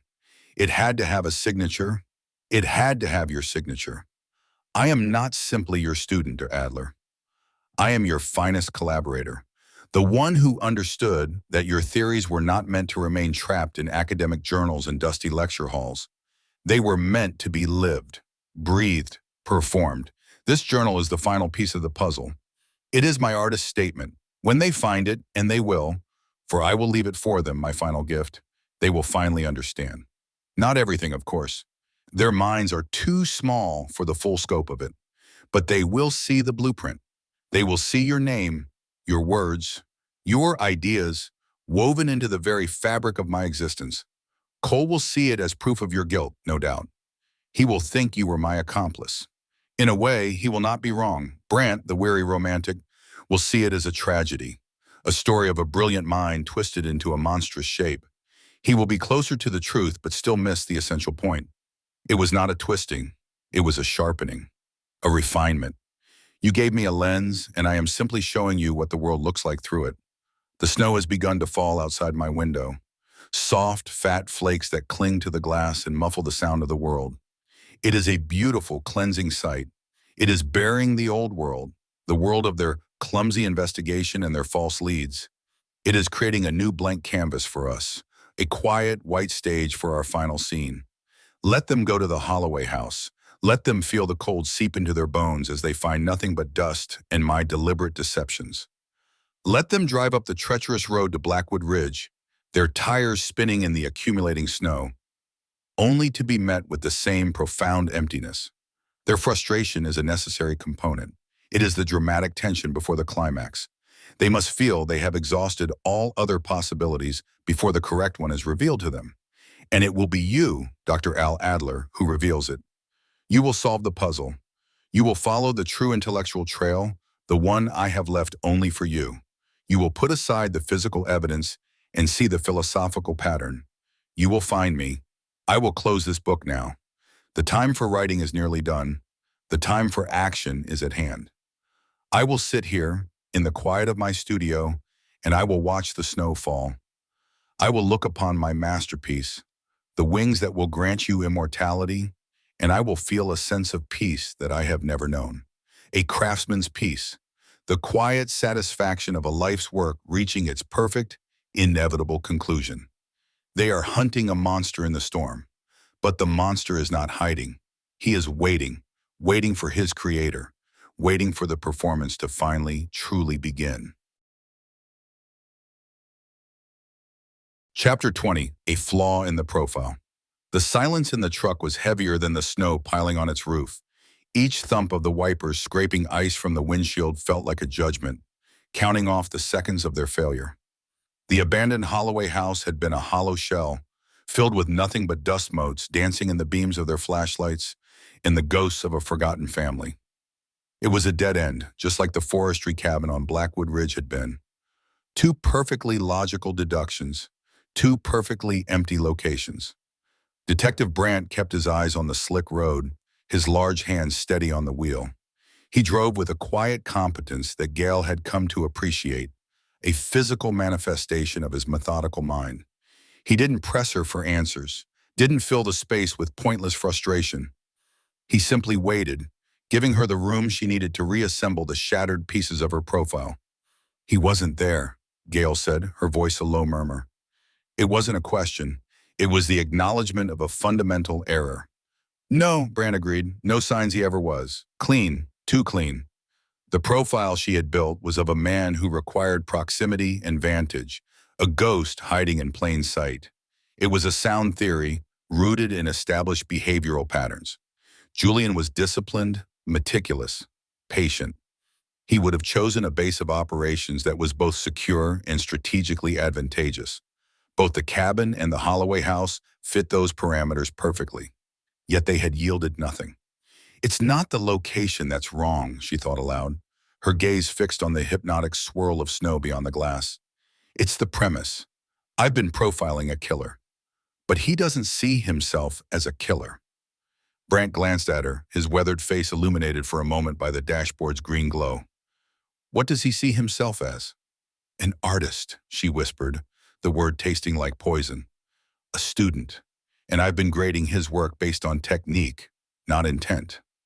They didn't speak again until he pulled into the crunchy, snow-filled parking lot of the Overlook Motel. The neon sign fizzed and sputtered, casting a sickly pink light over the bleak landscape. You need sleep, doctor, Brandt said. It wasn't a suggestion. No, Gale replied, her hand already on the door handle. I need coffee, and the files, all of them. His hesitation was palpable. Adler, I missed something, Brandt, something essential. I was looking for patterns of violence, but I should have been looking for patterns of ego. She turned to face him, her eyes sharp and intense in the gloom. He's not just following the thesis, he's talking back to it.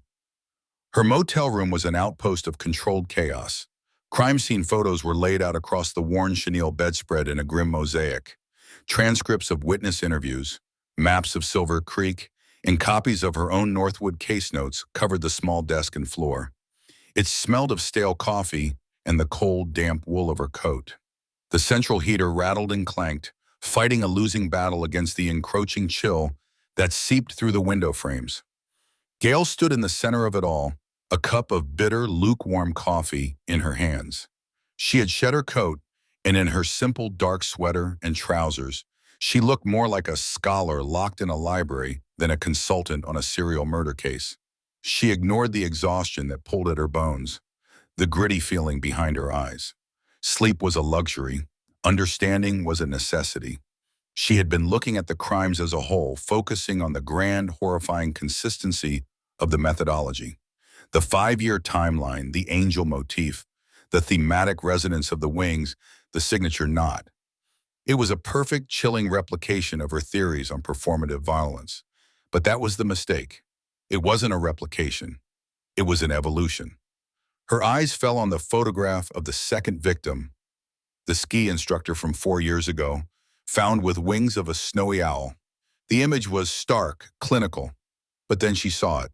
Something she had dismissed as an artifact of the lighting, a detail lost in the wider horror. On the edge of one wing, a single black feather, a raven's feather, had been woven into the pristine white. It was deliberate. It served no symbolic purpose related to the victim. It was an embellishment, an artistic flourish. With trembling hands, she began to sift through the other files, her breath catching in her throat. The park ranger with hawk wings had a sliver of blue jay feather stitched near the base. The town clerk, whose wings were from a common sparrow, had a single iridescent grackle feather tucked beneath the others. These weren't mistakes. They were additions. They were Julian's footnotes on her work. "You're not just copying me," she murmured to the photos, to the ghost in the room. "You're editing me. You think you're making it better." Her theory of thematic resonance was about purity of concept. The wings had to match the victim to create a coherent, symbolic narrative. Julian had followed that rule, but then he had broken it, just slightly.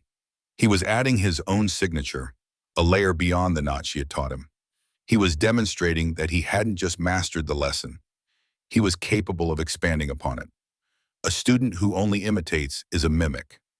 A student who innovates is a successor. He was trying to prove he was her successor. This reframed everything. The entire 5-year campaign wasn't just a summons, a way to bring her here. It was a portfolio, a body of work presented for review. The hidden workshops, the off-grid lifestyle, that wasn't about hiding from the police.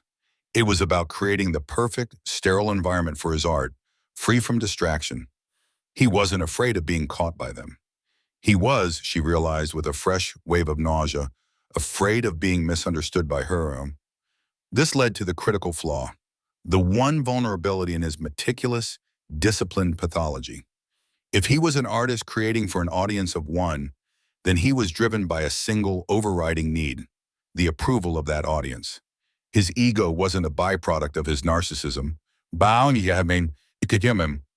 It was the engine. He needed her to see how to his work, to understand it, and ultimately to validate it, to see him not as a monster, but as her greatest success. A sharp knock on the door made her jump, spilling coffee over a report. She swore under her breath and went to the door, peering through the peephole to see Brant's tired face. She opened it. He held up a paper bag. "Figured you wouldn't eat." "I found it," she said, ignoring the offering. She stepped back, gesturing for him to enter the chaotic room. Brant stepped inside, his large frame making the small space feel even more constricted. He took in the scattered files, his gaze lingering on the photos spread across the bed. He set the bag on the edge of the desk. "Found what?" "The flaw," Gail said, her voice electric with a terrifying energy. "The crack in his psychology.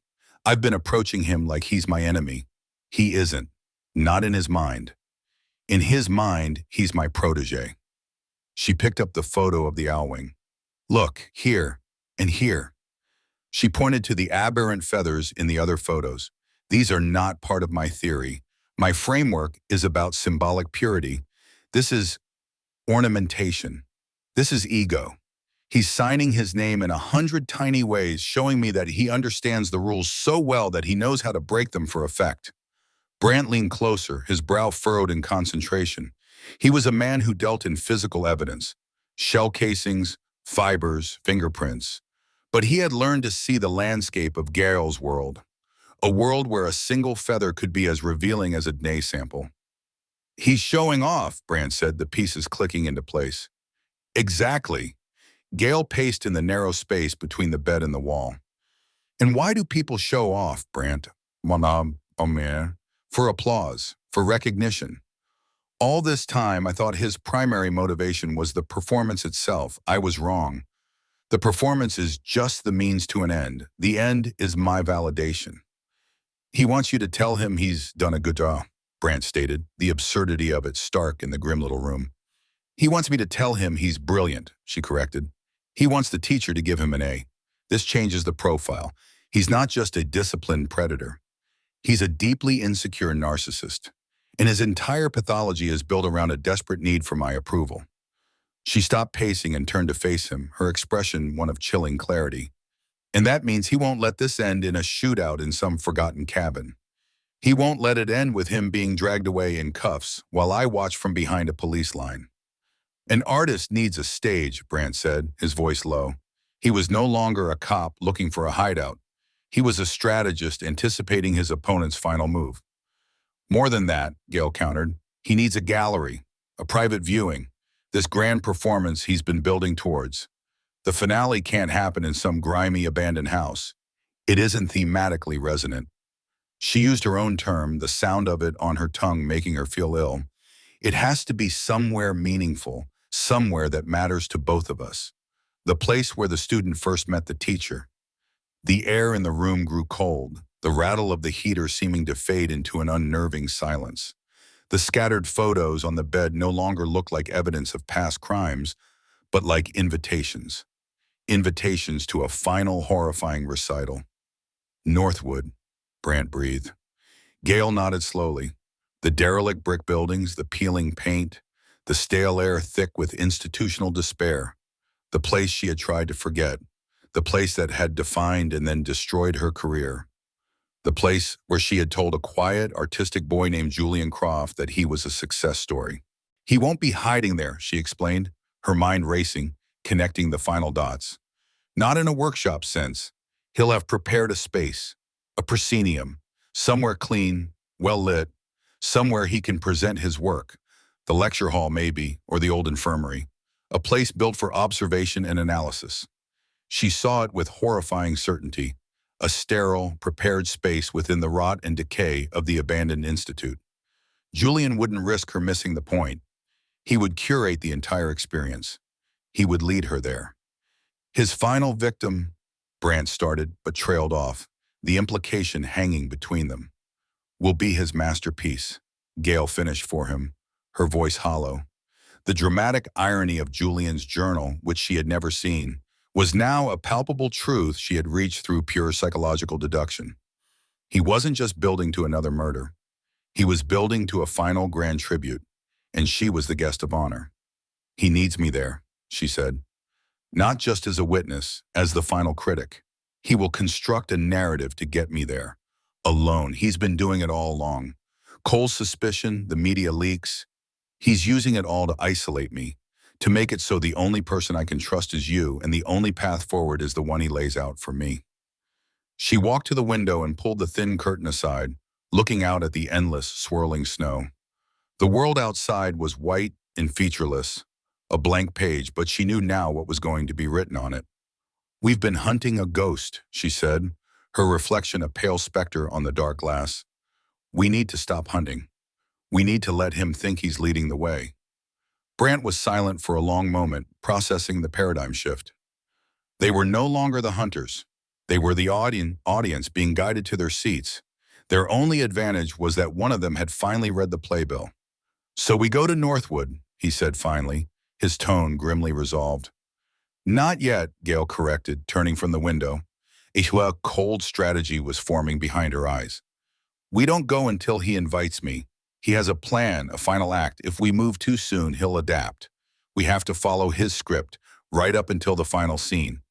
We let him lead us to his stage, and that's where we'll be waiting for him." Chapter 21, The Watcher. The stale air in the unmarked sedan tasted of cold vinyl and colder coffee. Detective Robert Cole rubbed a gloved hand over the fogged-up passenger window, clearing a small portal through which to watch the Silver Creek County Archives. Snowflakes, fat and lazy, drifted down, clinging to the glass and trying to seal him back inside his own suffocating certainty. He'd been sitting here for 3 hours. His thermos was empty, his joints ached with the damp chill that the car's heater couldn't quite kill, but his resolve was a solid block of ice in his gut. Across the street, through the swirling snow and the large, mullioned windows of the old brick building, he could see them. Brant and her, Dr. Gale Adler. They were bent over a large table, a pool of yellow light illuminating a sprawling, brittle-looking map. Even from this distance, Cole could see the intensity in Adler's posture. She was a coiled spring, her dark hair pulled back so severely it seemed to stretch the skin at her temples. She'd point at something on the map, her finger jabbing with surgical precision, and Brant would lean in, listening like a disciple. Cole took a long, slow breath, the air rasping in his throat. He'd known Dion Brant for 15 years. They'd worked shoulder to shoulder, built a rhythm of trust that didn't require words. Brant could read a crime scene and Cole could read a suspect. Together, they were a complete thought. Until she arrived. Now, watching his partner hang on every word from this woman, this academic who reeked of condescension and carried a past she'd conveniently failed to mention, Cole felt a profound and bitter sense of betrayal. It wasn't just that Brandt was trusting an outsider. He was trusting a liar. The official report from Northwood had been a bombshell. Not just an ethics complaint, but a formal finding of severe and inexcusable lapse in professional judgment. She'd handed her monstrous theories on performative violence to damaged kids like they were coloring books. She didn't just study monsters, she gave them a curriculum. And now she was here, pointing at maps of Silver Creek like a general planning a campaign. Or an escape. He watched her trace a line with her finger, a route leading away from the town center, snaking up toward the old logging roads that riddled the mountainside near the derelict Northwood Institute. Cole's knuckles went white on the steering wheel. She wasn't looking for a hideout. She was mapping a getaway. Showing him. Showing her partner in this whole grotesque theater. Who was he? Julian Croft was a ghost, a name with no footprint. Brandt was convinced he was the killer because Adler had fed him a perfectly constructed narrative. A former patient, a twisted protege. It was brilliant, Cole had to admit. A tailor-made suspect, impossible to verify, impossible to find. A perfect scapegoat to pin 5 years of horror on while the real mastermind directed the investigation from the inside. Cole replayed their argument from that morning. "We wait, Rob," Brandt had said, his face etched with a weariness Cole had never seen before. "Gail thinks he's inviting her to a final performance. At Northwood, we play his game." "Play his game?" Cole had spat, his voice echoing in the sterile briefing room. "Or are we playing hers? Dion, open your eyes. She's leading you on a ghost hunt. She points you toward this Croft phantom. And while you're chasing shadows, she's doing this." He gestured vaguely, unable to articulate the full shape of his suspicion. What if there is no Croft? What if the student is the teacher? Brandt had just shaken his head, that quiet disappointment in his eyes more cutting than any shouted retort. "You're wrong, Rob. You're letting your gut run away with you."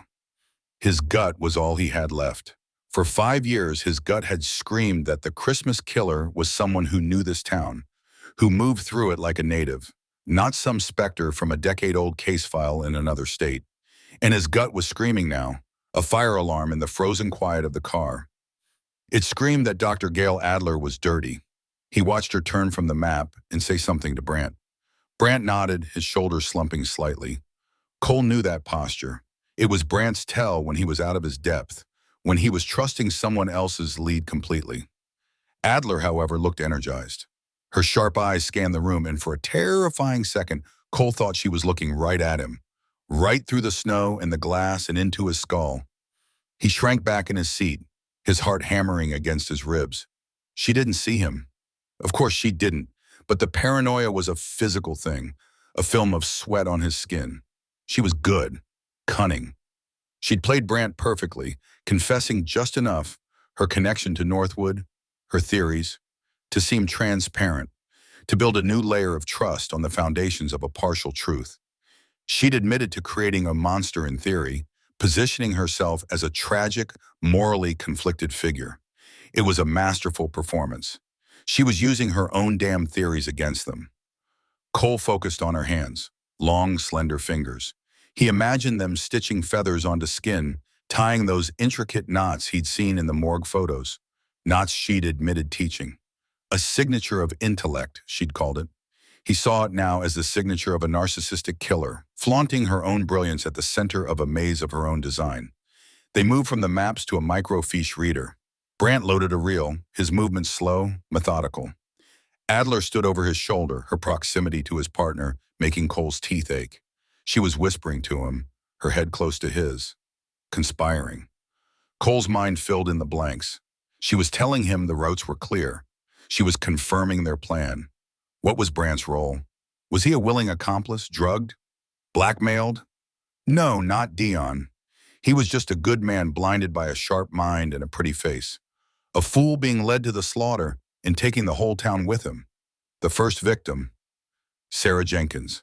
Cole had been first on scene. He remembered her parents, their faces collapsing into a grief so absolute it had seemed to suck the air from the room. He had looked Mr. Jenkins in the eye and made a promise he'd repeated to 4 other families. Now the weight of those promises was a physical pressure in his chest. He couldn't let this woman make a mockery of their dead. Of his word, he had to act. He'd already put in the request for the warrants. Warrants for her room at the Overlook Motel, for her financial records, for access to that sealed thesis. The judge was dragging his feet, wary of signing off on an investigation into the department's own consultant without more than a senior detective's gut feeling. He needed more. And here it was. Proof. She wasn't investigating poor Julian Croft. She was studying the area around Northwood. The abandoned access roads, the old property lines, the topography. It was a reconnaissance mission. He imagined her meeting someone out there in the woods, passing off information, or preparing a final resting place for her next victim. Maybe for Brandt himself. Cole's breath hitched. That was it. The end game. She isolates Brandt, convinces him to go out to Northwood alone with her, no backup, just the two of them, playing the killer's game. And in that derelict, forgotten place, she finishes it. She silences the only person who could piece together her lies. She makes him the final victim, the ultimate twist in her sick narrative.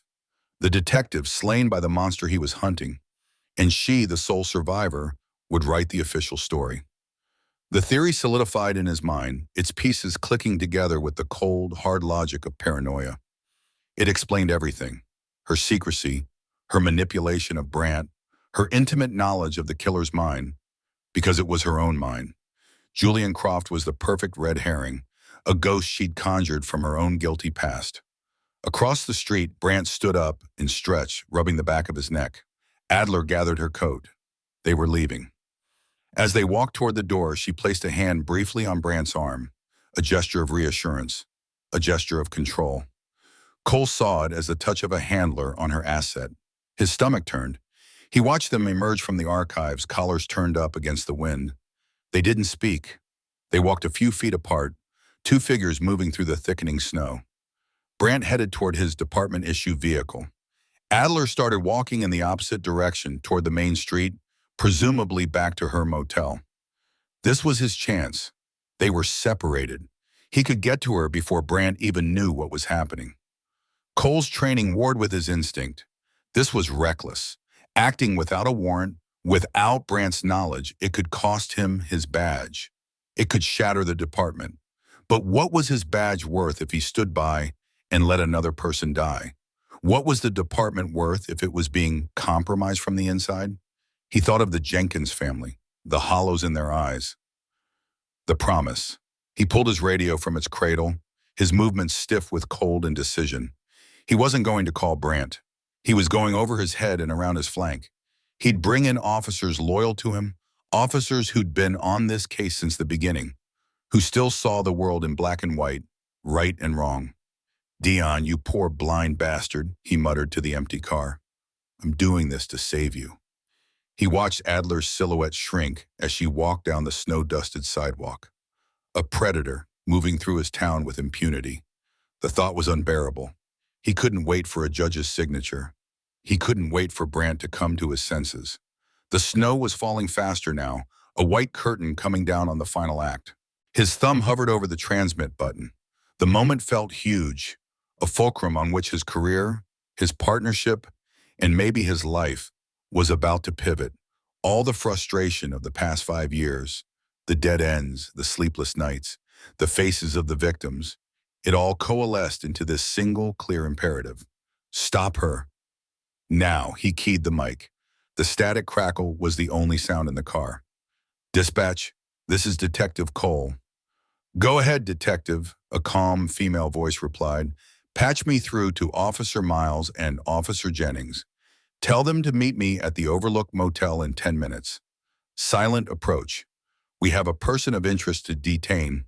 High risk, potentially armed and dangerous." 10-4, Detective. Is Detective Brandt aware of this action? Cole stared at the falling snow, his reflection a ghostly mask in the dark glass. He saw the doubt on Brandt's face, the trust he was about to incinerate. The answer was a betrayal, but in his mind, it was a necessity. "Detective Brandt is occupied," Cole said, his voice flat and hard as frozen earth. "This one is on my authority." He dropped the radio back into its cradle with a definitive clatter. The decision was made. The die was cast. He started the car, the engine rumbling to life, and pulled away from the curb, his headlights cutting a path through the storm. He was no longer just the watcher. He was the hunter now, and Dr. Gail Adler was his prey. Chapter 22. The Workshop of a Monster Detective. Dion Brandt sat in the stale air of the Silver Creek Police Department and listened to the silence. It was a liar. The quiet wasn't peace, it was the held breath before a scream, the pause between a lightning flash and the thunder that cracks the world open. Every minute they waited for Julian Croft's invitation felt like a minute surrendered. Gail's logic was sound, a perfect steel trap of psychological reasoning, but it ran against every instinct Brandt had honed over 25 years of police work. Cops didn't wait. They moved. They kicked in doors. They ended the threat. His partnership with Cole was a casualty of that waiting. Cole wasn't just skeptical anymore. He was openly hostile, moving through the station with the grim certainty of a man who believed he was the only one seeing the truth. Brandt knew his partner was running some kind of shadow investigation on Gail, a theory so wrong-headed it was dangerous. It split their focus, poisoned the well. He hadn't heard from Cole in hours, another silence that screamed. The phone on his desk buzzed, a sharp, angry sound that cut through the tension. He snatched it up. "Brandt, got something for you, sir," said the voice of Deputy Miller, a young, eager cop Brandt trusted. Probably nothing, but it pinged one of the parameters from Dr. Adler's early profile. Brandt sat up straighter, the inertia breaking. "Go on." "I'm running final checks on property tax delinquencies before year-end. Cross-referencing with utility usage. Got a cabin out on Old Sawmill Road, technically within the Northwood exclusion zone. Hasn't paid taxes in 6 years. Supposed to be derelict." "But it's not," Brandt finished for him, his pulse quickening. "No, sir. It's pulling a small but consistent amount of power from the grid. Not enough for a family, but more than just a leaking transformer. Enough for lights, a hot plate, maybe some tools. The property is owned by a shell company, Blackwood Holdings. Set up 12 years ago. No digital footprint, no listed officers. A ghost." It was exactly the kind of meticulous, low-profile existence Gail had profiled for their killer before she'd pivoted to the endgame at Northwood. A ghost living on the edge of his history. "Send me the location." "Just to me, Miller. Keep it off the log." "You got it, sir." Brandt hung up. Gail's plan was to wait for Julian to summon them to the old institute. It was brilliant, a gambit to meet the monster on his own stage. But this cabin, this was a loose end. And Brandt was a man who hated loose ends. He grabbed his coat and his service weapon. He wouldn't tell Gail, not yet. He wouldn't tell Cole at all. This was something he had to see for himself. A cop's work, solid, tangible, and blessedly free of psychological chess moves. He was going to kick in a door. The drive out to Old Sawmill Road was a descent into monochrome wilderness. The sky was a flat, unforgiving gray, and the pines wore their burden of snow like shrouds. The town, with its fragile Christmas lights and gnawing fear, fell away behind him, replaced by a profound and menacing silence. The patrol car's tires crunched on the poorly plowed asphalt, the only sound in a world that felt frozen solid. He passed the turnoff for the Northwood Juvenile Institute, a gaping wound in the landscape, and continued deeper into the forest. He parked the car a quarter-mile from the coordinates Miller had sent and continued on foot. The air was sharp and thin, burning in his lungs. Snow muffled everything, absorbing sound and light.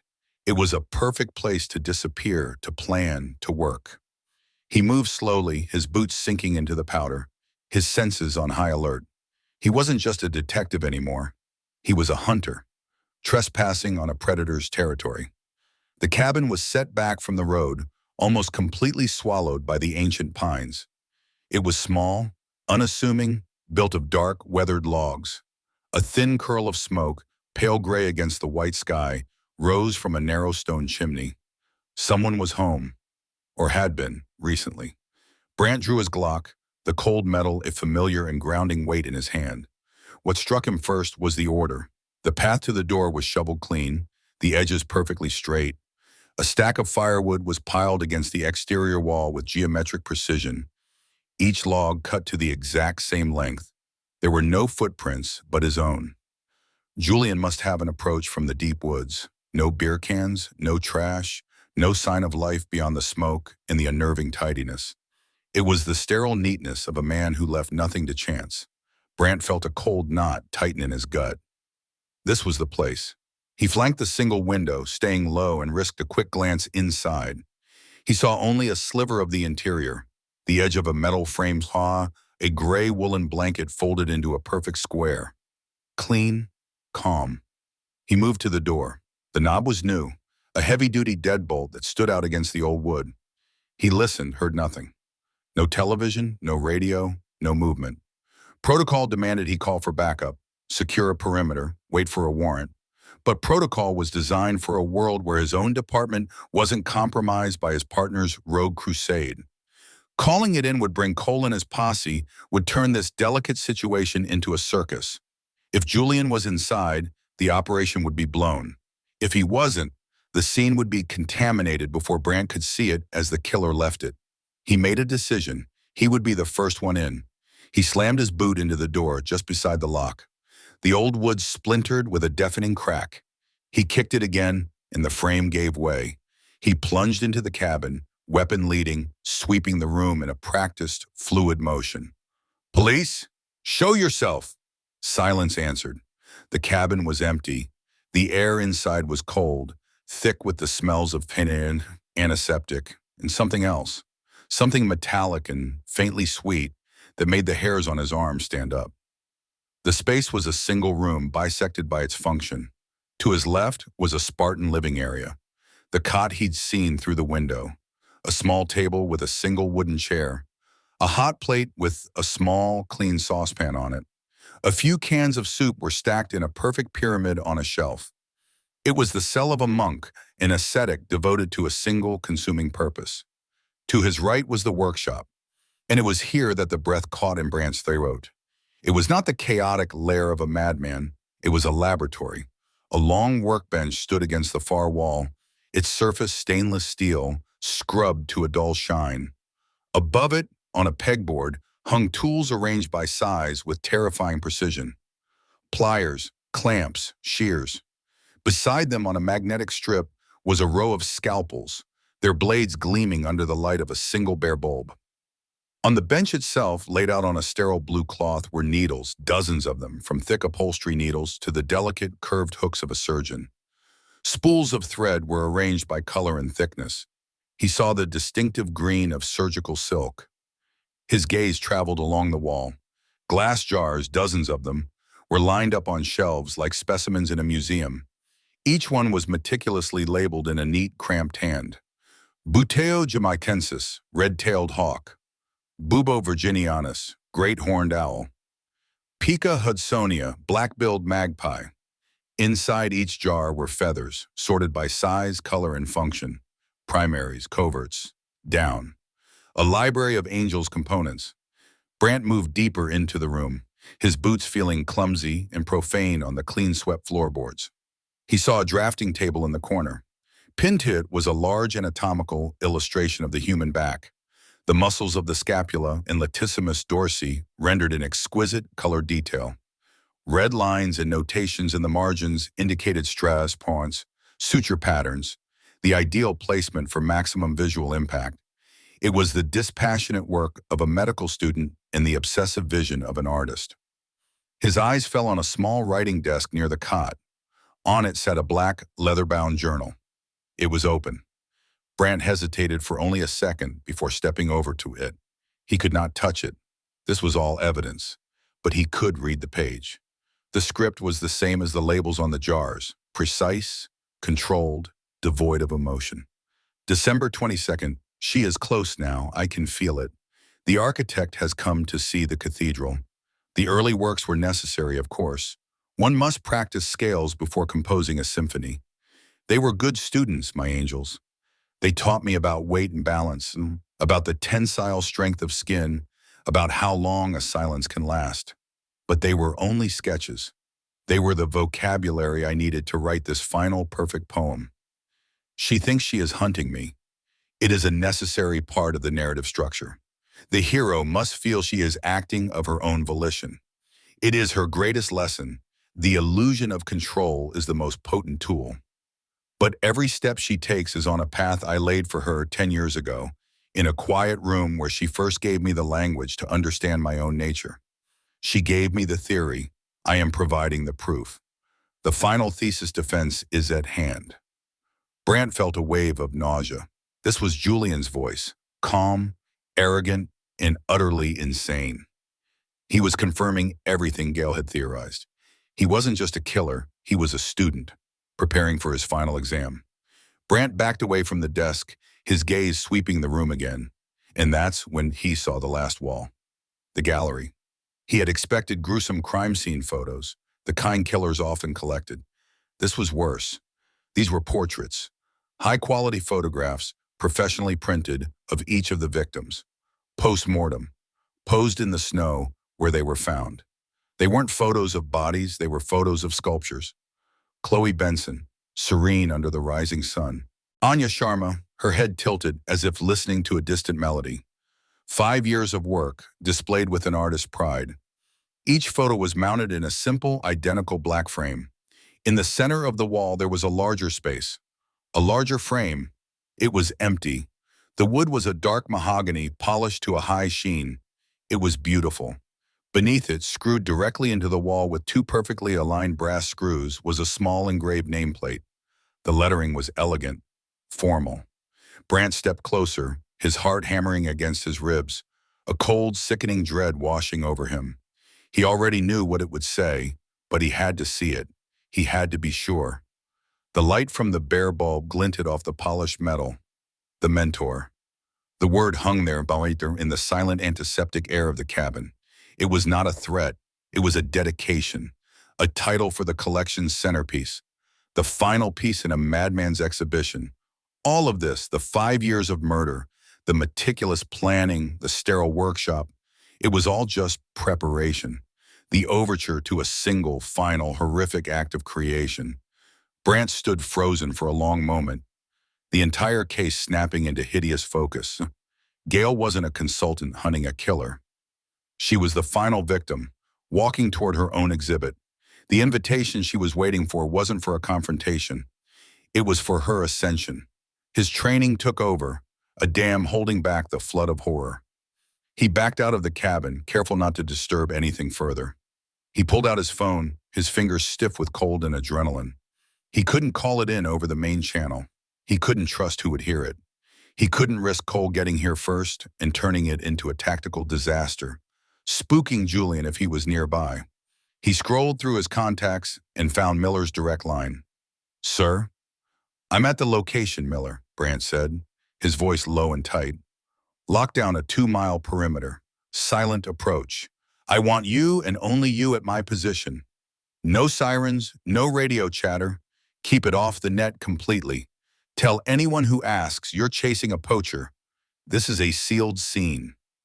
"Understood, sir. Is it him?" Brant looked back at the cabin, the dark doorway like an open mouth. He thought of the empty frame, polished and waiting. He thought of the nameplate, gleaming like a tombstone. "Yes," he said, the word tasting like ash. "It's him, and he's waiting for his teacher." Chapter 23, Checkmate. The Overlook Motel was a cage made of peeling paint and regret. Gale sat at the small, scarred desk, the glow of her laptop casting long shadows across the room. Outside, the wind howled a lonely dirge around the eaves, a constant, whining reminder of her isolation. She wasn't reviewing case files anymore. The digital pages of her sealed thesis, once a source of academic pride, now felt like an indictment.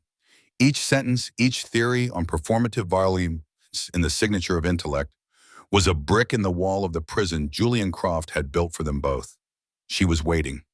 It was an active, corrosive state of being, a taut wire of anticipation humming just beneath her skin. Every passing set of headlights on the highway below was a potential arrival. Every creak of the motel's old bones was a footstep.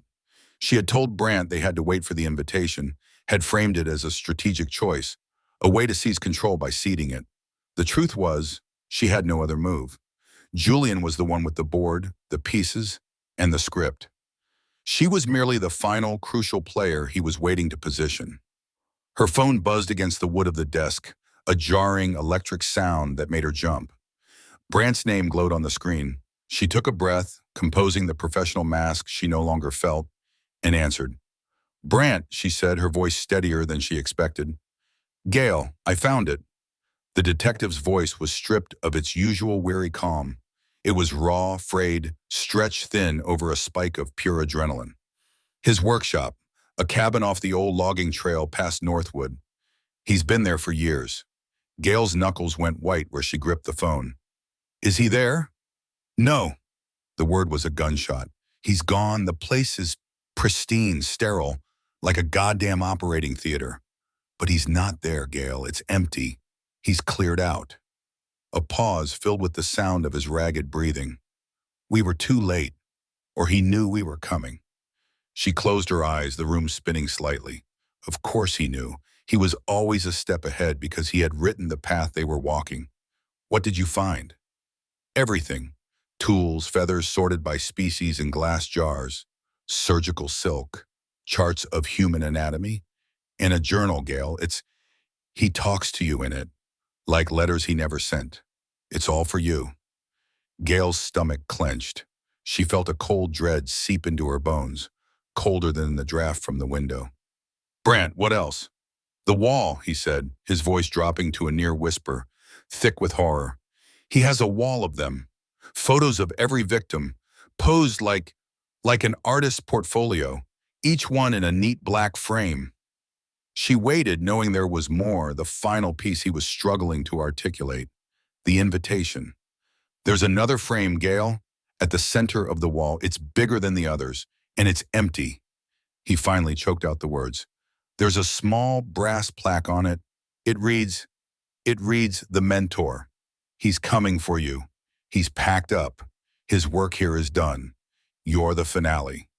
The air left her lungs in a silent rush. The Mentor, it wasn't just an execution. It was a tribute, a coronation, the ultimate act of performative violence, the masterpiece designed to validate both student and teacher. "Stay there," she commanded, her mind racing, trying to erect a fortress of logic against the rising tide of fear. "Secure the scene. Don't let Cole anywhere near it. This is the proof we need." It was then she heard it. Not a loud noise, but a subtle shifting of weight on the wooden walkway outside her door. A soft scuff of a boot sole on weathered planks. A sound almost entirely consumed by the ceaseless wind. "Gail, are you there?" Brant's voice was a million miles away. Her eyes darted to the door. The cheap chain lock was engaged, the deadbolt thrown. A pathetic illusion of security. Her heart hammered against her ribs. A frantic, trapped bird. She held her breath, listening. Silence. Had she imagined it? "Gail, listen to me," Brant pressed, his panic mounting. "You can't stay there. Cole's gone off the reservation. He's probably on his way to you right now. Get out. Get in your car and drive to the station." Now, a shadow fell across the sliver of light under the door, then the quiet, metallic click of a keycard sliding into the electronic lock. It was impossible. She had the only key. A cold realization washed over her. He wouldn't have come unprepared. He wouldn't have left anything to chance. He had been planning this for a decade. The lock beeped once, a cheerful, electronic sound that was the most terrifying thing she had ever heard. The deadbolt slid back with a smooth, oiled snick. "Brant," she whispered into the phone, her voice a strangled thread. "He's here." The door swung inward. Julian Croft stood in the doorway, a silhouette against the garish green light of the motel's neon sign. He was exactly as she remembered him from the files, and yet entirely different. Unassuming, plain, dressed in simple, dark clothing. He looked like an anonymous traveler who had taken a wrong turn, not the architect of a 5-year reign of terror, but his eyes, calm and unnervingly steady, held her pinned to her chair. There was no rage in them, no madness. There was only a serene, placid certainty. He closed the door gently behind him, the latch clicking shut with a sound of absolute finality. He held a simple white cloth in his hand. "Gail, what's happening?" "Talk to me!" Branty was yelling through the phone, his voice tinny and distant. Gail let the phone slip from her numb fingers. It clattered onto the desk, Brant's desperate shouts echoing in the sudden, suffocating silence of the room. She rose slowly, her chair scraping against the thin carpet. Her mind, the only weapon she had ever trusted, was a maelstrom of conflicting impulses. Profile him, de-escalate, run, fight. He was a narcissist. He needed her validation. Could she talk her way out? Julian, she said, forcing his name through her teeth. She put her hands up, palms out. A placating gesture. It's over. They know who you are. They've found your workshop. He offered her a small, almost polite smile. It didn't touch his eyes. I know. It was time for them to find it. The prologue is over, Doctor. It served its purpose. It brought you here. He took a step forward. He moved with a liquid grace, no wasted motion. Her eyes flickered around the room, searching for a weapon. A lamp. The heavy laptop. It was all useless. She wasn't a fighter. Her battles were waged in the mind, with words and theories. And here, in the physical world, she was hopelessly outmatched. What do you want, Julian? She asked, her voice shaking despite her efforts to control it. Want? He tilted his head, a gesture of mild curiosity she remembered from their sessions. He had done that when she presented a new concept, a new way of looking at the world. I want to show you, I want to demonstrate my thesis, our thesis, to prove I was your greatest success. He took another step, and another. He was methodical, unhurried. The white cloth in his hand was now more prominent. A faint, sweet chemical scent reached her, cutting through the room's stale air. Chloroform, or something like it. Classic, efficient, impersonal. You don't have to do this, she tried, backing away until the back of her knees hit the edge of the bed. The mattress sagged behind her, an unsteady precipice. This isn't a success. This is a sickness. A flicker of something, disappointment perhaps, crossed his features. You're not seeing the art, Doctor. You taught me about thematic resonance, about the signature of intellect. You gave me the language to become what I was always meant to be. I am not sick, I am realized. From the highway below, a new sound bled into the room, faint at first, then growing steadily louder. Sirens, wailing, rising and falling. Cole. Brant must have sent them. Help was coming. A wave of desperate hope surged through her and she lunged, not at him, but to the bank toward the window. She never made it. He moved with a speed that belied his calm demeanor. He didn't tackle her or throw a punch. He simply intercepted her, his body blocking her path, his arm coming around her throat in a hold that was firm, but not brutal. It was a hold of control, not rage. He was immensely strong. She struggled, kicking backward, her heel connecting with his shin, but he didn't even grunt. He was an immovable object. Please don't struggle, he murmured, his voice calm and close to her ear. It was the same tone he'd used a decade ago when describing his fascination with the delicate bones of birds. It will be over in a moment. This is just a transition. His other hand brought the cloth to her face. The sweet, cloying smell was overwhelming, filling her nose, her mouth, her lungs. It burned. She held her breath, twisting her head, but his grip was iron. Her lungs screamed for air. A single, panicked gasp was all it took. The world tilted, the edges of her vision softening and blurring into a dark vignette. The wail of the sirens was closer now, a frantic Doppler cry that seemed to be coming from inside her own head. Flashing lights, red and blue, pulsed against the thin curtains, painting silent, strobing patterns across Julian's impassive face. Help was right there, just outside the door. But the door was locked, and the man holding her was from a different world, a world she had helped him build. She could feel her strength leaving her limbs growing heavy and useless. Her last conscious thought was not of fear, but of a terrible, tragic clarity. This was the final variable in her thesis, the moment the theorist becomes the medium. As the darkness swallowed her, Julian leaned in closer, his lips near her ear. His voice was the last thing she heard, a calm, deferential whisper that carried the weight of a decade of devotion and delusion. The final lesson is ready, Doctor. Chapter 20. The Wrong Man. The tires of the cruiser hissed to a stop, crunching through the icy slush coating the asphalt of the Overlook Motel's parking lot. Red and blue lights pulsed in the pre-dawn gloom, painting the dingy yellow siding of the motel in frantic, repeating strokes of emergency. The world was silent except for the engine's idle and the rhythmic sweep of the windshield wipers pushing away thick, wet flakes of snow. Detective Robert Cole killed the sirens, and the sudden quiet was heavy, oppressive. It felt like holding your breath. He stared at room 12, its single window, a dark, unblinking eye. This was it, the end of the line for the academic charlatan who'd made a mockery of his town's grief for 5 long years. His gut, the one thing he'd always trusted, had been screaming about Gail Adler from the moment she'd walked into his station. Too calm, too smart, too interested. "Jenkins, O'Malley with me," he grunted, his voice a low rumble in the confines of the car. He didn't wait for their acknowledgement, shoving the heavy door open into the biting wind. The cold was a physical blow, a reminder of the bodies they'd pulled from the winter landscape, a reminder of his promise to Chloe Benson's mother. He pulled his collar tighter around his thick neck. Brandt could have his theories, his desperate faith in this outsider. Cole trusted evidence, and the evidence he'd pieced together was a tapestry of deceit.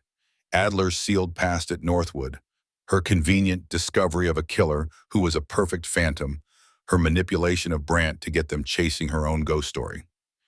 He was sure of it. Julian Croft was a fiction, a scapegoat she'd invented to cover her own tracks. Maybe she was going to kill Brandt out at the old institute, make him her masterpiece, and vanish. The thought was a hot spike of acid in his stomach. Not on his watch. Jenkins and O'Malley flanked him as they moved across the parking lot, their boots leaving dark, wet prints in the fresh snow. Their faces were grim, set. They were his men, loyal to him before the department, before Brandt's new pet psychologist. They trusted his instincts. "Sir, what's the play?" Jenkins asked, his hand resting on the butt of his holstered Glock. "Detain and secure," Cole said, his eyes fixed on the door to room 12. "Dr. Adler is a person of interest in an ongoing homicide investigation. She may be armed, may be a flight risk. We go in quiet, bring her out quieter. No fuss." They reached the concrete walkway that ran in front of the rooms. The neon vacancy sign buzzed erratically, casting a sickly pink glow. That's when he saw it. The first crack in the perfect, solid structure of his certainty. The door to room 12 wasn't closed. It was ajar, hanging open by a few inches, a dark slash in the painted wood. A tendril of frigid air escaped from within. Cole stopped dead. His men stopped behind him. This was wrong. A killer preparing to flee, a meticulous planner like Adler, wouldn't leave a door open. Not unless she was expecting company, or unless company had already arrived. He held up a hand, signaling for silence. Every cop instinct he possessed suddenly flared to life, overriding the investigator's conviction. The hunter in him smelled something that wasn't right. He drew his weapon, the cold metal a familiar weight in his hand. Jenkins and O'Malley mirrored the action, their movements fluid and practiced. The professional choreography of imminent danger. Cole moved to the side of the door, pressing his back against the cold, peeling paint of the wall. He listened. Nothing. No television, no radio, no hushed conversation. Just the whisper of the wind and the buzz of the sign. He nodded to O'Malley, who took up a position on the other side. With a sharp 3 count of his fingers, Cole pivoted and kicked the door. It swung inward with a hollow bang, crashing against the interior wall. "Silver Creek PD, show me your hands," he roared, his voice filling the small room as he swept his gun from corner to corner. Jenkins and O'Malley followed, a tight formation clearing the space in seconds, but there was no one to show their hands. The room was empty of people, yet it was full of chaos. It wasn't the neat, orderly space of a meticulous academic. A standing lamp was knocked over, its shade askew, casting a weird, angled light across the floor. A straight-backed wooden chair lay on its side near the small desk. Papers were scattered, not in a panicked mess, but as if a table had been jostled violently. The bed was rumpled, but not slept in. The air, thick and still, carried a strange smell. It was cloying, sweet, and antiseptic. A scent he knew from 100 crime scenes and 1,000 hospital waiting rooms. The smell of chemicals meant to erase consciousness. Cole's certainty didn't just crack. It began to crumble. This wasn't the scene of a suspect preparing to flee. This was the scene of a struggle. This was the room of a victim. "Clear!" O'Malley called from the small bathroom. "Room's secure," Jenkins added, his eyes wide as he took in the disarray. Cole lowered his weapon slowly, his mind struggling to reconcile the scene before him with the narrative he had so carefully constructed. His theory required Gail Adler to be the predator, the calm center of the storm. The woman in this room was prey. His gaze fell on the floor beside the desk. A cell phone lay there, its screen dark. It was still connected to a charging cord that snaked up to the wall outlet. The connection hadn't been broken. Whoever took her, they had been fast. Professional. His eyes followed the cord, and he saw a laptop, still open, its screen displaying a satellite map of the region around Northwood. The very maps he'd seen her and Brant studying. He had been so wrong, so profoundly, catastrophically wrong. He'd seen them researching the killer's likely territory and called it planning an escape. He'd seen her intense focus and called it sociopathic detachment.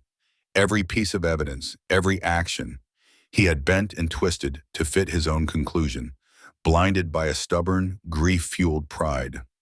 "Sir?" Jenkins asked, his voice hesitant. "What is this?" Cole didn't answer. He couldn't. The words were caught in his throat, choked by a sudden rising tide of shame. He took a step forward, his boot crunching on a piece of paper. He looked down. It was a printout, a psychological profile. The title read, "Julian Croft, Transitional Objects and Sublimated Violence." Julian Croft was real. The static crackle from the radio on his belt was like a gunshot in the silent room. He flinched. For a moment, he didn't want to answer it.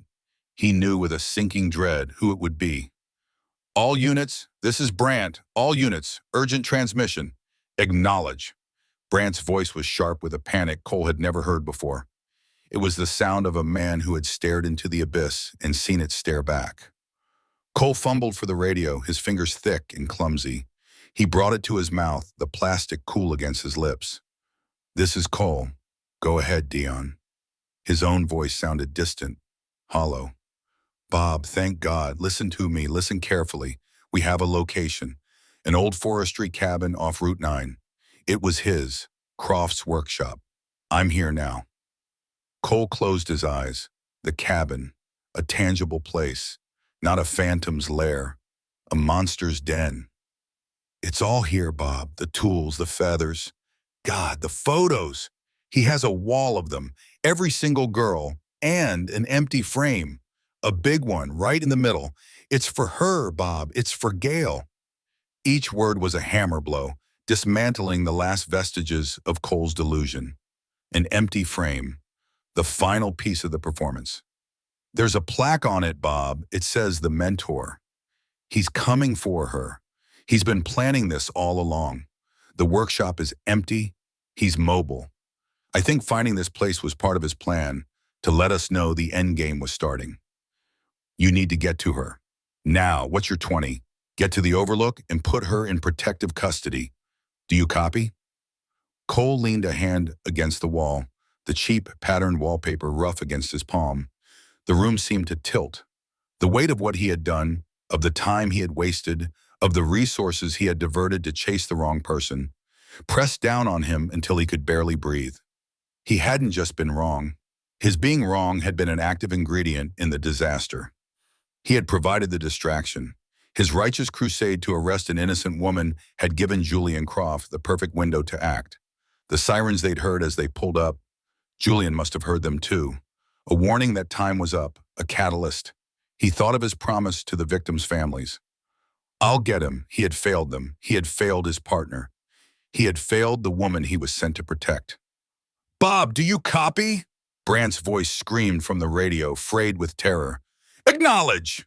Cole took a shuddering breath, the chemical scent filling his lungs. He looked at Jenkins, at O'Malley, saw his own dawning horror reflected in their faces. They understood. They were cops. They knew what this scene meant. They knew what his silence meant. He keyed the mic. His thumb trembled slightly on the button. "Dion," he said, and his voice was a stranger's, a rasp of gravel and regret. "I'm at the motel." There was a pause on the other end. A breath of silence where Brant was processing this. Cole could picture him, standing in that hellish workshop, his mind racing. I'm in her room. The air crackled with unspoken dread. Cole didn't need to say more. Brant would know, but he had to say it. For the record, for himself, an admission, a penance. She's gone, Dion. He squeezed his eyes shut against the image of the empty frame. He was here. He took her.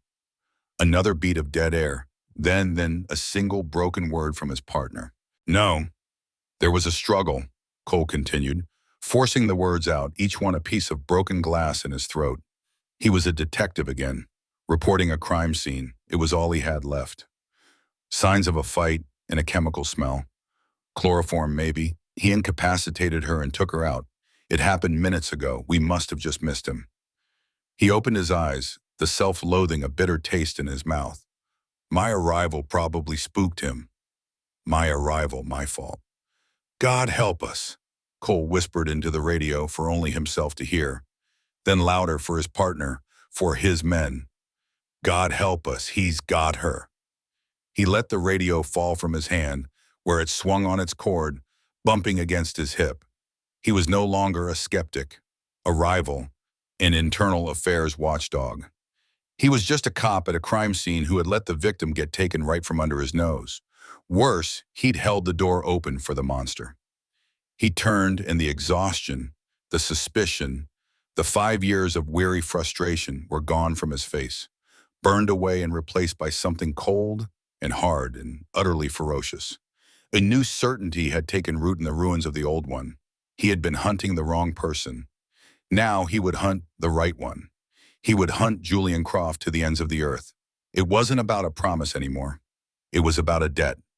Jenkins, he barked, his voice raw but clear, commanding. Get a bolo out on every vehicle reported stolen in the last 48 hours. I want roadblocks on every highway leading out of Silver Creek County. Shut it all down. Nothing moves in or out without getting tossed. O'Malley called dispatch. I want every available officer, every desk jockey, every goddamn meter maid mobilized. We're starting a grid search. The radius is Northwood.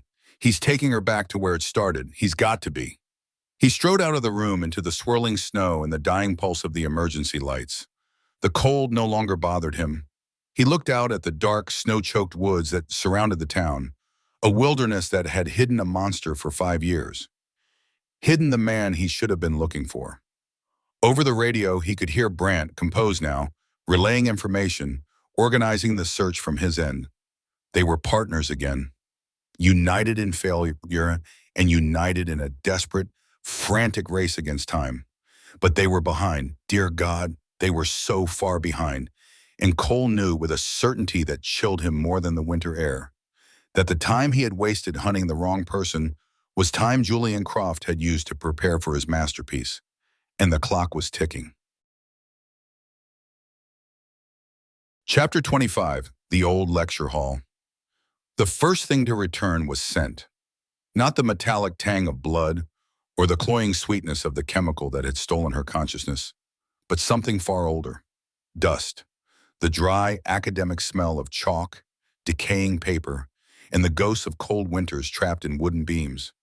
It was a smell she hadn't encountered in a decade, yet it was as familiar as her own name. Gail Adler's eyes fluttered open. The world was a smear of gray and black. A dull ache throbbed at the base of her skull, a rhythmic counterpoint to the frantic pounding of her heart. She tried to lift a hand to her head, but her arms wouldn't obey. A rough, fibrous pressure bit into her wrists. She was bound, her ankles too. A quick, desperate test of her bonds confirmed they were tight, professional. She was seated, tied to a hard wooden chair. Her vision slowly swam into focus. She was on a raised dais, facing out into a cavernous, sloping space. Tiers of empty seats rose like skeletal ribs into the gloom, their surfaces pale with a uniform layer of dust. At the back of the room, tall arched windows were black voids, admitting only the faintest hint of pre-dawn light. And there, behind her, stretching across the entire width of the stage, was the blackboard. A colossal slate, still bearing the faint, ghostly smudges of lectures long since erased. She knew this place. A cold dread, far more potent than the physical chill of the room, seeped into her bones. Northwood Juvenile Institute.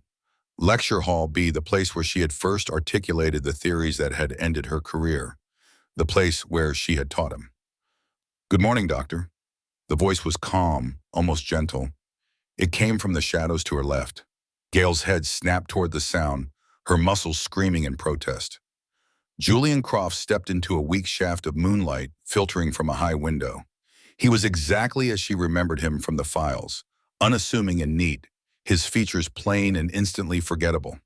He wore a simple, dark sweater and trousers, the attire of a graduate student preparing for a seminar. In his hand, he held not a weapon, but a long, slender wooden pointer. "I apologize for the accommodations," he said, his voice echoing slightly in the vast, dead space. "But the setting is paramount. Thematic resonance, you see. The alpha and the omega. The classroom where the lesson began is where the final exam must be held." Gail's training screamed at her to speak, to engage, to find a psychological foothold. But her throat was a desert. All she could manage was a raw, croaking sound. Julian smiled, a thin, patient expression. "Water, of course. Forgive my lack of hospitality." He retrieved a bottle from a small table she hadn't noticed, unscrewed the cap, and held it to her lips. She recoiled instinctively, then forced herself to drink. The water was a shock of cold, clearing some of the fog from her mind.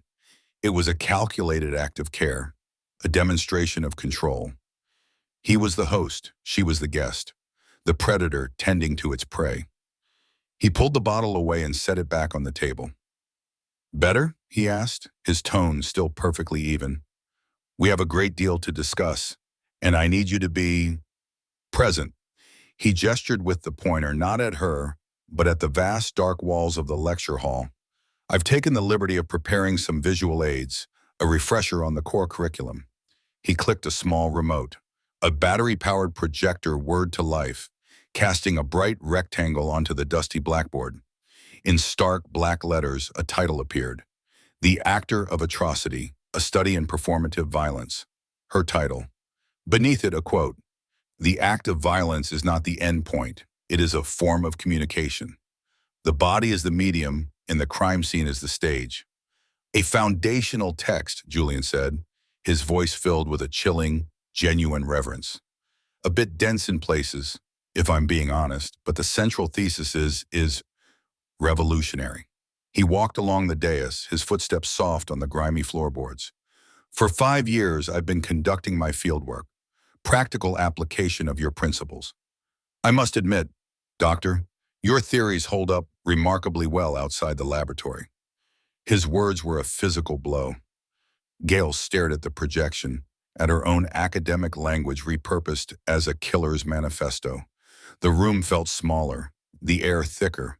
This wasn't just a place he'd brought her, he had transformed it. He had desecrated it.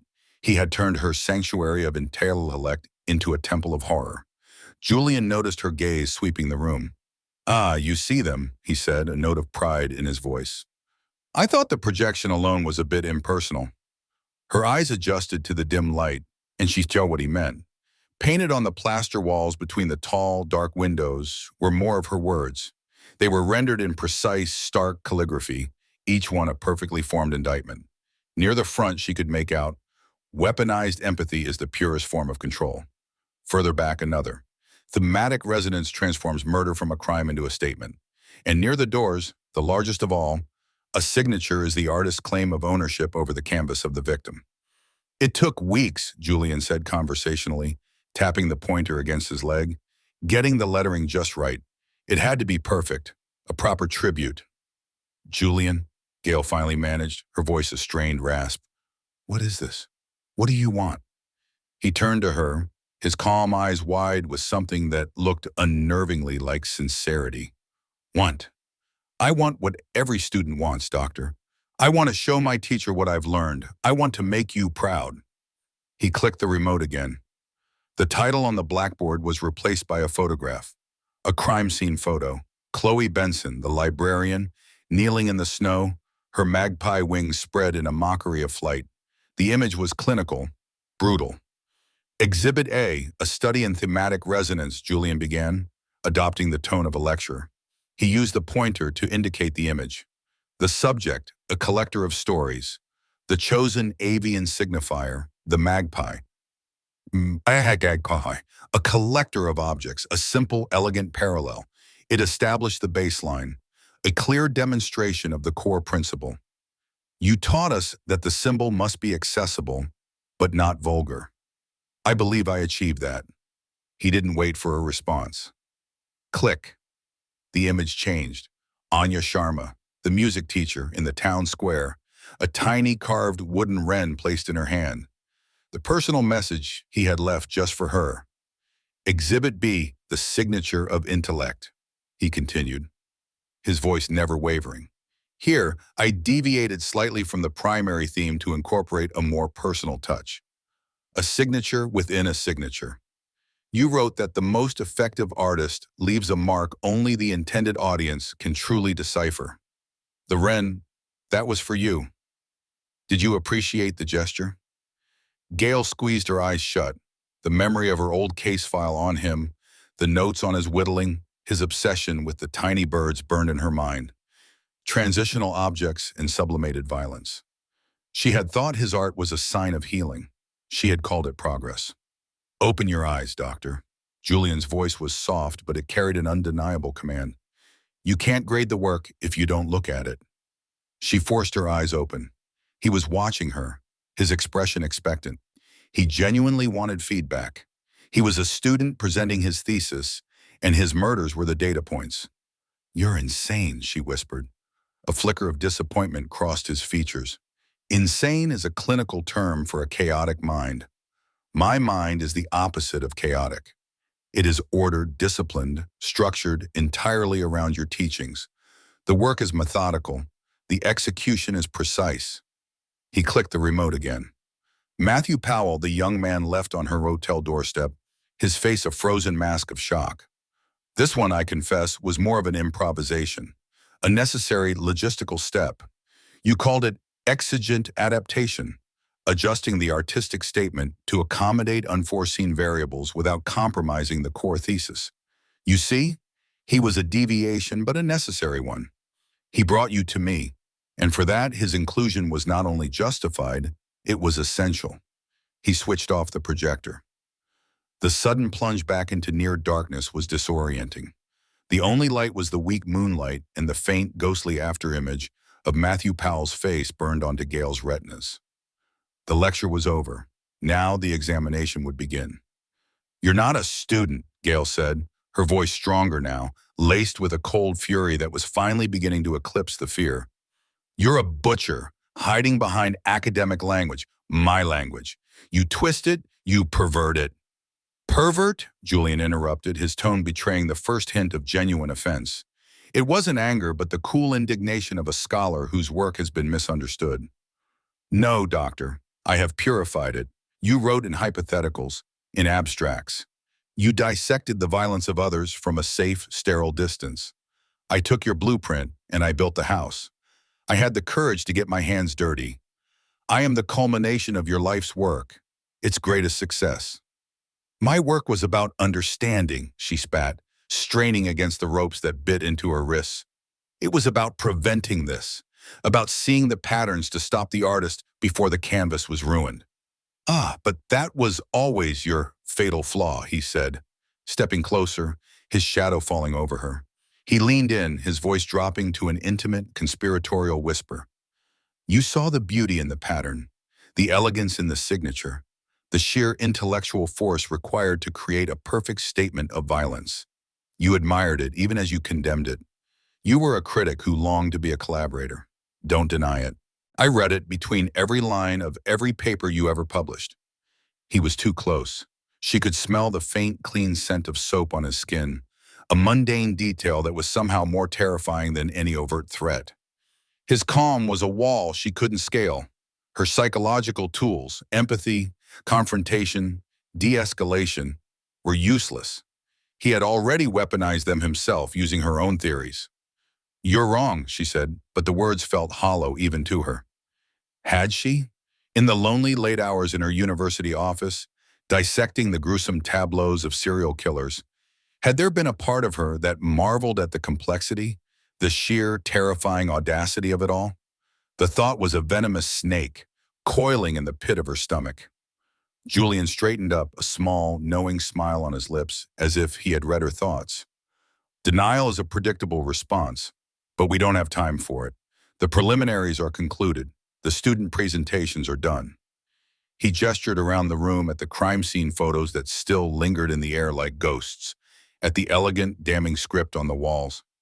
Everything up to this point has been a foundation, a carefully constructed argument leading to a final, irrefutable conclusion.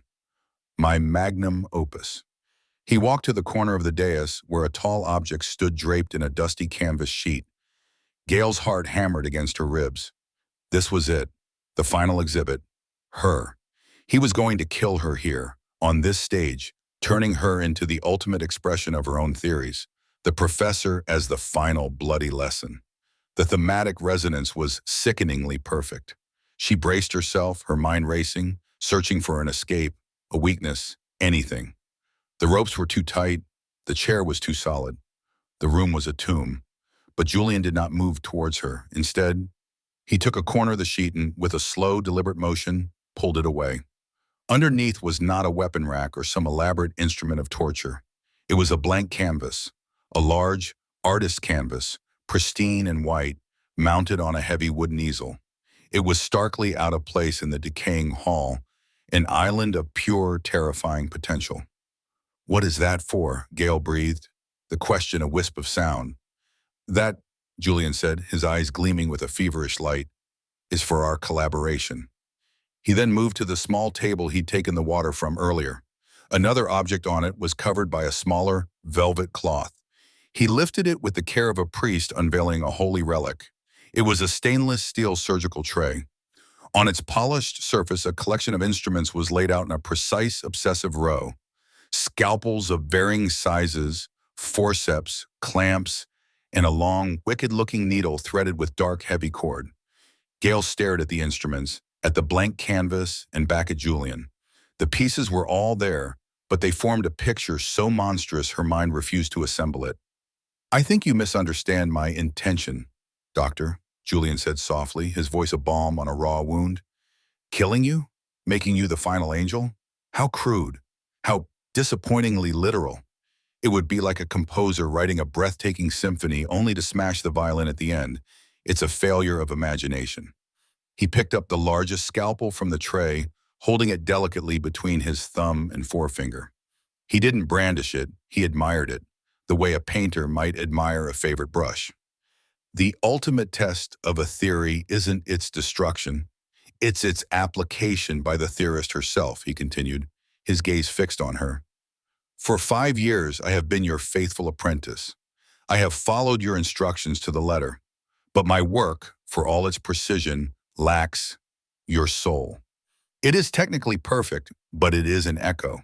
I can replicate the methodology, but I cannot create the masterpiece you envisioned. Only the original artist can do that." The cold dread in Gale's bones solidified into a block of sheer, uncomprehending ice. "What are you saying?"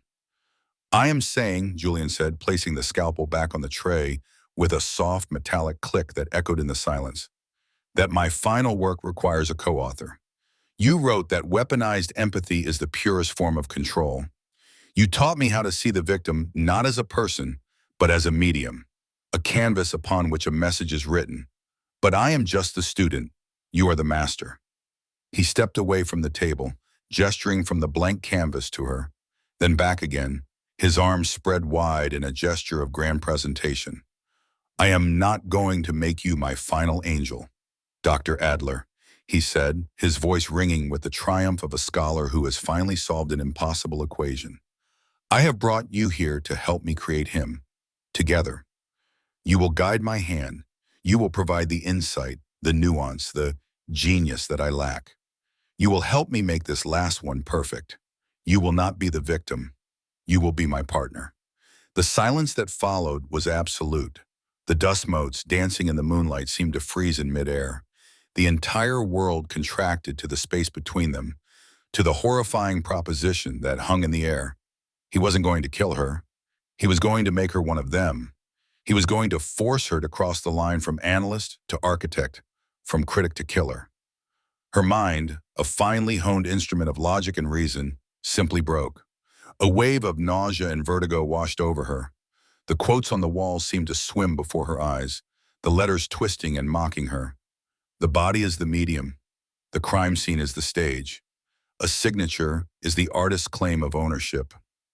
He had built her a cathedral of her own words, and now he was demanding she become its high priestess. Julian watched her, his expression patient, waiting for the magnitude of his revelation to settle. He saw the horror in her eyes, the revulsion, but he misinterpreted it as awe. "I have already selected the subject," he said, his voice once again calm and instructional. "Someone of deep personal significance to you, thematic resonance, you see. It will give your contribution a particular poignancy. All the tools are here. All that is required is your will, your expertise." He took one final step towards the table, his hand hovering over the tray of gleaming instruments. His gaze was locked on hers, an unholy trinity connecting them, killer, theorist, in the terrible work they would do. "The student is ready," he whispered, a chilling promise in his eyes. "The lesson can now truly begin." His fingers brushed against the cold steel of the instruments, and Gail's eyes were drawn inexorably to the tray.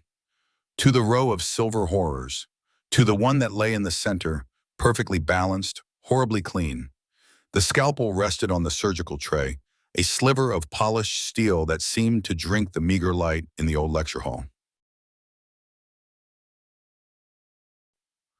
Chapter 26, Weaponize Empathy. The scalpel rested on the surgical tray, a sliver of polished steel that seemed to drink the meager light in the old lecture hall.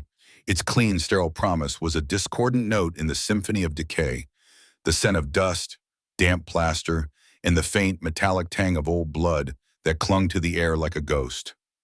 Julian hadn't just brought her to Northwood. He had brought her into the heart of his obsession, a classroom transformed into a cathedral of her own forgotten words. He watched her, his head tilted, with the placid curiosity of a biologist observing a specimen. There was no malice in his calm, unnervingly steady eyes, only a profound and patient expectation. He was waiting for her approval. The scalpel was not a threat. It was an invitation, an offering, the final component of his grand thesis. Fear was a physical thing, a block of ice forming in her chest, but panic was a luxury she couldn't afford. The animal part of her brain screamed to fight, to scream, to tear at the zip ties biting into her wrists.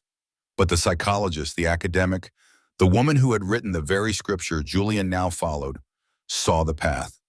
It was a terrifying, razor-thin trail through the landscape of his delusion, a path paved with her own theories. She could not fight the monster. He was too strong, too prepared. He had been preparing for this moment for a decade, but she could perhaps critique the artist. Every artist, no matter how monstrous, possessed an ego. Every student craved the validation of their teacher. Julian wasn't just a killer, he was an academic, and his magnum opus was laid out before her for review. Slowly, deliberately, Gail raised her head. She forced the tremor from her voice, summoning the cool, detached authority she had once commanded from this very podium. Her gaze moved from the scalpel past Julian and scanned the chalkboard behind him where he had meticulously copied a passage from her chapter on thematic resonance. "The act of violence is a sentence," it read in his neat, precise cursive. "The staging is the grammar that gives it meaning." "You've done remarkable work, Julian," she began. The words tasted like ash, a blasphemy that coiled in her stomach. But his eyes brightened, a subtle but unmistakable flicker of pride. He had been waiting to hear that. "Truly, the technical application is flawless." He straightened slightly, a preening gesture. "I followed the methodology precisely, Doctor. Every variable was controlled. The subjects were chosen for their symbolic potential. The wings, the thematic resonance of each choice was paramount."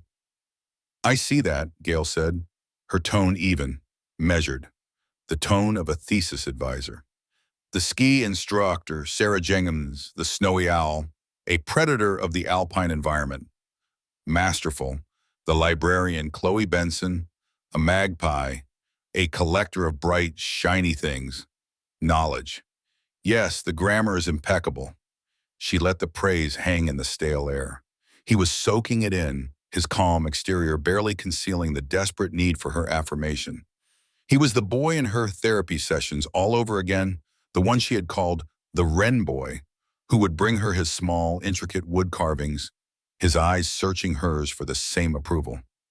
The most dangerous monsters are the ones we unknowingly help create. The thought was a shard of glass in her mind, but she could not let it show. She could not let him see her horror. He had to see the mentor. You've proven the hypothesis, she continued, pushing forward, her heart hammering against her ribs. You've demonstrated that performative violence, when structured with intellectual rigor, can transcend mere brutality and become a form of communication. A higher form, he corrected her gently. You wrote that it could be a form of art, a way to give a permanent voice to a transient impulse. I have given them permanence, Doctor. I've made them angels. You have, Gail conceded. The ice in her chest was spreading, a creeping frost numbing her limbs. Now came the gambit. The entire desperate, insane play rested on the next words. She had to introduce doubt not in his morality, a concept he didn't possess, but in his artistry, in his academic achievement. She had to attack his grade.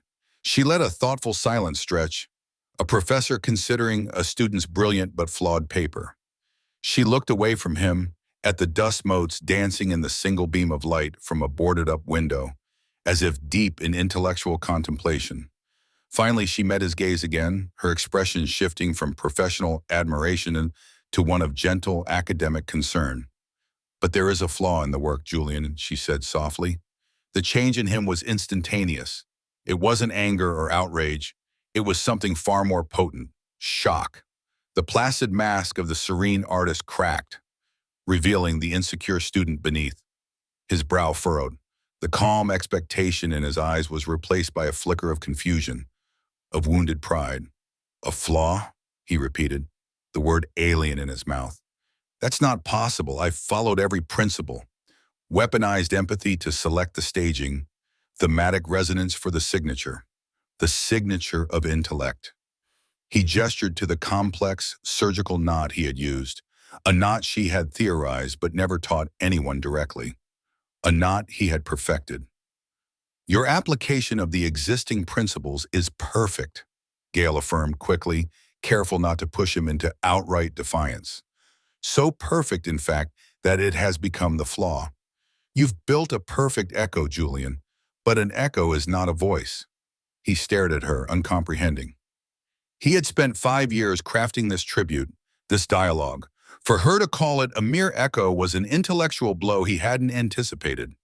Explain, he commanded, his voice losing its professorial calm and taking on a sharper, more demanding edge. This was the path. She had his full, undivided attention. In the final unpublished addendum to my thesis, a section I was working on just before I left Northwood, I explored what I called the paradox of the perfect echo. It's the ultimate intellectual pitfall for the true practitioner of this art form. She was lying, of course. There was no addendum, no paradox. She was writing the theory now in real time, with her life as the stakes. She was building a cage out of concepts, hoping he would willingly step inside.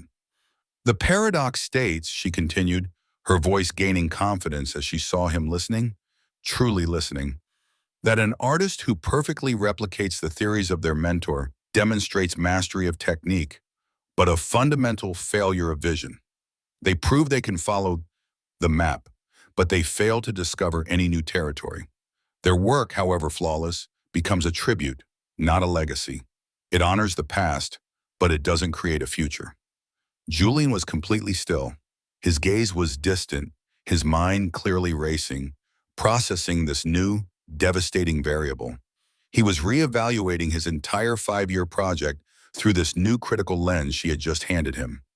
You see, Julian, she pressed, keeping her voice low, conspiratorial, as if letting him in on a secret reserved for the most advanced thinkers. Your work is a beautiful, perfect replication of my theories. It's an A-plus paper, but it's not a dissertation. It hasn't advanced the field. The final, most crucial stage for the true artist, the one who transcends their teacher, is not replication. It's innovation. She saw the poison of her idea take root. The word replication was the key. To a narcissist like Julian, who believed himself to be a visionary, a pioneer, the suggestion that he was merely a brilliant copyist was a profound insult. My work is not derivative, he said, but for the first time there was a defensive tremor in his voice. He was no longer the lecturer, he was the student being questioned. Isn't it? Gail asked gently.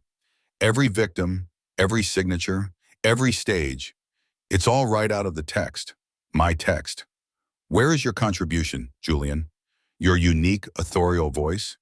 You created a series of perfect angels according to my design, but you haven't created a single thing that is truly yours. She gestured with her head towards the surgical tray, towards the gleaming scalpel. And now this, the final act. You invite me to collaborate, to put my own hand to the work. It's a beautiful sentiment, a student honoring his teacher. She loaded the words with academic praise that doubled as a damning critique. But what it would prove, ultimately, is that for your magnum opus, you still needed the author to sign the page. It would be the final confirmation that you are the perfect echo. My echo. He flinched. The word hit him like a physical blow. He looked from her face to the tray, and now the scalpel seemed different to him. Not an invitation, but a crutch, a sign of his own intellectual dependency. I refined the techniques, he stammered, scrambling for a defense. The feather sourcing, the suturing. I elevated the craftsmanship beyond the theoretical. You did, Gail agreed immediately. Your craftsmanship is beyond anything I could have imagined, but craftsmanship is not vision. A master forger can replicate a Rembrandt down to the last brushstroke, but he is not Rembrandt. He adds nothing new to the conversation. He is remembered only as a reflection of another's genius. She saw the battle in his eyes. His entire identity was built on the foundation of being her greatest success. She was now telling him that, while he was a success, he was not great. He was merely proficient. The silence stretched, thick and heavy. The only sound was the faint whistle of wind through a crack in the window boards. So what?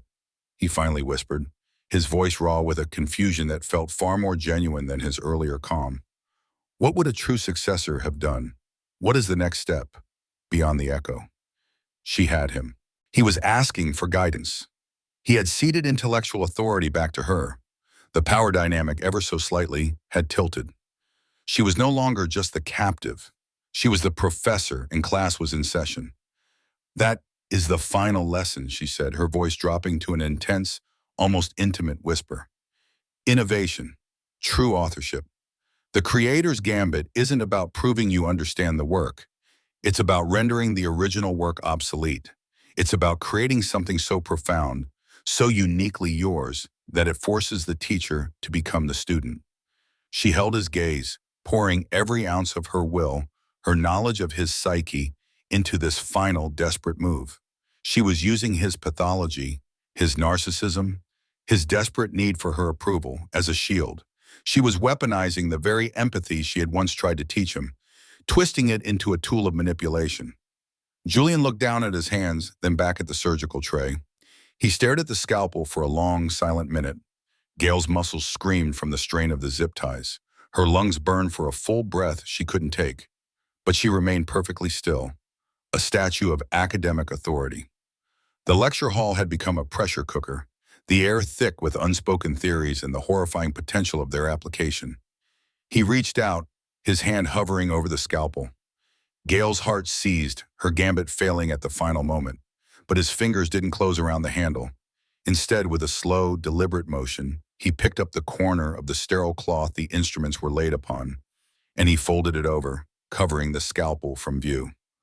The paradox of the perfect echo, he murmured, the phrase tasting strange and new on his tongue. He looked at her, his eyes narrowed in intense, furious thought. The student who had just been handed a failing grade. I need to reconsider the parameters of the final project. He took a step back from her, his attention no longer on his captive, but turned inward, consumed by the intellectual problem she had presented. He had brought her here to be a participant in his masterpiece. Instead, she had convinced him his masterpiece was a forgery. The work cannot be derivative, he said to himself, pacing now in front of the chalkboard, his back to her. It must be an evolution. For the first time since she'd woken up in this room, Gail felt something other than pure terror. It was a cold, razor-sharp sliver of hope. She had bought herself time, and in doing so she had become the very thing her ethics complaint had accused her of being. A teacher who could refine a monster's methodology, a mentor who could guide a killer's hand. The thought was a private horror she would have to live with if she lived at all. But for now, the scalpel was covered, and Julian Croft was no longer looking at her as his victim, but as the only person in the world who could tell him how to become a true artist. Chapter 27, A Flaw in the Design. Silence was a weapon, and Gail Adler was wielding it with the precision of a scalpel. In the suffocating quiet of the lecture hall, the only sounds were the soft scrape of Julian's sensible shoes on the dusty floorboards and the frantic, useless thumping of her own heart against her ribs. He paced, back and forth, a metronome of intellectual distress, his hands clasped behind his back in a parody of a pondering academic. The theatricality would have been absurd if it weren't so terrifying. He had covered the surgical tray with a piece of dusty velvet, a gesture of deference that sent a tremor of victory through Gail's terror. Her gambit, a desperate fabrication woven from the threads of his own delusion, had landed. The paradox of the perfect echo did not exist outside the confines of this room, but for Julian Croft, it was now gospel. His magnum opus, his 5-year tribute, had been declared a failure by its sole intended critic. A perfect copy, a sterile, derivative echo. Gail kept her expression neutral, the mask of the attentive therapist she had worn for him a decade ago. Inside, every nerve fiber screamed. She had to hold the line. She was no longer a captive. She was a collaborator in a radical new thesis, and he was her student once more. She watched his path across the stage, his silhouette cutting across the faint moonlight, filtering through the grime-caked windows. He traced the same 10-foot line again and again, his perfect posture beginning to slump with the weight of her critique. Finally, he stopped, his back to her. The stillness was more alarming than the movement. An echo, he murmured. His voice hollowed out, stripped of its former lecture hall confidence. It was the voice of a student whose dissertation had just been rejected. All this time, I strove for perfect replication, thematic resonance, signature of intellect. I followed your blueprint to the letter. I thought that was the point. It is the point of the student, Gail said, her voice steady, measured. She pitched it just so, the tone of a mentor guiding a promising but misguided protege. The student demonstrates mastery through replication, but the artist, the creator, demonstrates vision through evolution. A copy can never surpass the original, Julian. It can only validate it. He turned slowly. His face, usually a placid mask of unassuming control, was a canvas of conflict. Confusion warred with a deep, narcissistic wound.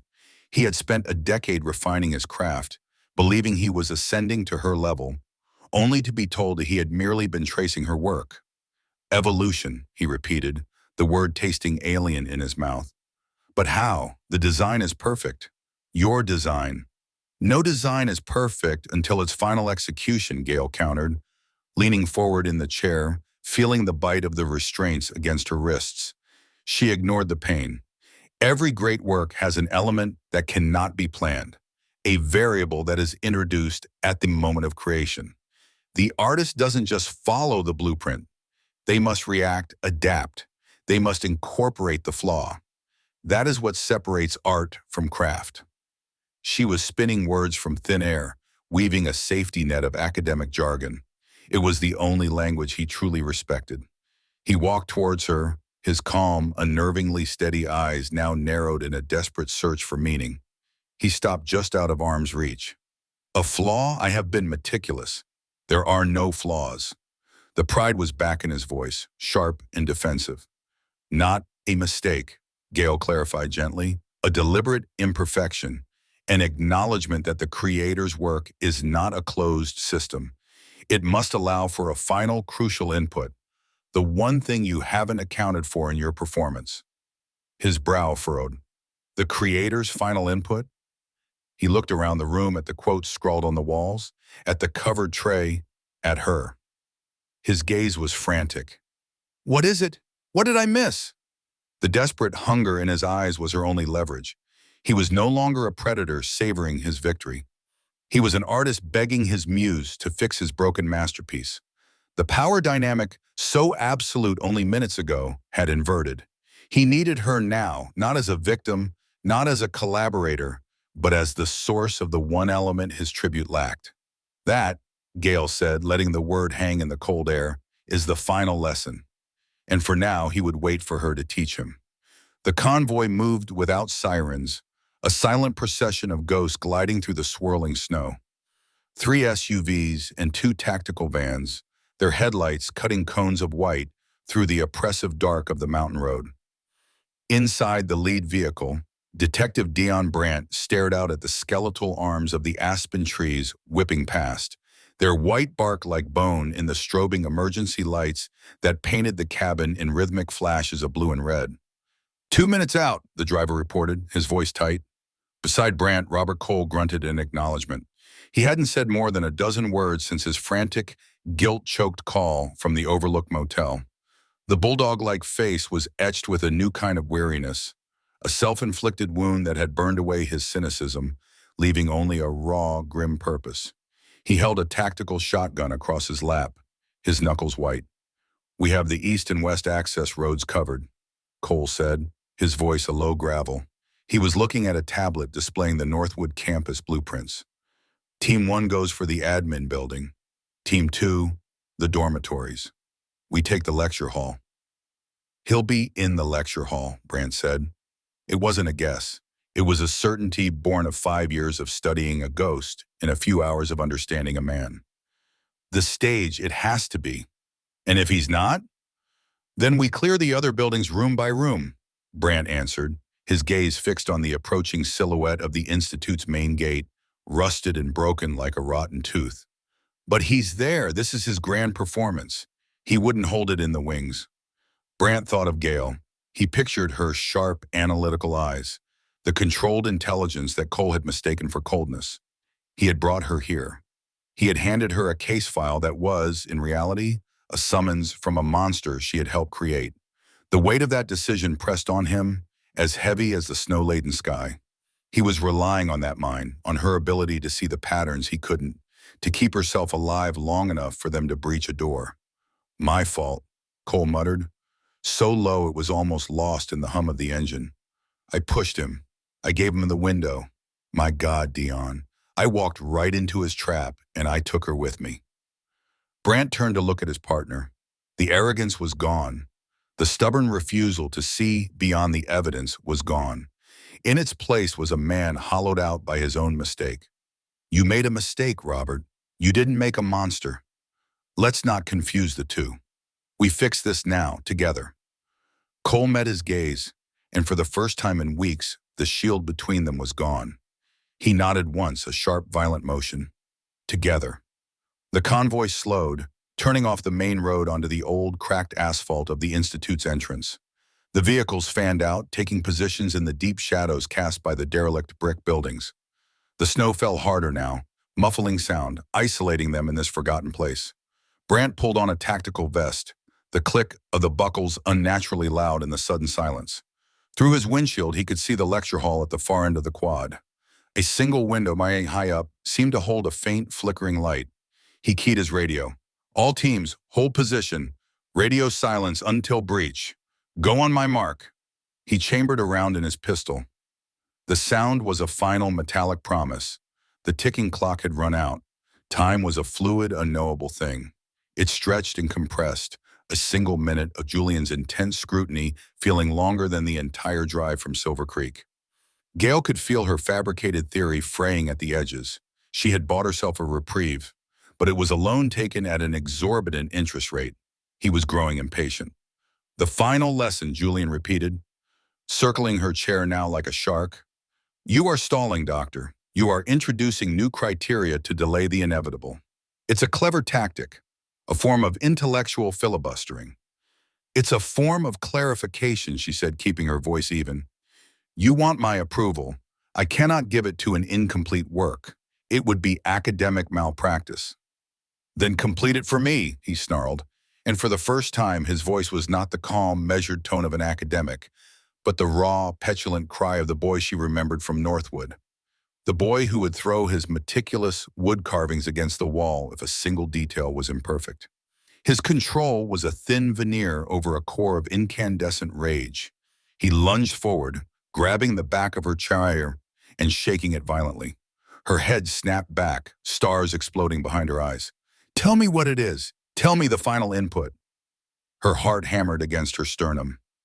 The mask was gone. The monster was here. She had pushed him too far.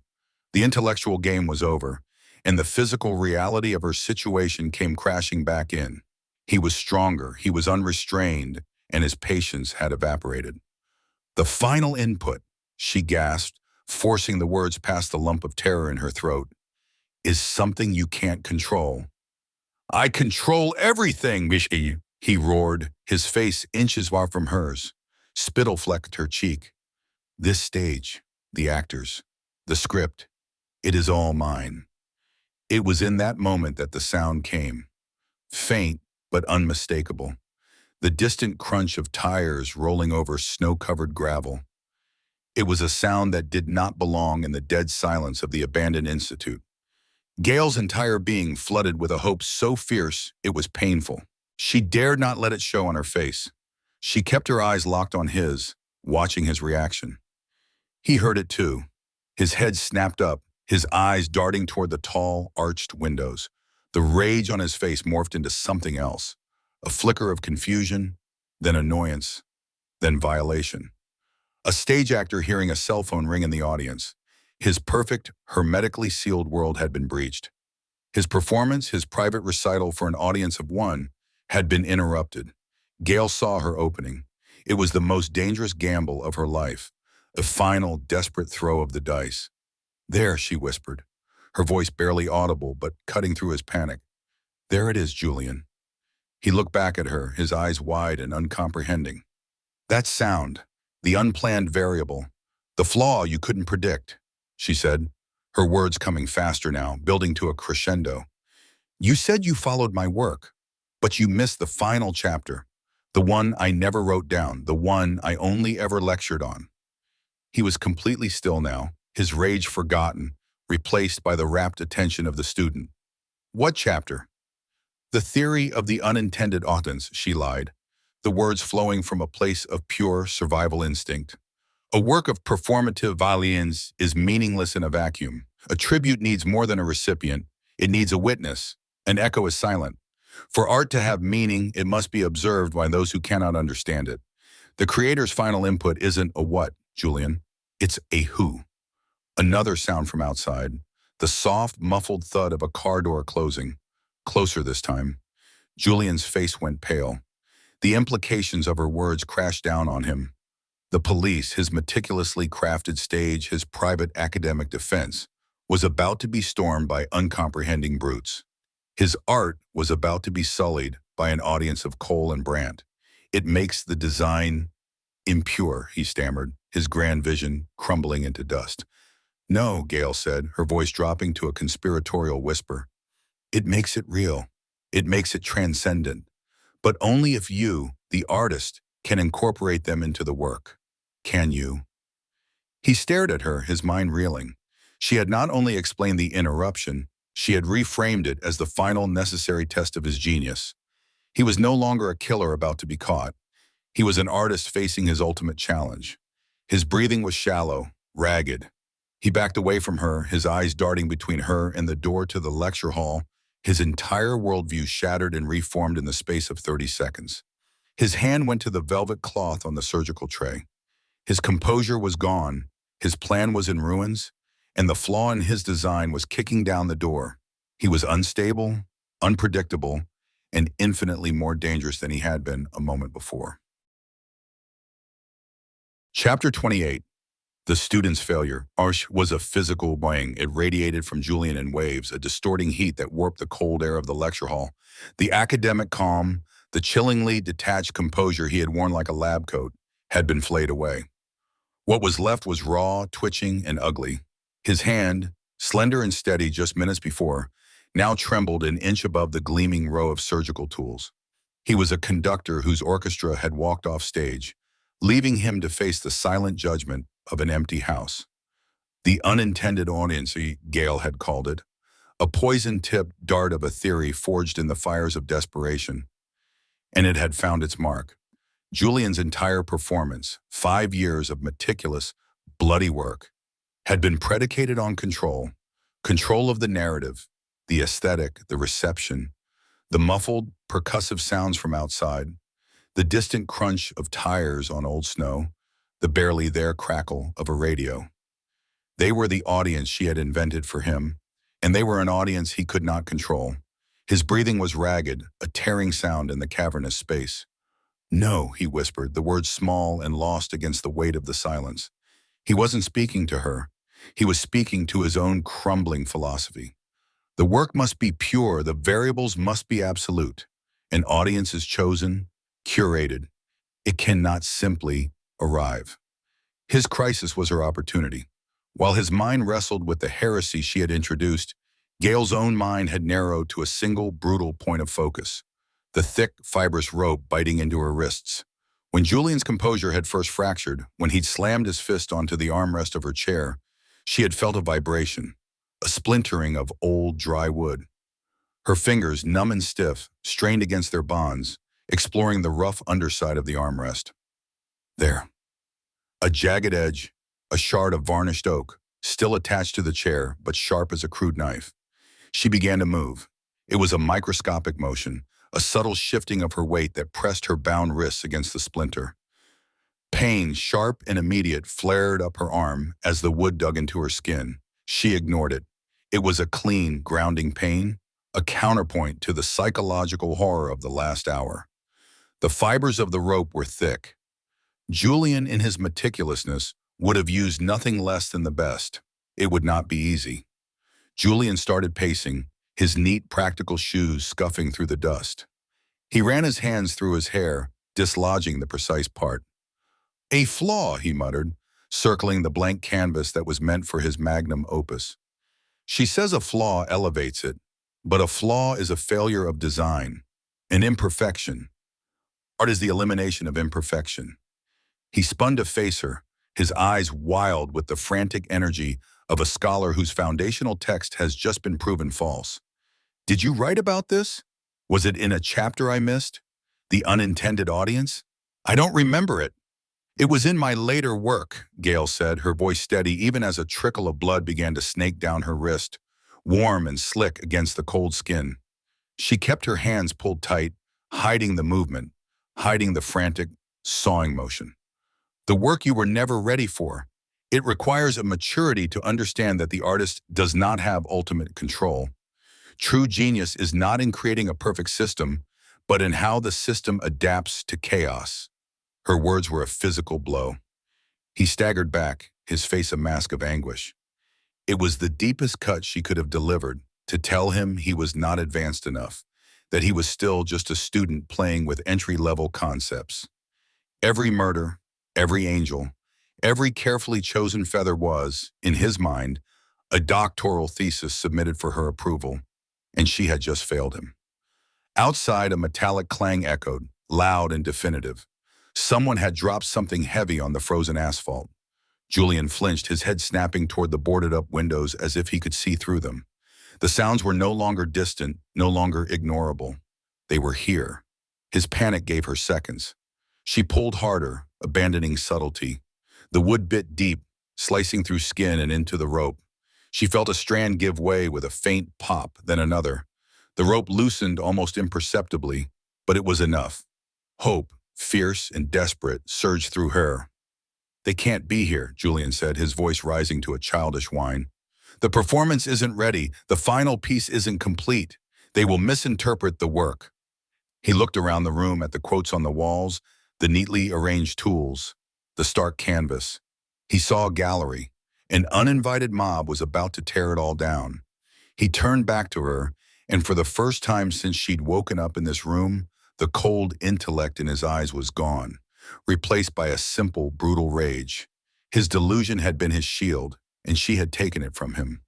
He was no longer the artist, the teacher's prodigy. He was just a killer in a cold, dark room, about to be caught. "You," he hissed, and took a step toward the surgical tray. "This is your flaw.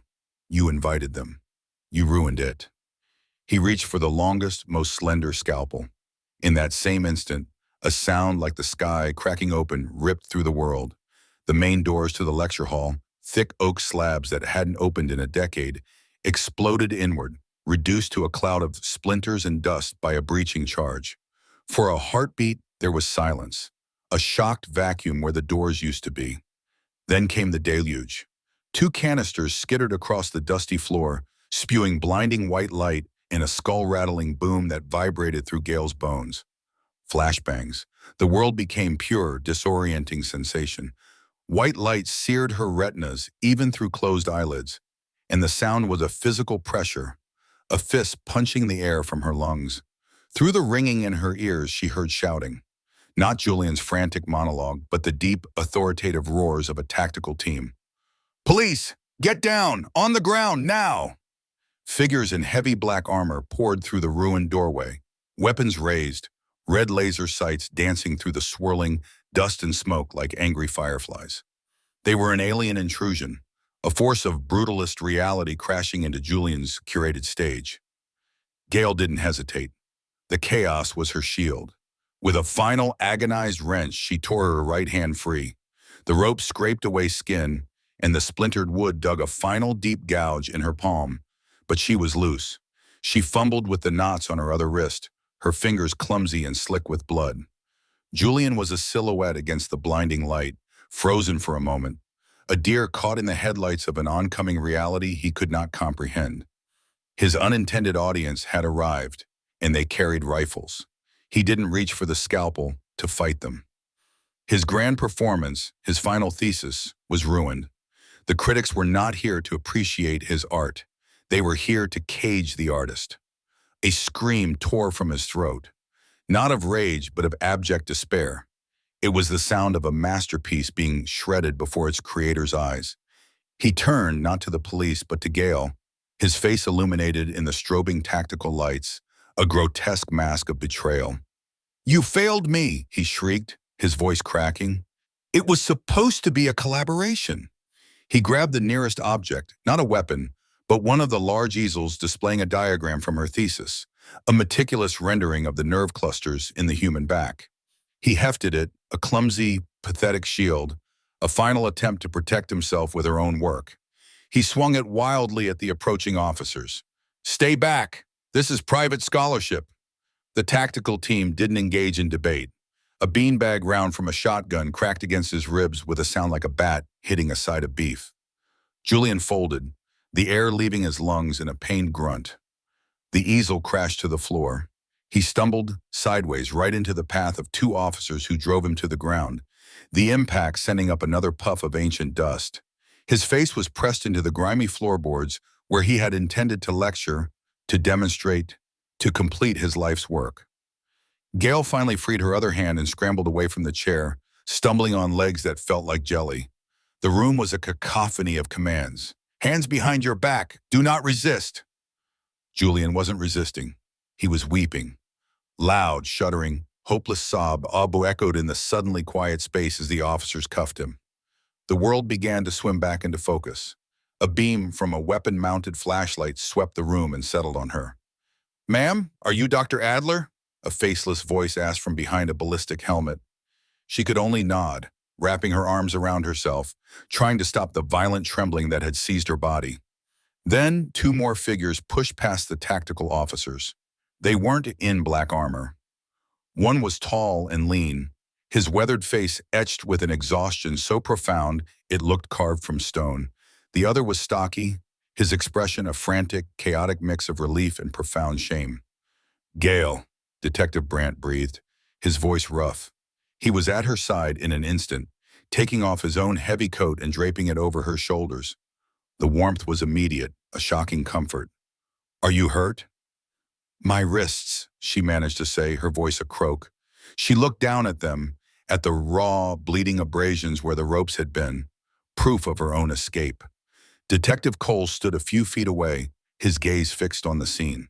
He looked from her bleeding hands to the pathetic, sobbing figure of Julian Croft being hauled to his feet. Julian's face was smeared with dust and tears, his academic glasses knocked askew. He looked like what he was, not a methodical monster, not a genius of violence, but a profoundly broken young man, a student who had twisted every lesson into an excuse for atrocity. "We're sorry, Bonbon," Cole said, his voice thick with emotion. "God, Adler, we were so close. I'm so sorry." The apology was for everything, for his suspicion, for his obstruction, for the fact that his actions had given Julian the very window he needed. "You're here now," Gail whispered. It was all she could offer. Her gaze was drawn back to Julian. As two officers pulled him toward the shattered doorway, he twisted his head, his eyes frantically searching for her. He found her, and his sobbing stopped for a moment. A horrifying clarity sharpened his features. "Did I pass?" he asked, his voice eerily calm, the question hanging in the cordite-laced air.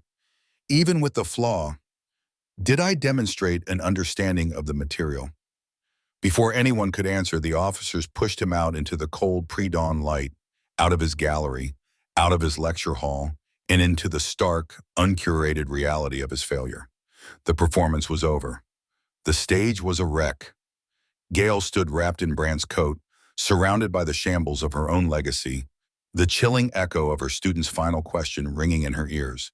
She hadn't been his collaborator or his final masterpiece. She had been his final exam, and he had failed in the most spectacular way imaginable. Chapter 29, The Creator's Burden. The question hung in the acrid air, more potent than the smoke from the flashbangs. "Did I pass?" Julian's words, absurd and chilling, echoed in Gail's mind as two tactical officers hauled him from the floor. The world was a smear of motion and noise, shouted commands, the crunch of boots on the debris of his shattered shrine, the frantic pulse beating a frantic tattoo against her ribs. She was on her knees, the frayed ends of the rope still clinging to her wrists like dead skin. Brandt's hand was on her shoulder, a grounding weight in the chaos. "Gail? Dr. Adler, are you all right?" His voice was a lifeline in a swirling vortex of disorientation. Cole was there too, his face a mask of grim relief and lingering shame, his sidearm still drawn and steady. Gail could only nod, a jerky, puppet-like motion. Her throat was raw, a desert of screamed theories and desperate lies. She drew a breath and tasted cordite, dust, and the stale institutional scent of Northwood. Freedom. The word felt foreign, an ill-fitting garment. She had won. She had dismantled him, piece by intellectual piece, and handed the whimpering remains over to men with guns. But his question, it wasn't the query of a monster defiant in defeat. It was the earnest plea of a student seeking validation. He was still struggling, a pathetic, thrashing motion against the two heavily armored officers who held him. He wasn't fighting to escape, not in any meaningful way. It was the tantrum of a child whose masterpiece had been smeared. "No, you don't understand," he shrieked, his voice cracking with adolescent despair. "She needs to grade it. It's not finished until she grades it." The officers were professionals. They grunted, forcing his arms back into a position for cuffing. "Subject is delusional," one of them muttered into his shoulder mic. "Secure and transport." Brandt squeezed her shoulder. "It's over," he said, his voice low and certain. "We have him." Gail looked at Julian, his unassuming face streaked with tears and grime. The calm, unnervingly steady eyes she remembered from her case files were gone, replaced by a wild, uncomprehending panic. He looked nothing like the meticulous artist who had terrorized Silver Creek for 5 years. He looked like what he was, a broken young man, a boy who had never truly left the walls of this institution. The sight stirred a nauseating cocktail of pity and revulsion within her. This was her success story, her pro-social sublimation of violent urges. The weight of her own words, her own professional blindness, settled on her like a shroud. And then, in the split second it takes for order to become chaos, it happened. It wasn't a plan, it was an impulse born of pure, distilled obsession. As one officer reached for the cuffs, Julian's body went rigid. With a sudden explosive twist that defied his lanky frame, he drove his head backward, the crown of his skull connecting with the officer's helmet with a sickening crack of plastic on bone. The man staggered back, stunned. In that single moment of loosened grip, Julian lunged. He didn't lunge for the door. He didn't lunge for a weapon from a fallen officer. He lunged for her. But before he moved, his eyes found hers across the 20 feet of ruined lecture hall, and in them, she saw the shift. The panic vanished, replaced by a horrifying, clarifying certainty. If his thesis was a failure, if the unintended audience had ruined the performance, there was only one way to salvage his grade. He would complete the final, most crucial piece of the project. He would make his mentor into his masterpiece. He was impossibly fast. The world slowed to a syrupy crawl. She saw Brandt turning, his expression shifting from relief to alarm. She saw Cole raising his weapon, his mouth open in a silent shout. She saw Julian's hand dart inside his plain gray jacket, a place the initial pat-down in the chaotic takedown had missed.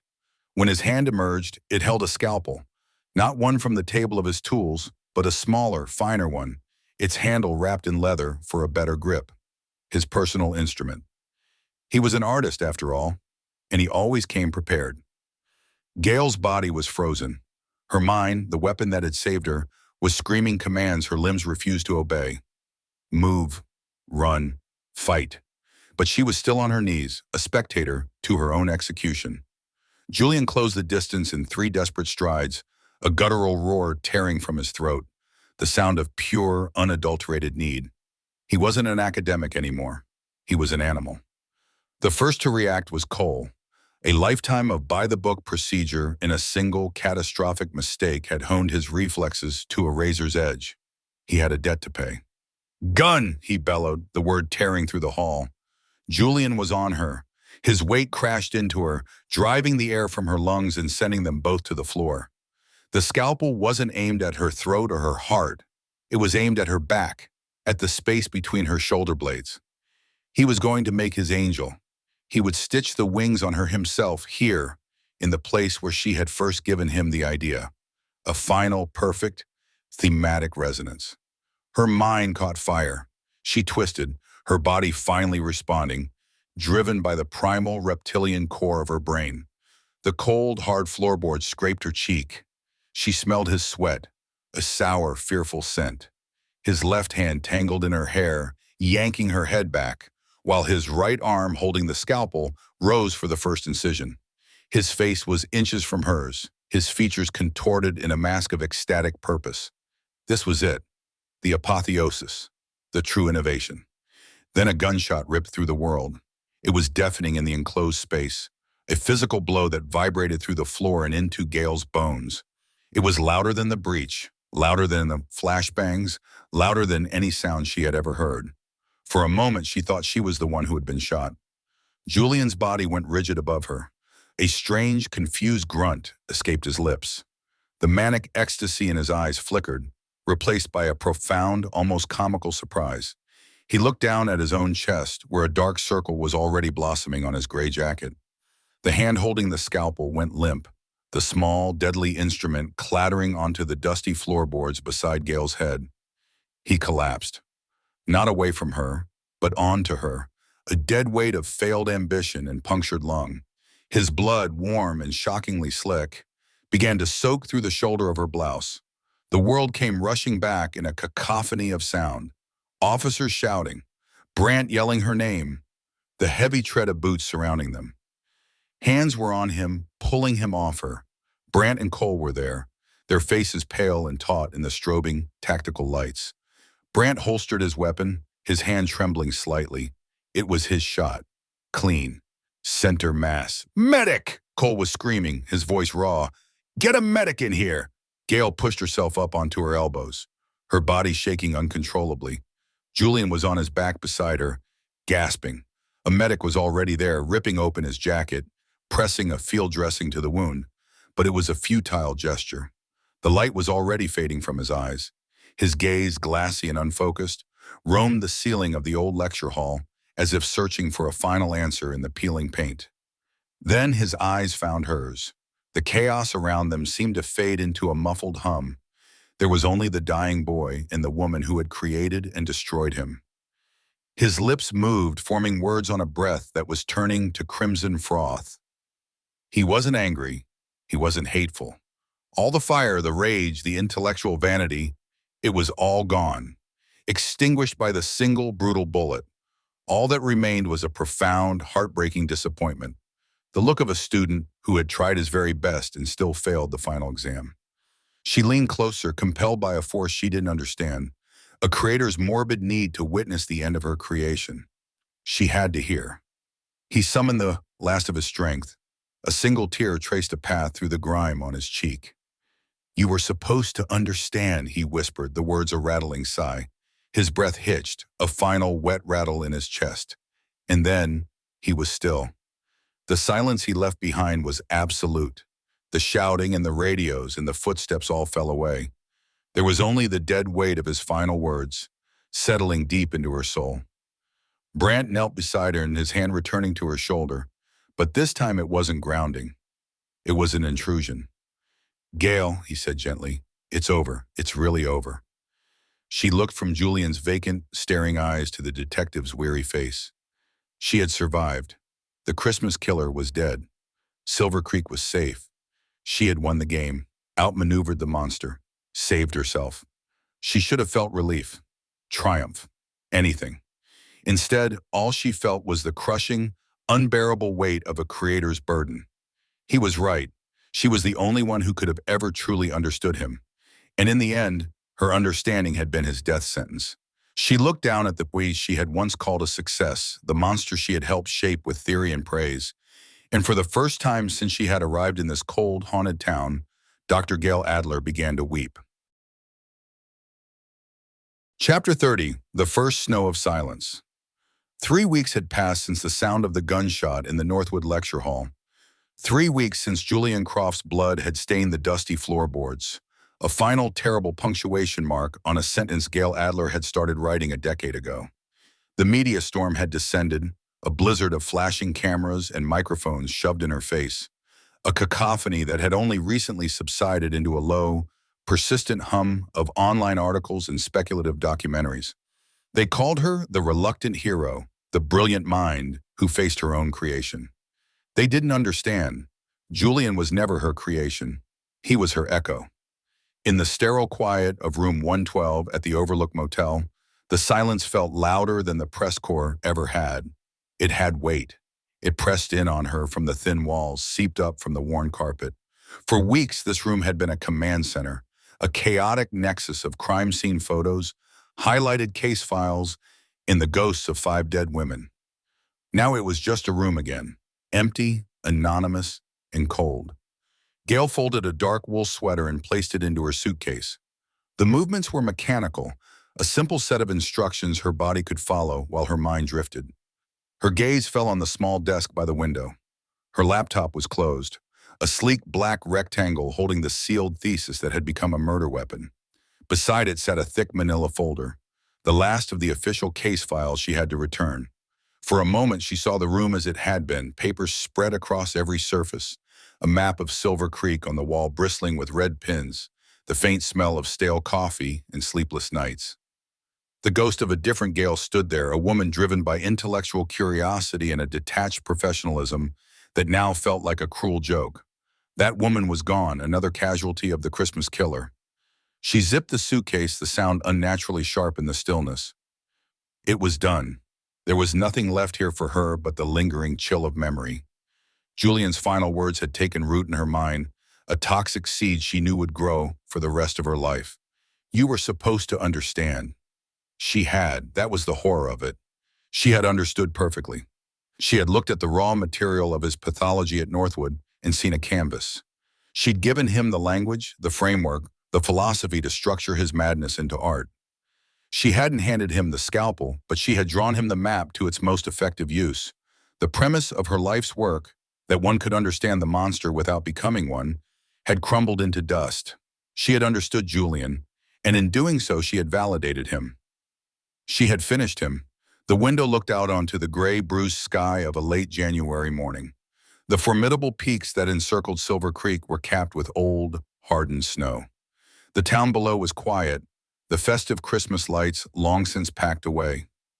The season of fear was over. The town could begin to heal. But Gail knew her own healing was a far more complicated prospect. She picked up the case file in her laptop bag, took one last look at the anonymous room that had held the most intimate crisis of her life, and walked out, closing the door softly behind her. The click of the lock felt like a final, quiet closing of a tomb. The Silver Creek Police Department smelled different. The usual scent of burnt coffee and damp wool was still there, but the acrid undertone of panic was gone. The murder board that had dominated the main bullpen, a 5-year testament to obsession and failure, had been taken down. In its place was a standard bulletin board with notices about shift changes and a community bake sale. The war was over. Peace, or at least its weary equivalent, had returned. Detective Dion Brandt met her at the door to his office. The exhaustion that had been etched into his face for years seemed to have settled deeper, not as anxiety, but as a profound, bone-deep weariness. He looked older than he had 3 weeks ago. "Doctor," he said, his voice a low rumble. He gestured for her to come in. His office was spare, organized. He had survived. His town had survived. That was his victory. "Thought you might have left without saying goodbye." "I had to return this," Gail said, placing the thick file on his desk. "And sign whatever final papers you have for me." "Just a formality," he said, pushing a single sheet of paper and a pen across the desk. "Payment was wired last week." As Gail signed her name, the door opened. Detective Robert Cole stood in the doorway, his stocky frame seeming to fill the space. He held a steaming mug in one hand, but his other was clenched at his side. The perpetual frown of suspicion he'd worn like a second skin was gone, replaced by something far more unsettling. Shame. He didn't look at her, focusing instead on a spot on the floor just past her feet. "Brandt," he said, his voice thick. "Got a minute?" "Come in, Rob," Brandt said gently. "Dr. Adler is just finishing up." The tension in the small office became a physical thing.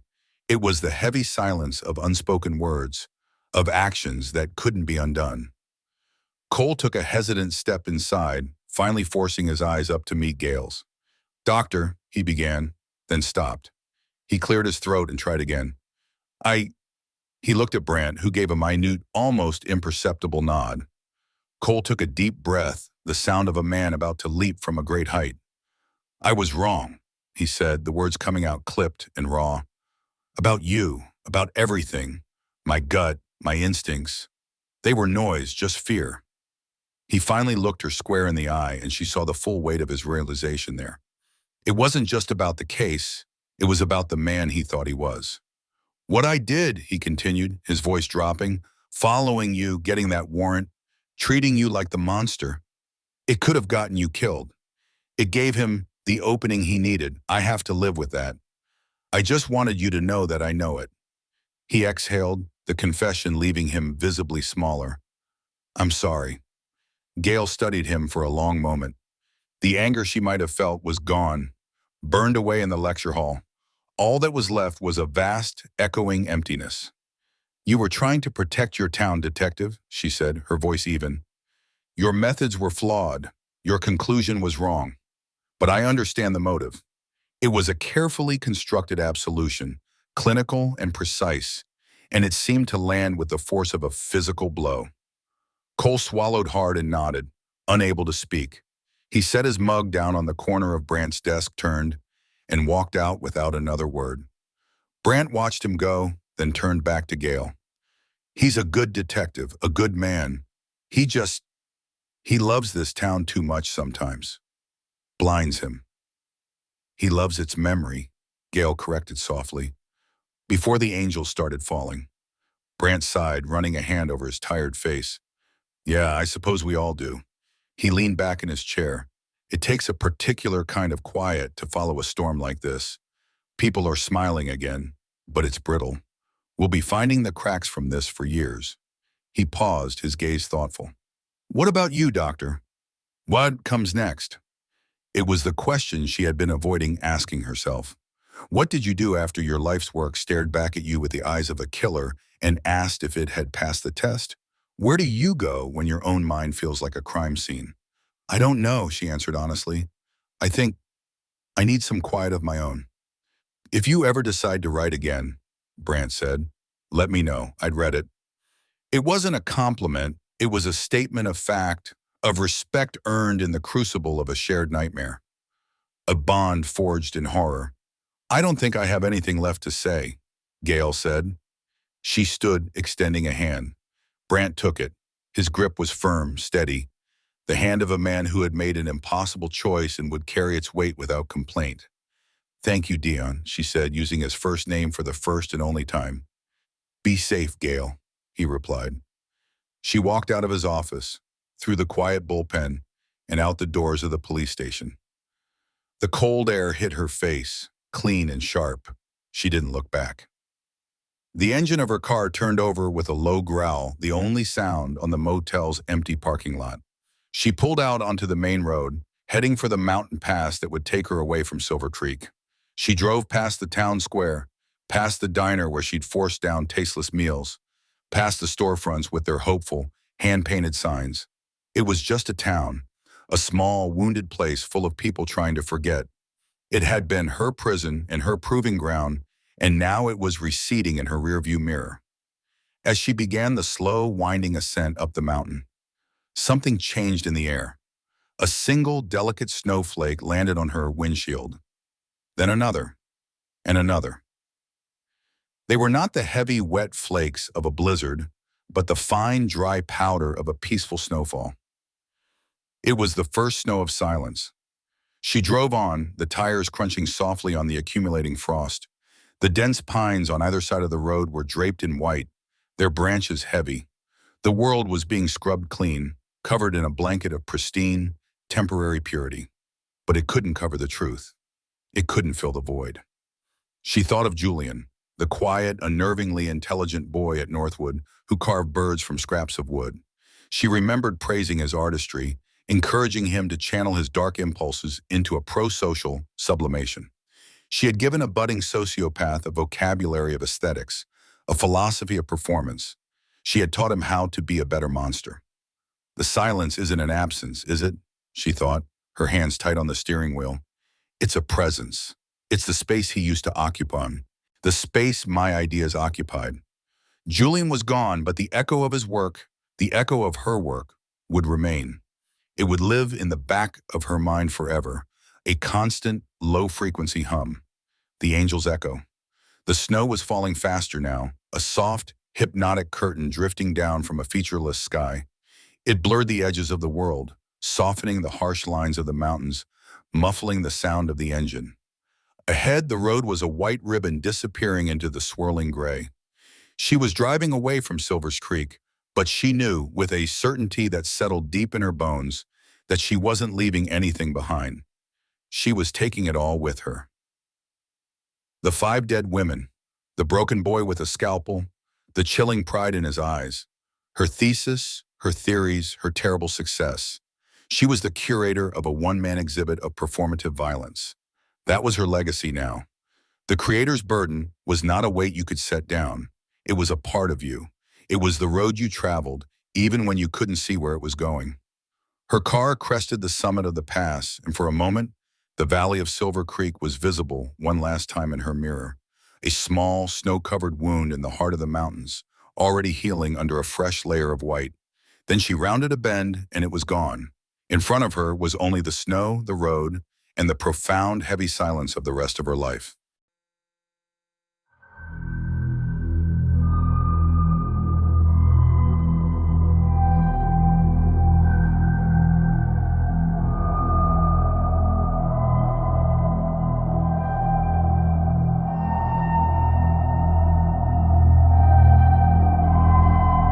Another shadow in the rain. darkness but dancing with the pain. The city sleeps but I'm awake. For goodness sake, a soul to take.